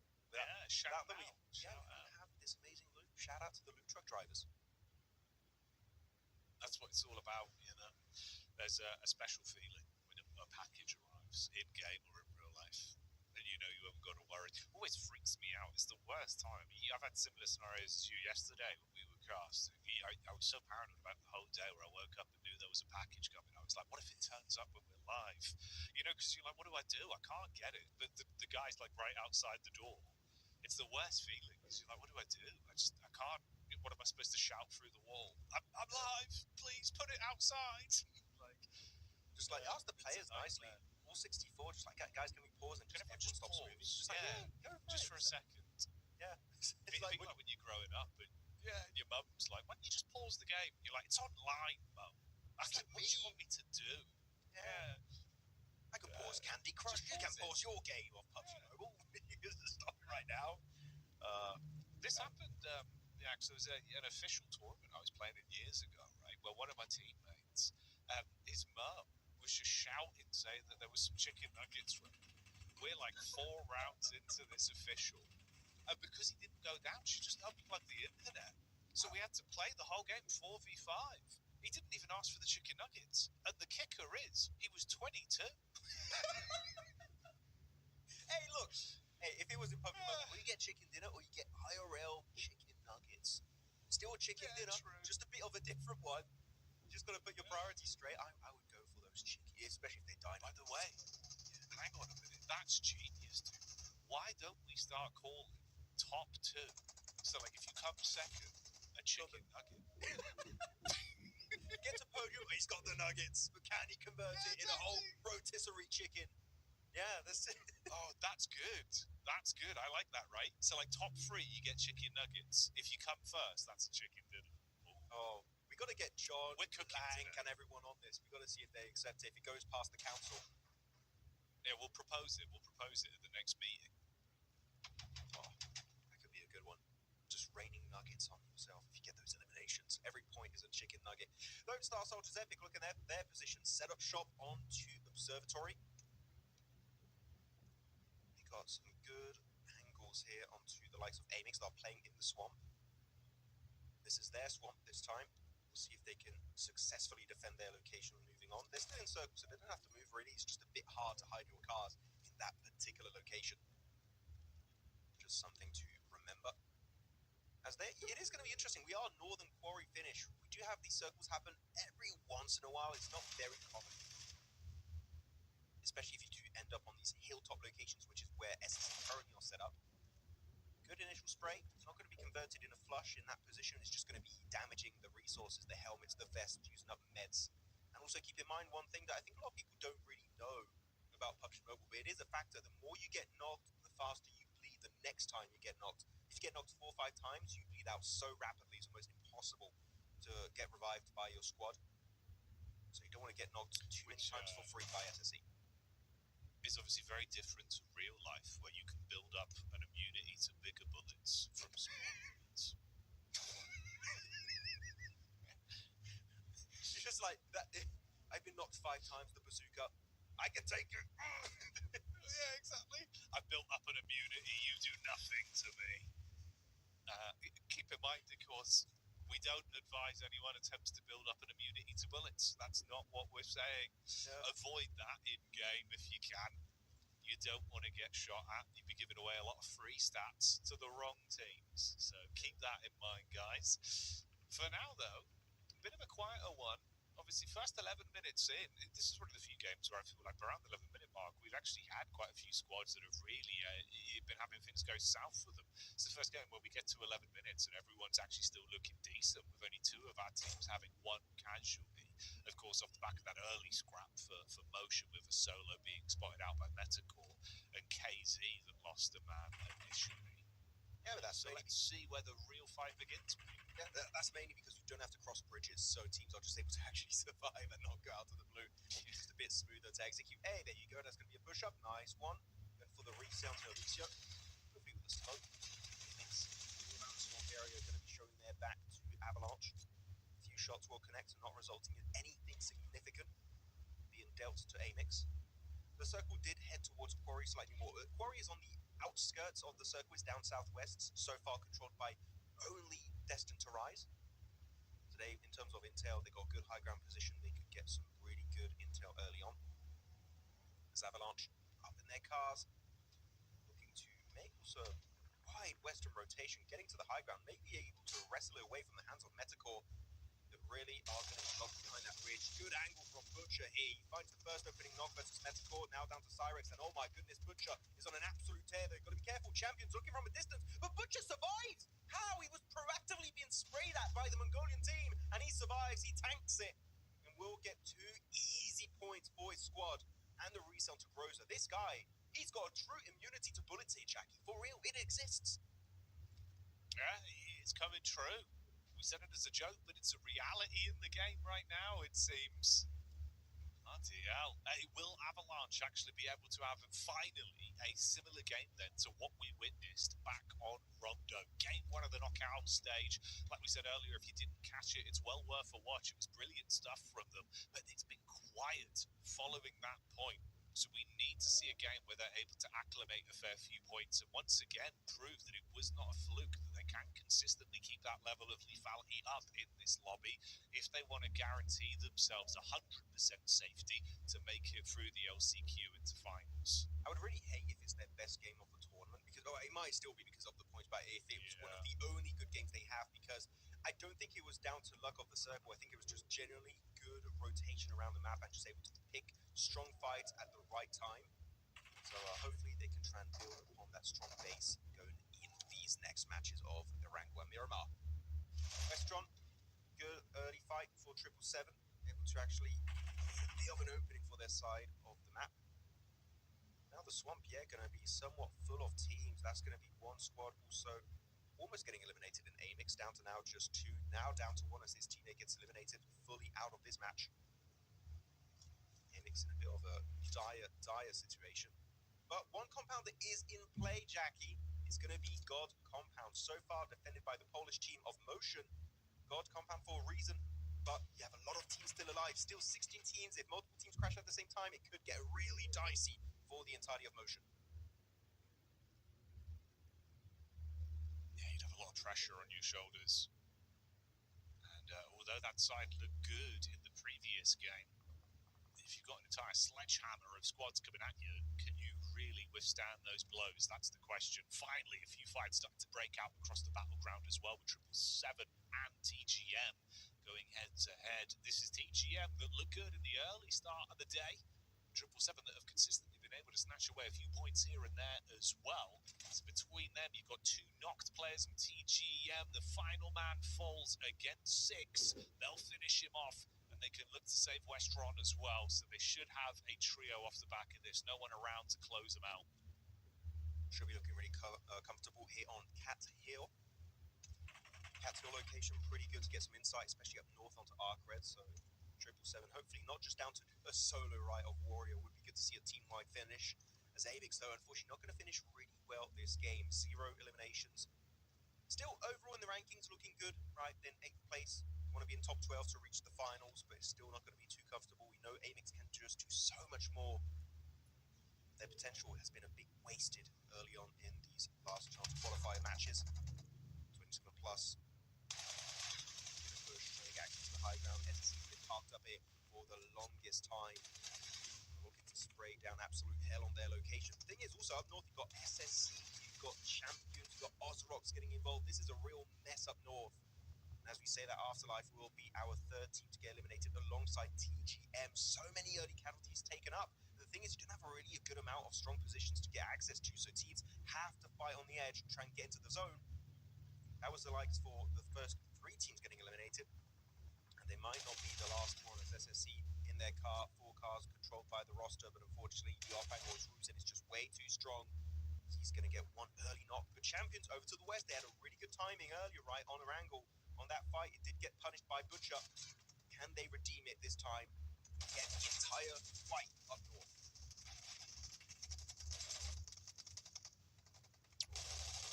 Hell, damage down range there onto the SSE boys from 27 plus that are able to contain the situation, but greener pastures straight back into the brawl, it seems, as Champions are enclosing on their position as Lamboy on the chase, but Demo is there to trade. He should be ready for that encounter. The Orc will handle it. You're trapped, panicking as the shots come over. You're down to only 1 player now in Tapok, tucked in behind the tree, so they will drive past him as they shut down the rest of his squad and try and find him. He's going to have to pop the meds as well to stay alive with the zone nibbling away at him, and now starts to make his move. Could have a backline angle onto them if Ozorox make a bit of a play on this, so maybe still a chance to do something here, but he's got to get back into the zone. Low health. Yeah, keep in mind they did get the loot truck earlier, meaning they should be looking good in terms of overall loot and resources. 27 plus final member is going to get picked on off. Champions, Ozorox now in a full-on clash up north, though over to another side of the circle is going to be on Cat Hill. Arc Red versus 777. It's Hardboy and Star. Star, our MVP earlier on here in this tournament of PMGO EECA. See if you can reach those heights once more. This Warrior looking to get the hell out of here. Not going to even attempt to res on top 6 and Westron. So why ask to not happen here, Jackie? Not leaving Warrior as a solo seems like it might be happening, though. It seems like he's coming back with the car. It's a bit of a risky play. Might just be a bit too much, and it is going to be a risk just not worth taking. A Star will be able to stand strong with Hardboy and destroy the entirety of 777.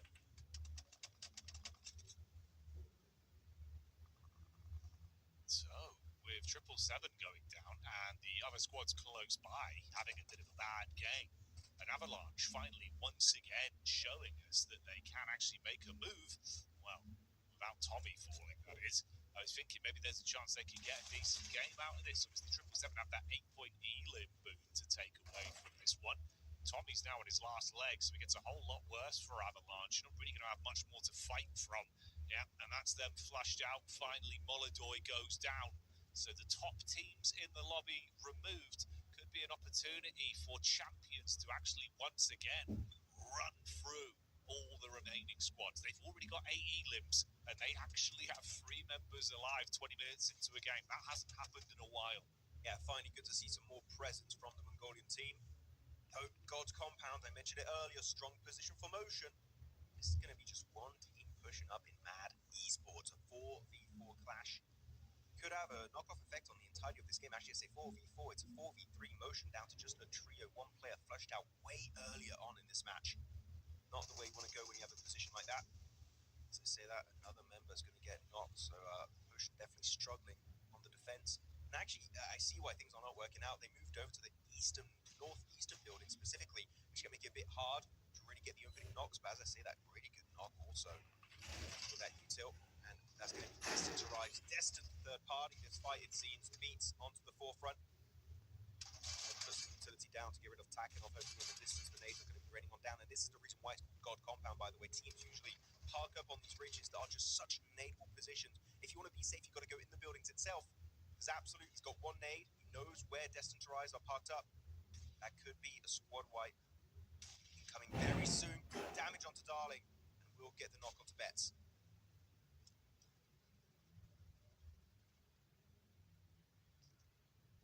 So Destined to Rise to fall here. The entire team taken out of the flow of things. And with Arc Red having one man knocked, that's going to be Hardboy. Suddenly, a lot of power struggles occurring within this lobby. Glory gets line of sight, but does not fancy the position he's in. So instead opts to get out and move the vehicle round to have a little bit more cover to work with the map geometry of that ridge side. And in motion quite close to one another, and the champions that have a lot more room to breathe in terms of the spacing they've got in the lobby right now.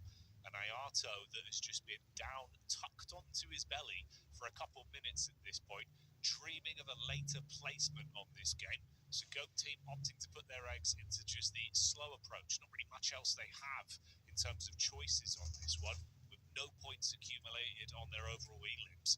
It's just down to Ayato to rat it out late game. Always going to believe in Ayato, especially if he's got a few nades in his arsenal. 11. Whoa, okay, Absolute's got 11 nades. Oh, okay, he can just try to blow up every location remaining in this position. Hardford, though, good for the send on to Ayato. The explosion of the car is going to be looking so good. Pushing up, trying to go for the flush. Glory also going to be trying to send it into the open portion of the field and picked off. And he's going to be there surviving. It's Ayato for the win. Helped out for sure by the likes of Champions and KZ, but it doesn't matter. A win is a win. Ayato making it to top 5. Maybe able to snatch up even more placement points for his squad. So you see Motion sending it over the ridge, leaving the city. Of course, you look at the circle, they kind of had to. They shouldn't have done it before getting rid of Mad Esports, meaning they're now showing their backs fully in the open to Champions Esports. They're going to be looking to get an easy, maybe 15 elimination chicken dinner here. They're already up to 10. Champions here, Jackie, have woken up in style and could be looking for their first win of the last chance qualifiers. Absolutely swinging into this game. It's really good to see, Max. Complete difference to what we had previously. They were having some struggle bus gameplay with their early encounters, losing a lot of players. Here, they keep 3 players alive deep into the game, and they're able to farm up on the elim. So massive turn of events from them.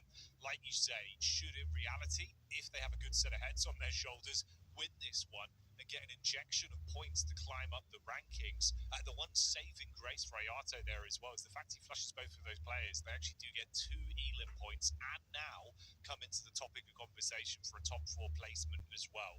Anything more on this is just a blessing for him. So he'll take a game that could have been no points for Go to potentially be 5 or 6 points.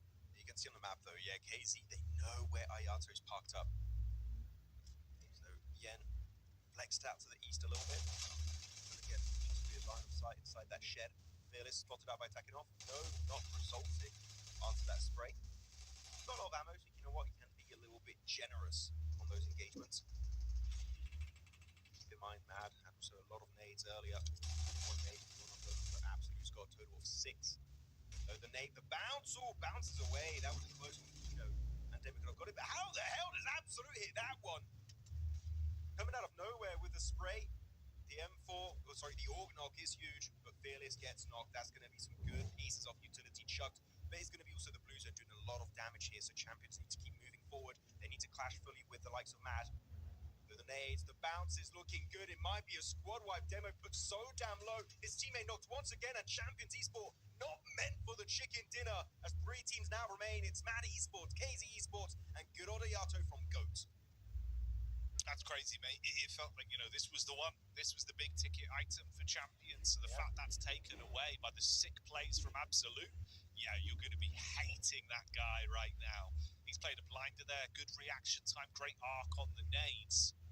And they could be in a spot to actually guarantee this chicken dinner off the back of it. Champions was the big defensive force you needed to take down. KZ are aware, of course, of Ayato's angles. He's tucked in towards the relatively destroyed cover he has to play around. So an open roof there for a well-timed nade through the top side. These are good roof angles. Don't know if they got up there jumping off the top of cars or if they actually used the assist feature to gain more elevation. Regardless, it is going to be really helpful to the overall bottom line of KZ. I'm surprised. Feeling has a Molotov, but Ayato's got a really good response, which is going to be to smoke his own building. Sure, you don't really get too much vision because of it, but it does stop any good utilities such as nades or Molotovs to go really pinpoint accurately in your shed. And Ayato going to make it over to a car.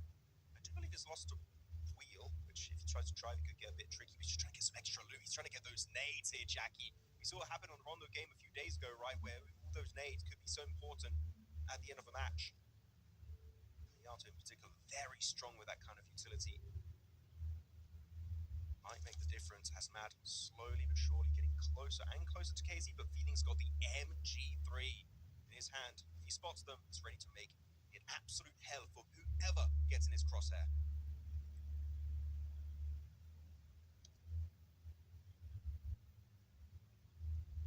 Yeah, this bad boy can spit a ton of bullets at you very quickly. We've already seen today just how lethal it can be. Especially if you're having a good game, if you can feed the hot hand, you could run through a squad, ruin an entire team in seconds. So we can start moving soon as well. Yeah, KZ, I'm seeing here, Jackie, they're very low on ammo because they couldn't get any of the death crates. So some of the players are down to their last clip. Luckily enough, Feeling still got a few bullets also in his M4, so if he does have to spray and swap after the MG3, he still has a second chance at life, but really, all the ammo is going to be in the hands of Mad. Look at that, he's almost got 400 bullets ready to go in his main AR. Ayato, bit of a chuck here with the util, trying to maybe do a bait play with the nades. Of course, he can't waste them. He's got 8 grenades ready to go at a moment's notice. Even 9, I mean, he just keeps looting everything. He's got all the loot right from earlier over to the east of Arcred. So he's loving it in terms of resources. As Takinov spotted on out and knocked by KZ.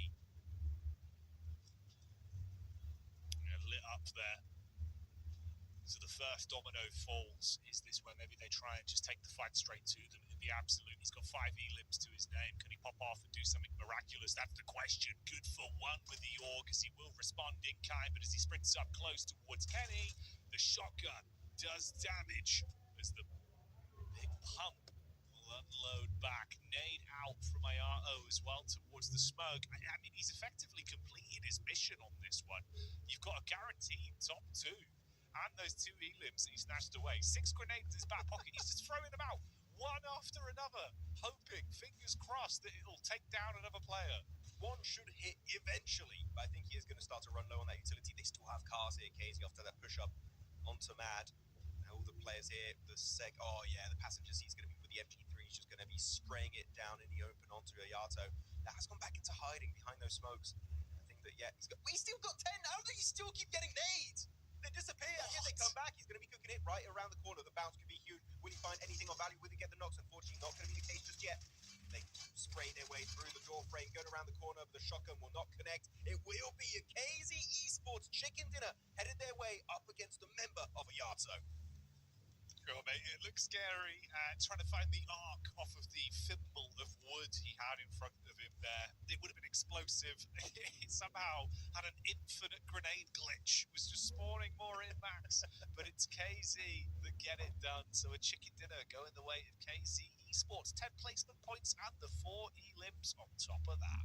Very Star Soldiers epic-esque in the sense of it's a very low elimination chicken dinner for KZ, but chicken dinner is a chicken dinner, and especially when you just have to be top 12 out of 16 teams in this lobby, that game could be making all the difference for good old KZ. So who knows, maybe this will be the opportunity to push themselves into the grand finals. But yeah, very slow game.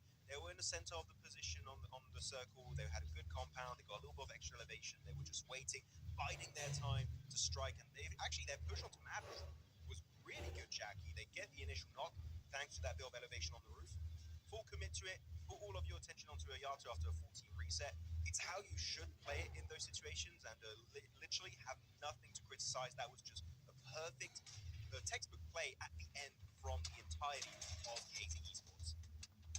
It really was nice to watch. I also want to give a highlight here to, of course, just Absolute as an individual as well, with how he was playing just off the skin of his own back in that encounter versus champions.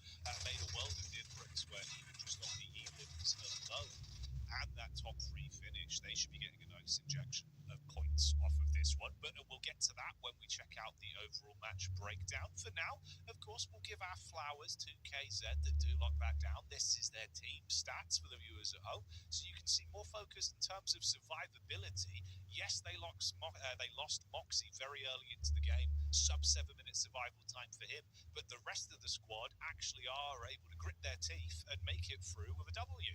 I mean, Moxie, the guy on your group project that shows up to the meetings but really doesn't put any of the numbers up. You know, it's still good. Maybe he's still able to communicate with his team in the voice chat, so he might have still had a macro impact, rotationally speaking, for his team over unfeeling Yen and Jaikura. But yeah, again, really good use, especially of the assist feature to get access to the rooftops. It's really strong when you just have a flat, open-ended finish in these kind of fields, especially near God's compound. So the overall match summary is going to be then 59. Okay, this is way closer. Not a lot of eliminations because of the blue zone, which you do love to see. But we did see then a lot of the loot, right? Again, Jackie, we keep talking about this, but it keeps coming true every single match, it feels like. We see these airdrop weapons getting to the real late game. So even if you did loot a loot truck, or in this case we had 3 airdrops being looted up, if you get eliminated, whichever team eliminated you, they get a massive win because they're going to take those weapons. They're not going to leave them in those death crates. They're going to pick them up, and in that case, that's exactly what happened earlier for the likes of KZ Esports. Yeah, I know it sounds like an easy concept, right? With the idea of the high-profile loot making the difference in the games like this, allowing you to get wins under your belt. But I think especially that's really hammered home in a lobby like this, where even from sort of rank 1 maybe down to sort of rank 13, rank 14 max, it's relatively close in terms of the power level. It feels like anyone could lap anyone. So then you get that extra like 15% damage output with a P90 or something like that. It's just completely flipping the game's results on its head. So yeah, it's a world of difference there. Nice aim as well on display from Jakura on that one, 27% ratio between both his chest and headshot. So looking good. Not surprised though that Absolute takes our top player category on that one. Yeah, as you said, really stellar performance from Absolute in particular. But Kino, we talked about Kino at the very start of the broadcast, right? Looking at the players of Champion, how we need to see more presence from team around him. Sure, they don't get themselves the win this game in particular, but Fearless is up there too. He's got 5 eliminations, 600 damage. Good to see another player alongside Kino to put up these big performances. And then you have Betts and also Westron able to make it relatively fun this game. So yeah, still good for our 2 teams in the podium in Mad Esports and also Ayato able to get himself those chicken nuggets in this game. The the chicken dinner was not meant for them, it was meant for KZ. No, it doesn't matter apparently. The chicken dinner team, the unofficial chicken dinner, I will say, will be headed with the way of champions as they have those 17 points. So yeah, Mongolia meaning business here in the LCQ. In one of the few times we've seen the actual chicken dinner taking team off the placement points being bested just off of pure elims there. So fair play, shout out champions. It felt like they were going to go the whole hog on that one, but absolute ripped that chance away from them. But at least they finally have one good game. Something to get us excited about this team, Max, because obviously I think coming into it, in my mindset, I thought they would probably be our number one ranked team at the end of today, based on what we were seeing in the previous stage of play. But I don't actually know if that's going to be the outcome now. I fully agree. I had 4 teams in particular I was focused on, which were going to be Arcred, GOAT, Champions, and Amix. And, well, Champions had a slower start to the day, but it doesn't matter as long as you still get the points on board. That is exactly what they were doing right here. It's actually because of that performance of Champions, they will be jumping up an extra 7 ranks. So leaving the terrible second page of the overall rankings and making it now into top 4. So they're looking way more comfortable, and so are all the teams above them in GOAT, 777, and Avalanche 2. But TGM is a team that we said they've been getting some decent results, especially in that Yasnaya Polyana finish earlier. Hey, a team that was looking to improve based on their initial performances because they were just not playing that well, in my opinion. So TGM having a complete change up, and so far a big thumbs up from my side that TGM have indeed been relatively consistent on the elimination side of things. Yeah, good to see. Good to see from TGM. Shout out that they've been playing some blinders today. Very different compared to what we had initially in knockout from that squad. Now, I will touch on it again because we're moving to the second page. You can see they're moving down to 11th, losing 3 placement points. They're on the second page now. Amix, obviously for champions, right? They finally had a game where we can get excited. Amix, it hasn't happened yet, but if I'm to believe what I said earlier, my own belief is coming into Miramar, their fortunes will change. We'll finally find out if that's the case, Max, as Miramar is up next. I mean, they better. 1 placement point is abysmal for a roster like this. It's so stacked for Amix. So even just reaching a top 5, you're like, yes, please, thank you, because they got 19 eliminations. That's really good. 19 eliminations in 4 games is a really good average to have. 1 placement point is, unfortunately, on the other side, a completely terrible average to have over the course of 4 matches. So, yeah, I really hope you're right, Jackie, that we do see more late game presence from Amix, because right now, they've just been completely missing the mark, in my opinion. It's just not been there. It's not been there whatsoever. But if you want to be in a position to have something swanky in your skin collection, then get down there. Scan that QR code that Max is pointing at and enter the code that's on the screen. Of course, 75 of those available, so you've got to be quick, Max. You can't afford to be slow. Yeah, I don't know if I would call skin swanky. I don't know. It feels weird. It's like Swanky? the word moist. Some people don't like the word moist. Swanky. I don't know. Really? Swanky is just like fresh or like cool. It means like, you know, like it's high grade, like swanky. Well, that's swanky. I don't like it. No, I don't know. I have an issue with that. Like, I wouldn't call your shirt swanky. I would call it cool hit. No, cool. I wouldn't call your shirt swanky. I do like it. It's cool, but not swanky. Yeah. There you go. It doesn't fit into the French vocabulary. What's like the French definition for something that's like hip? Cool. Just with a French accent, I guess. Well, there you go. On to the next game. More to come up as we move on here. We'll see you after the break with some even more exciting PUBG Mobile action, but in French. Oui. Start the war!